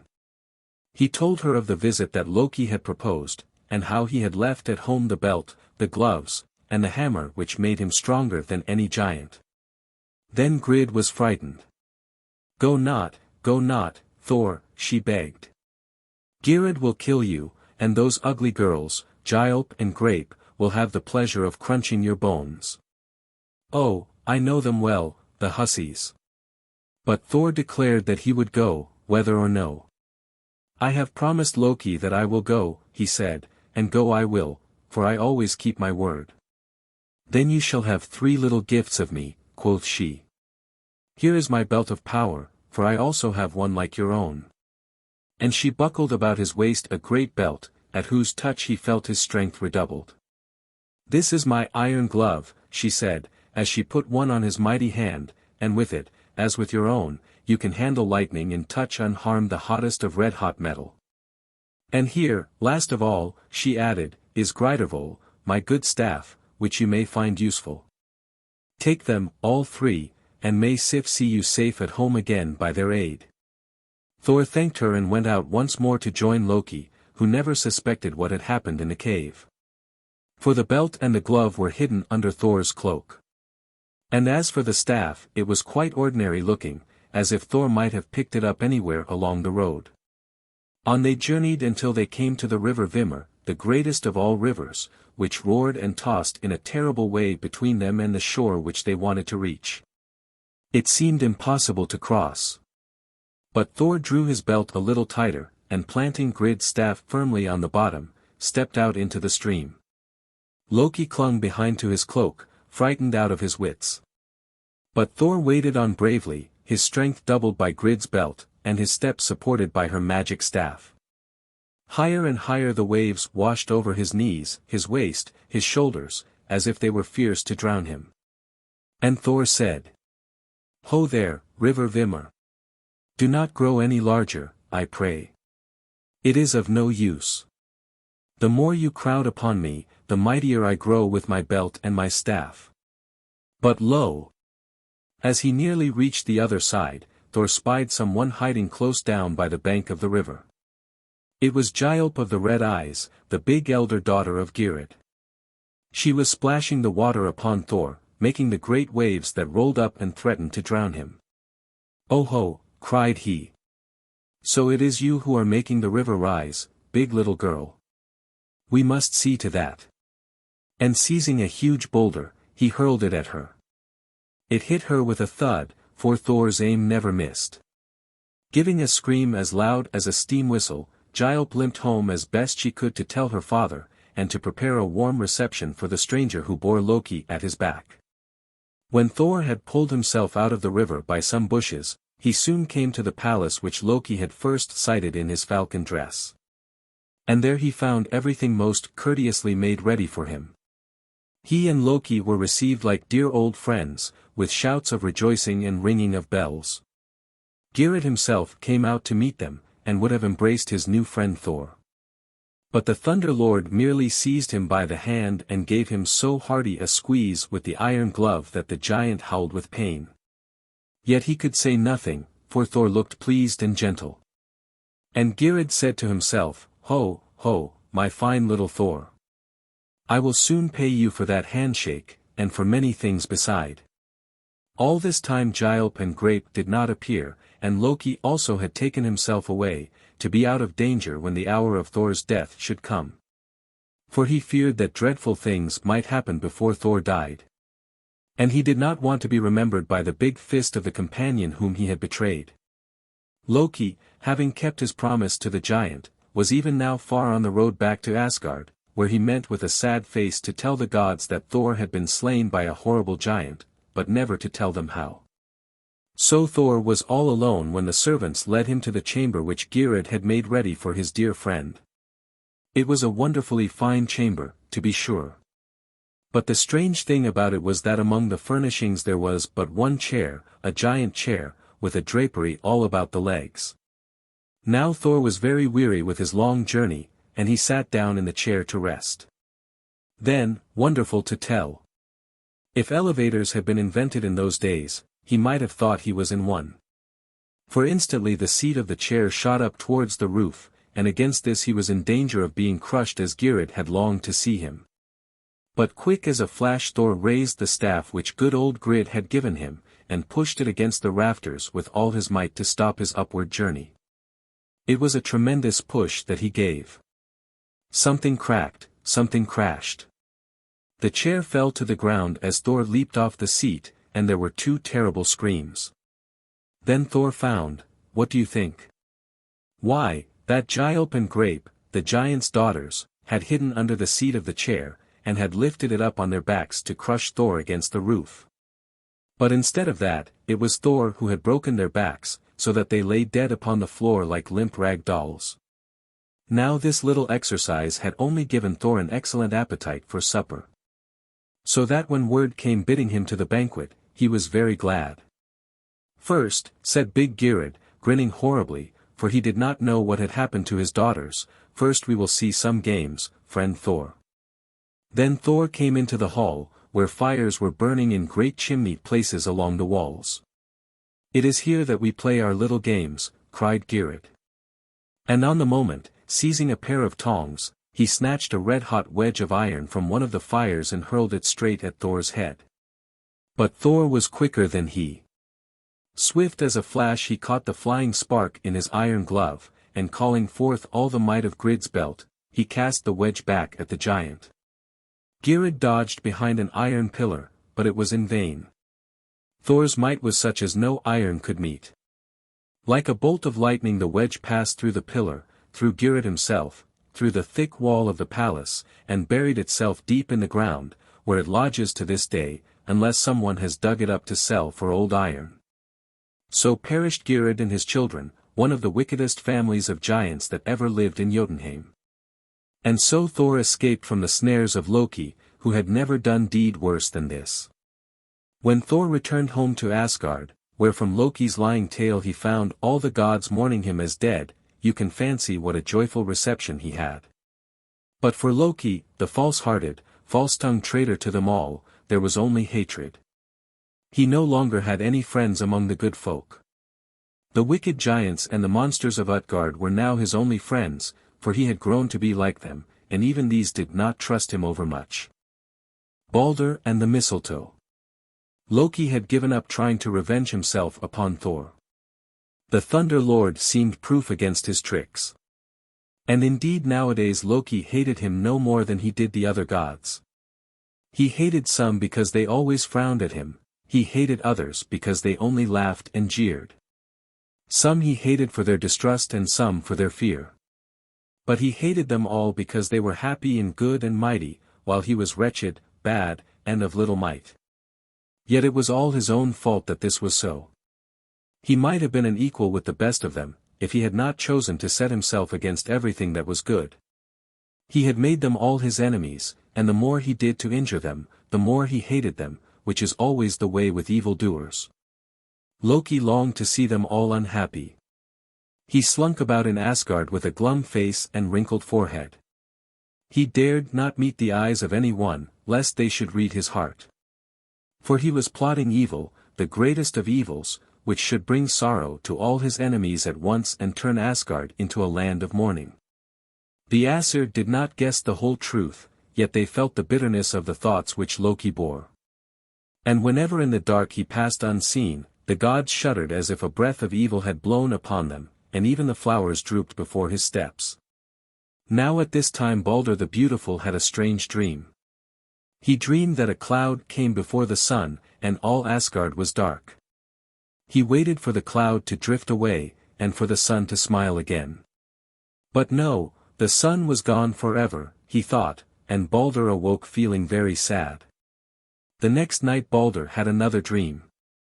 This time he dreamed that it was still dark as before, the flowers were withered and the gods were growing old, even Idun's magic apples could not make them young again. And all were weeping and wringing their hands as though some dreadful thing had happened. Balder awoke feeling strangely frightened, yet he said no word to Nanna his wife, for he did not want to trouble her. When it came night again Balder slept and dreamed a third dream, a still more terrible one than the other two had been. He thought that in the dark, lonely world there was nothing but a sad voice, which cried, "The sun is gone. The spring is gone. Joy is gone. For Balder the Beautiful is dead, dead, dead. This time Balder awoke with a cry, and Nanna asked him what was the matter. So he had to tell her of his dream, and he was sadly frightened. For in those days dreams were often sent to folk as messages, and what the gods dreamed usually came true. Nanna ran sobbing to Queen Frigg, who was Balder's mother, and told her all the dreadful dream, asking what could be done to prevent it from coming true. Now Balder was Queen Frigg's dearest son. Thor was older and stronger, and more famous for his great deeds, but Frigg loved far better gold-haired Balder. And indeed he was the best beloved of all the Aesir. For he was gentle, fair, and wise, and wherever he went folk grew happy and light-hearted at the very sight of him, just as we do when we first catch a glimpse of spring peeping over the hilltop into winterland. So when Frigg heard of Balder's woeful dream, she was frightened almost out of her wits. "He must not die. He shall not die," she cried. "He is so dear to all the world, how could there be anything which would hurt him?" And then a wonderful thought came to Frigg. "I will travel over the world and make all things promise not to injure my boy," she said. "Nothing shall pass my notice. I will get the word of everything." So first she went to the gods themselves, gathered on Ida Plain for their morning exercise, and telling them of Balder's dream, she begged them to give the promise. Oh, what a shout arose when they heard her words. "Hurt Balder, our Balder. Not for the world, we promise. The dream is wrong, there is nothing so cruel as to wish harm to Balder the Beautiful," they cried. But deep in their hearts they felt a secret fear which would linger until they should hear that all things had given their promise. What if harm were indeed to come to Balder? The thought was too dreadful. Then Frigg went to see all the beasts who live in field or forest or rocky den. Willingly they gave their promise never to harm hair of gentle Balder. "For he is ever kind to us," they said, "and we love him as if he were one of ourselves. Not with claws or teeth or hoofs or horns will any beast hurt Balder." Next Frigg spoke to the birds and fishes, reptiles and insects. And all, even the venomous serpents, cried that Balder was their friend, and that they would never do aught to hurt his dear body. "Not with beak or talon, bite or sting or poison fang, will one of us hurt Balder," they promised. After doing this, the anxious mother traveled over the whole round world, step by step, and from all the things that are she got the same ready promise never to harm Balder the Beautiful. All the trees and plants promised. All the stones and metals, earth, air, fire, and water, sun, snow, wind, and rain, and all diseases that men know, each gave to Frigg the word of promise which she wanted. So at last, footsore and weary, she came back to Asgard with the joyful news that Balder must be safe, for that there was nothing in the world but had promised to be his harmless friend. Then there was rejoicing in Asgard, as if the gods had won one of their great victories over the giants. The noble Aesir and the heroes who had died in battle upon the earth, and who had come to Valhalla to live happily ever after, gathered on Ida Plain to celebrate the love of all nature for Balder.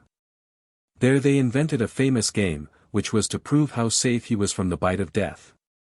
They stationed Balder in the midst of them, his face glowing like the sun with the bright light which ever shone from him.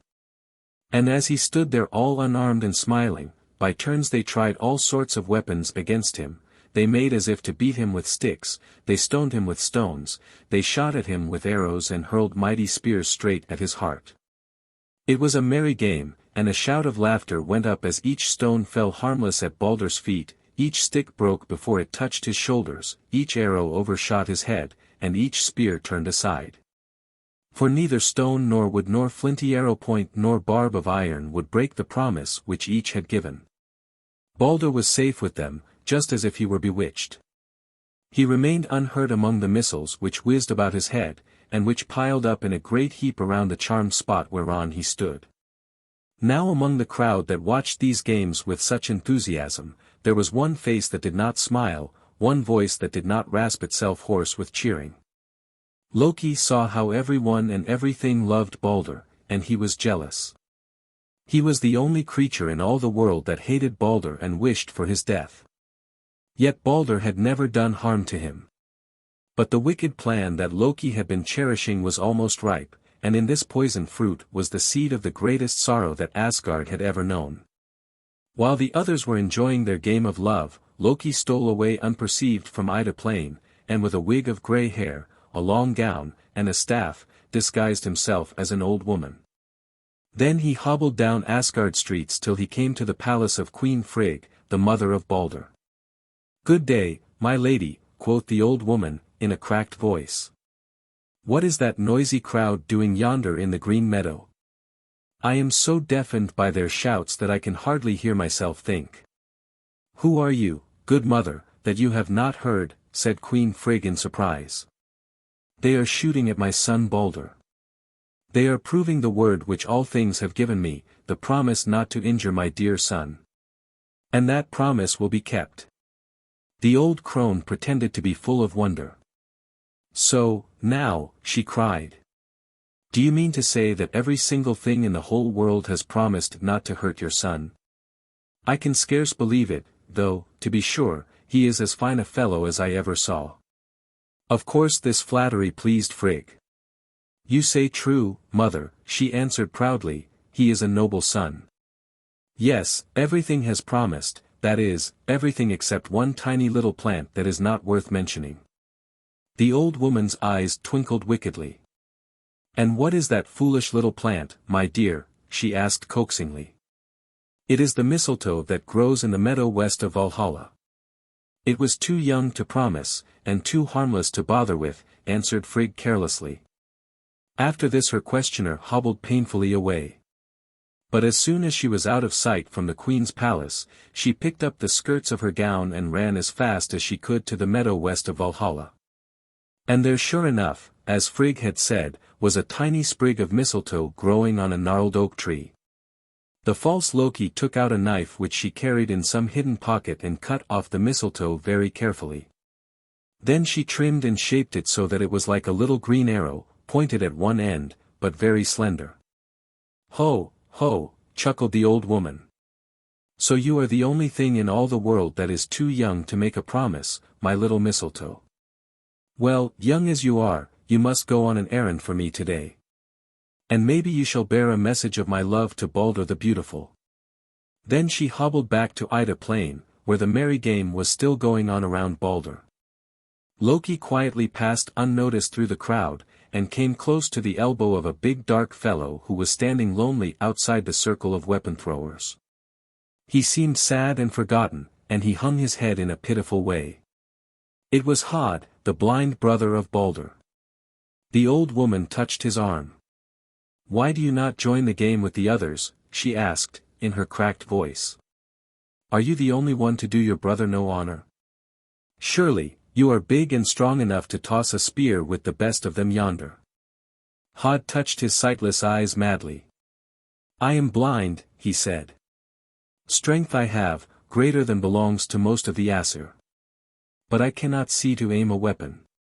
Besides, I have no spear to test upon him. Yet how gladly would I do honor to dear Balder," and he sighed deeply. "It were a pity if I could not find you at least a little stick to throw," said Loki sympathetically. "I am only a poor old woman, and of course I have no weapon. But here is a green twig which you can use as an arrow, and I will guide your arm, poor fellow." Hod's dark face lighted up, for he was eager to take his turn in the game. So he thanked her, and grasped eagerly the little arrow which she put into his hand. Loki held him by the arm, and together they stepped into the circle which surrounded Balder. And when it was Hod's turn to throw his weapon, the old woman stood at his elbow and guided his big arm as it hurled the twig of mistletoe towards where Balder stood. Oh, the sad thing that befell! Straight through the air flew the little arrow, straight as magic and Loki's arm could direct it. Straight to Balder's heart it sped, piercing through jerkin and shirt and all, to give its bitter message of Loki's love, as he had said. With a cry Balder fell forward on the grass.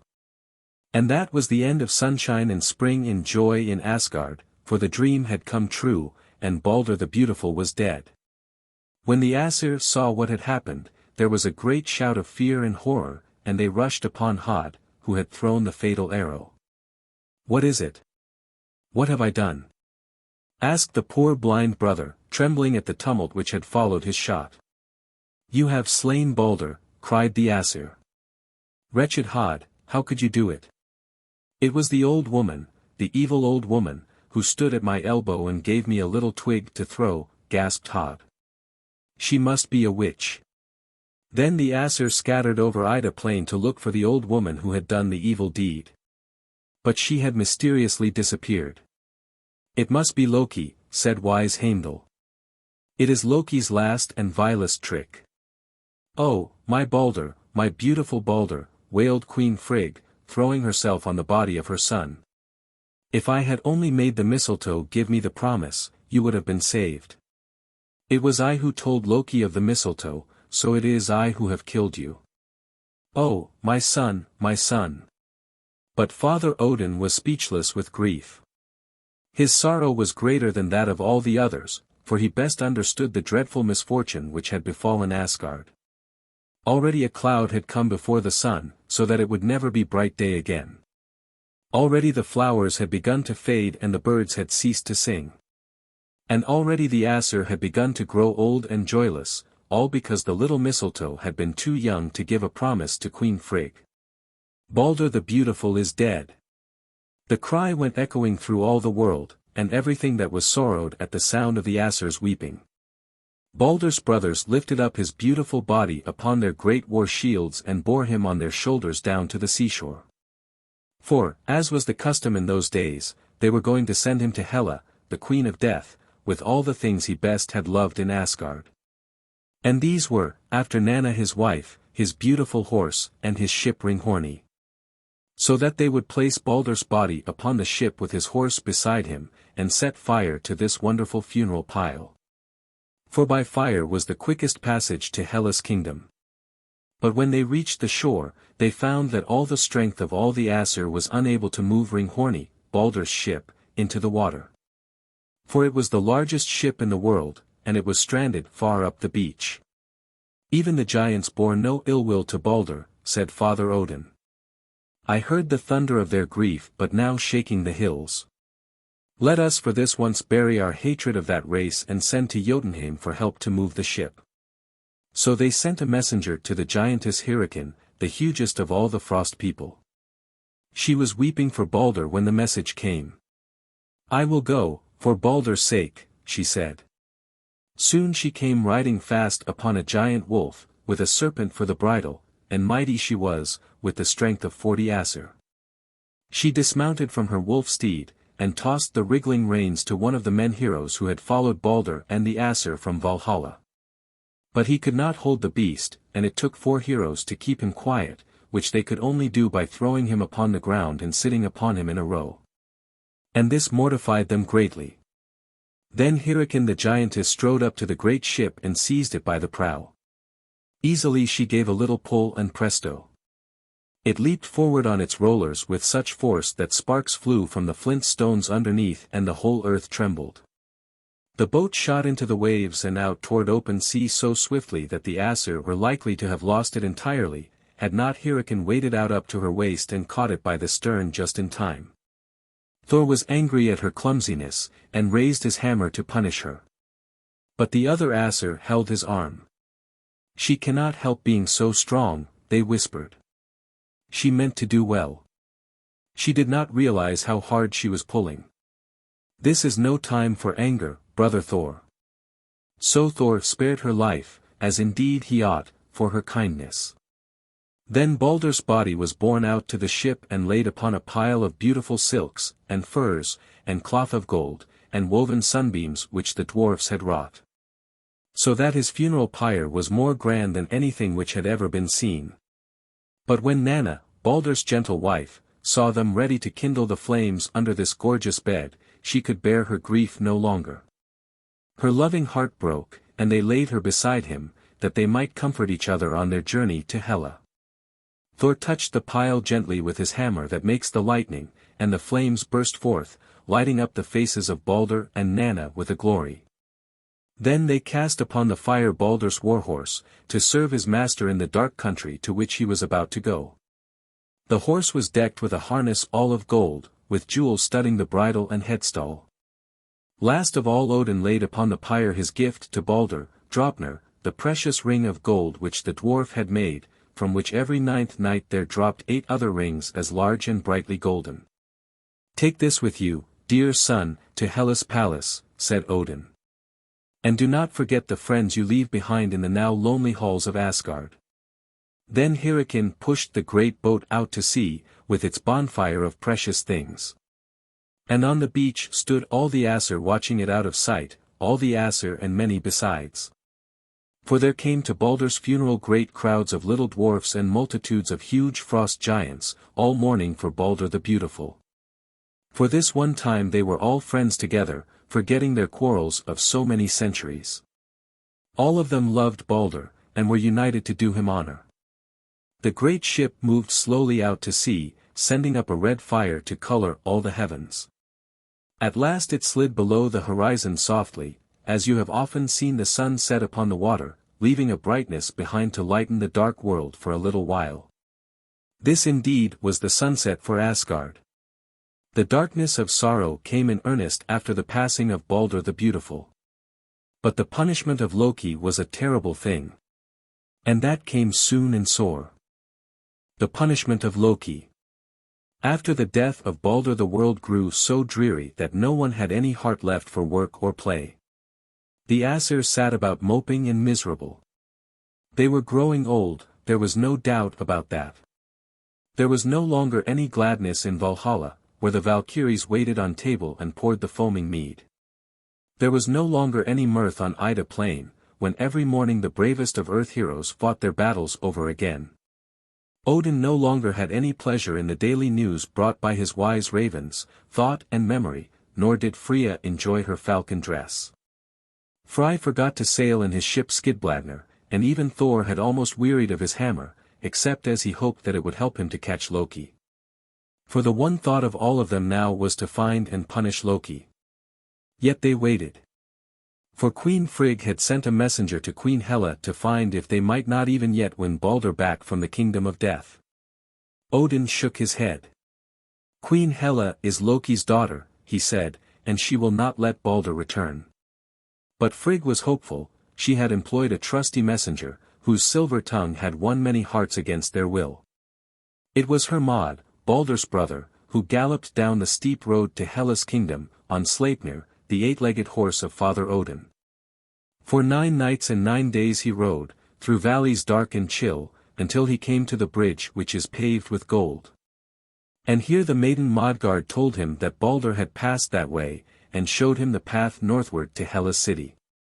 So he rode, down and down, until he came to the high wall which surrounded the grim palace where Hela reigned.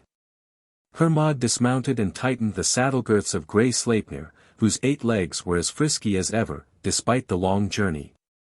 And when he had mounted once more, the wonderful horse leaped with him over the wall, 20 feet at least. Then Hermod rode straight into the palace of Hela, straight up to the throne where she sat surrounded by grey shadows and spirit people. She was a dreadful creature to see, was this daughter of Loki, half white like other folk, but half black, which was not sunburn, for there was no sunshine in this dark and dismal land. Yet she was not so bad as she looked. For even Hela felt kindly towards Balder, whom her father had slain, and was sorry that the world had lost so dear a friend. So when Hermod begged of her to let his brother return with him to Asgard, she said very gently, "Freely would I let him go, brave Hermod, if I might. But a queen cannot always do as she likes, even in her own kingdom. His life must be bought. The price must be paid in tears. If everything upon earth will weep for Balder's death, then may he return, bringing light and happiness to the upper world. Should one creature fail to weep, Balder must remain with me." Then Hermod was glad, for he felt sure that this price was easily paid. He thanked Hela, and made ready to depart with the hopeful message. Before he went away he saw and spoke with Balder himself, who sat with Nanna upon a throne of honor, talking of the good times that used to be. And Balder gave him the ring Draupnir to give back to Father Odin, as a remembrance from his dear son. while Nanna sent to Mother Frigg her silver veil with other rich presents. It was hard for Hermod to part with Balder once again, and Balder also wept to see him go. But Hermod was in duty bound to bear the message back to Asgard as swiftly as might be. Now when the Aesir heard from Hermod this news, they sent messengers forth over the whole world to bid every creature weep for Balder's death. Heimdall galloped off upon Gold Top and Frigg upon Gold Bristle, his famous hog, Thor rumbled away in his goat chariot, and Freya drove her team of cats, all spreading the message in one direction and another. There really seemed little need for them to do this, for already there was mourning in every land and clime. Even the sky was weeping, and the flower eyes were filled with dewy tears. So it seemed likely that Balder would be ransomed after all, and the Aesir began to hope more strongly. For they had not found one creature who refused to weep. Even the giants of Jotunheim were sorry to lose the gentle fellow who had never done them any harm, and freely added their giant tears to the salt rivers that were coursing over all the world into the sea, making it still more salt. It was not until the messengers had nearly reached home, joyful in the surety that Balder was safe, that they found an ugly old giantess named Thökt hidden in a black cavern among the mountains. "Weep, mother, weep for Balder," they cried. "Balder the Beautiful is dead, but your tears will buy him back to life. Weep, mother, weep." But the sulky old woman refused to weep. "Balder is nothing to me," she said. "I care not whether he lives or dies. Let him bide with Hela, he is out of mischief there. I weep dry tears for Balder's death." So all the work of the messengers was in vain, because of this one obstinate old woman. So all the tears of the sorrowing world were shed in vain. Because there were lacking 2 salty drops from the eyes of Thökt, they could not buy back Balder from the prison of death. When the messengers returned and told Odin their sad news, he was wrathful. "Do you not guess who the old woman was?" he cried. "It was Loki, Loki himself, disguised as a giantess. He has tricked us once more, and for a second time has slain Balder for us, for it is now too late, Balder can never return to us after this. But it shall be the last of Loki's mischief. It is now time that we put an end to his deeds of shame. Come, my brothers," shouted Thor, flourishing his hammer. "We have wept and mourned long enough. It is now time to punish. Let us hasten back to Thokt's cave, and seize Loki as quickly as may be." So they hurried back into the mountains where they had left the giantess who would not weep. But when they came to the place, the cave was empty. Loki was too sharp a fellow to sit still and wait for punishment to overtake him. He knew very well that the Aesir would soon discover who Thökt really was. And he had taken himself off to a safer place, to escape the questions which a whole world of not too gentle folk were anxious to ask him. The one desire of the Aesir was now to seize and punish Loki. So when they were unable to find him as easily as they expected, they were wroth indeed. Why had he left the cave? Whither had he gone? In what new disguise even now was he lurking, perhaps close by? The truth was that when Loki found himself at war with the whole world which he had injured, he fled away into the mountains, where he had built a strong castle of rocks. This castle had 4 doors, one looking into the north, one to the south, one to the east, and one to the west, so that Loki could keep watch in all directions and see any enemy who might approach. Besides this, he had for his protection the many disguises which he knew so well how to don. Near the castle was a river and a waterfall, and it was Loki's favorite game to change himself into a spotted pink salmon and splash about in the pool below the fall. Ho, ho! Let them try to catch me here, if they can.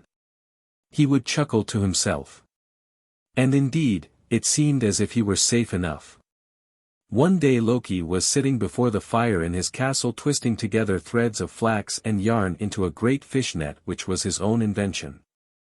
For no one had ever before thought of catching fish with a net. Loki was a clever fellow, and with all his faults, for this one thing at least the fishermen of today ought to be grateful to him. As Loki sat busily knotting the meshes of the net, he happened to glance out of the south door, and there were the Aesir coming in a body up the hill towards his castle. Now this is what had happened. From his lookout throne in Asgard, Odin's keen sight had spied Loki's retreat. This throne, you remember, was in the house with a silver roof which Odin had built in the very beginning of time. And whenever he wanted to see what was going on in the remotest corner of Asgard, or to spy into some secret place beyond the sight of gods or men, he would mount this magic throne. Whence his eye could pierce thick mountains and sound the deepest sea. So it was that the Aesir had found out Loki's castle, well hidden though it was among the furthest mountains of the world. They had come to catch him, and there was nothing left for him but to run. Loki jumped up and threw his half-mended net into the fire, for he did not want the Aesir to discover his invention. Then he ran down to the river and leaped in with a great splash. When he was well under water, he changed himself into a salmon, and flickered away to bask in his shady pool and think how safe he was. By this time the Aesir had entered his castle and were poking among the ashes which they found smouldering on the hearth. "What is this?" asked Thor, holding up a piece of knotted flax which was not quite burned. "The knave has been making something with little cords." "Let me see it," said Heimdall, the wisest of the Aesir, he who once upon a time had suggested Thor's clever disguise for winning back his hammer from the giant Thrym. He took now the little scrap of fish net and studied it carefully, picking out all the knots and twists of it. "It is a net," said Heimdall at last. "He has been making a net, and, faugh, it smells of fish. The fellow must have used it to trap fish for his dinner, though I never before heard of such a device."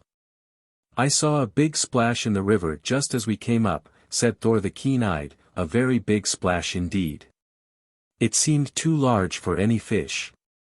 "It was Loki," declared Heimdall. "He must have been here but a moment since, for this fire has just gone out, and the net is still smoldering. That shows he did not wish us to find this newfangled idea of his. Why was that? Let me think. Aha! I have it. Loki has changed himself into a fish, and did not wish us to discover the means of catching him." "Oh ho!" cried the Aesir regretfully. "If only we had another net." "We can make one," said wise Heimdall. "I know how it is done, for I have studied out this little sample. Let us make a net to catch the slyest of all fish." "Let us make a net for Loki," echoed the Aesir. And they all sat down cross-legged on the floor to have a lesson in net weaving from Heimdall. He found hemp cord in a cupboard, and soon they had contrived a goodly net, big enough to catch several Lokis, if they should have good fisherman's luck. They dragged the net to the river and cast it in. Thor, being the strongest, held one end of the net, and all the rest drew the other end up and down the stream. They were clumsy and awkward, for they had never used a net before, and did not know how to make the best of it. But presently Thor exclaimed, "Ha! I felt some live thing touch the meshes." "So did we," cried the others. "It must be Loki." And Loki it was, sure enough, for the Aesir had happened upon the very pool where the great salmon lay basking so peacefully. But when he felt the net touch him, he darted away and hid in a cleft between two rocks. So that, although they dragged the net to and fro again and again, they could not catch Loki in its meshes, for the net was so light that it floated over his head. "We must weight the net," said Heimdall wisely, "then nothing can pass beneath it." So they tied heavy stones all along the under edge, and again they cast the net, a little below the waterfall. Now Loki had seized the chance to swim further down the stream. But ugh! Suddenly he tasted salt water. He was being swept out to sea. That would never do, for he could not live an hour in the sea. So he swam back and leaped straight over the net up into the waterfall, hoping that no one had noticed him. But Thor's sharp eyes had spied the flash of pink and silver, and Thor came running to the place. "He is here," he shouted. "Cast in the net above the fall. We have him now."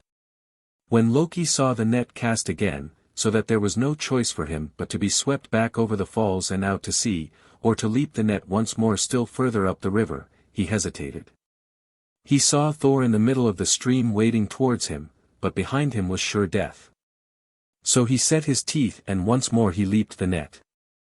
There was a huge splash, a scuffle, a scramble, and the water was churned into froth all about Thor's feet. He was struggling with the mighty fish. He caught him once, but the salmon slipped through his fingers. He caught him again, and this time Thor gripped hard. The salmon almost escaped, but Thor's big fingers kept hold of the end of his tail, and he flapped and flopped in vain. It was the grip of Thor's iron glove. And that is why to this day the salmon has so pointed a tail. The next time you see a salmon you must notice this, and remember that he may be a great-great-great-grand descendant of Loki. So Loki was captured and changed back into his own shape, sullen and fierce. But he had no word of sorrow for his evil deeds, nor did he ask for mercy, for he knew that it would be in vain. He kept silent while the Aesir led him all the weary way back to Asgard. Now the whole world was noisy with the triumph of his capture. As the procession passed along it was joined by all the creatures who had mourned for Balder, all the creatures who longed to see Loki punished. There were the men of Midgard, the place of human folk, shouting, "Kill him! Kill him!" At the top of their lungs, there were armies of little mountain dwarfs in their brown peaked caps, who hobbled along, prodding Loki with their picks. There were beasts growling and showing their teeth as if they longed to tear Loki in pieces. There were birds who tried to peck his eyes, insects who came in clouds to sting him, and serpents that sprang up hissing at his feet to poison him with their deadly bite. But to all these Thor said, "Do not kill the fellow. We are keeping him for a worse punishment than you can give." So the creatures merely followed and jostled Loki into Asgard, shouting, screaming, howling, growling, barking, roaring, spitting, squeaking, hissing, croaking, and buzzing, according to their different ways of showing hatred and horror. The Aesir met on Ida Plain to decide what should be done with Loki. There were Idun whom he had cheated, and Sif whose hair he had cut off. There were Freya whose falcon dress he had stolen and Thor whom he had tried to kill. There were Hod whom he had made a murderer, Frigg and Odin whose son he had slain. There was not one of them whom Loki had not injured in some way, and besides, there was the whole world into which he had brought sorrow and darkness. For the sake of all these Loki must be punished. But it was hard to think of any doom heavy enough for him. At last, however, they agreed upon a punishment which they thought suited to so wicked a wretch. The long procession formed again and escorted Loki down into a damp cavern underground. Here sunlight never came, but the cave was full of ugly toads, snakes, and insects that love the dark. These were Loki's evil thoughts, who were to live with him henceforth and torment him always. In this prison chamber side by side they placed 3 sharp stones, not far apart, to make an uneasy bed. And these were for Loki's 3 worst deeds, against Thor and Hod and Balder. Upon these rocks they bound Loki with stout thongs of leather. But as soon as the cords were fastened they turned into iron bands, so that no one, though he had the strength of 100 giants, could loosen them. For these were Loki's evil passions, and the more he strained against them, the more they cut into him and wounded him until he howled with pain. Over his head Skadi, whose father he had helped to slay, hung a venomous, wriggling serpent, from whose mouth dropped poison into Loki's face, which burned and stung him like fire. And this was the deceit which all his life Loki had spoken to draw folk into trouble and danger. At last it had turned about to torture him, as deceit always will do to him who utters it. Yet from this one torment Loki had some relief. For alone of all the world Sigyn, his wife, was faithful and forgiving. She stood by the head of the painful bed upon which the Red One was stretched, and held a bowl to catch the poison which dropped from the serpent's jaws, so that some of it did not reach Loki's face. But as often as the bowl became full, Sigyn had to go out and empty it, and then the bitter drops fell and burned till Loki made the cavern ring with his cries. So this was Loki's punishment, and bad enough it was, but not too bad for such a monster. Under the caverns he lies there still, struggling to be free. And when his great strength shakes the hills so that the whole ground trembles, men call it an earthquake. Sometimes they even see his poisonous breath blowing from the top of a mountain chimney, and amid it the red flame of wickedness which burns in Loki's heart. Then all cry, "The volcano, the volcano, and run away as fast as they can. For Loki, poisoned though he is still dangerous and full of mischief, and it is not good to venture near him in his torment. But there for his sins he must bide and suffer, suffer and bide, until the end of all sorrow and suffering and sin shall come, with Ragnarok, the ending of the world.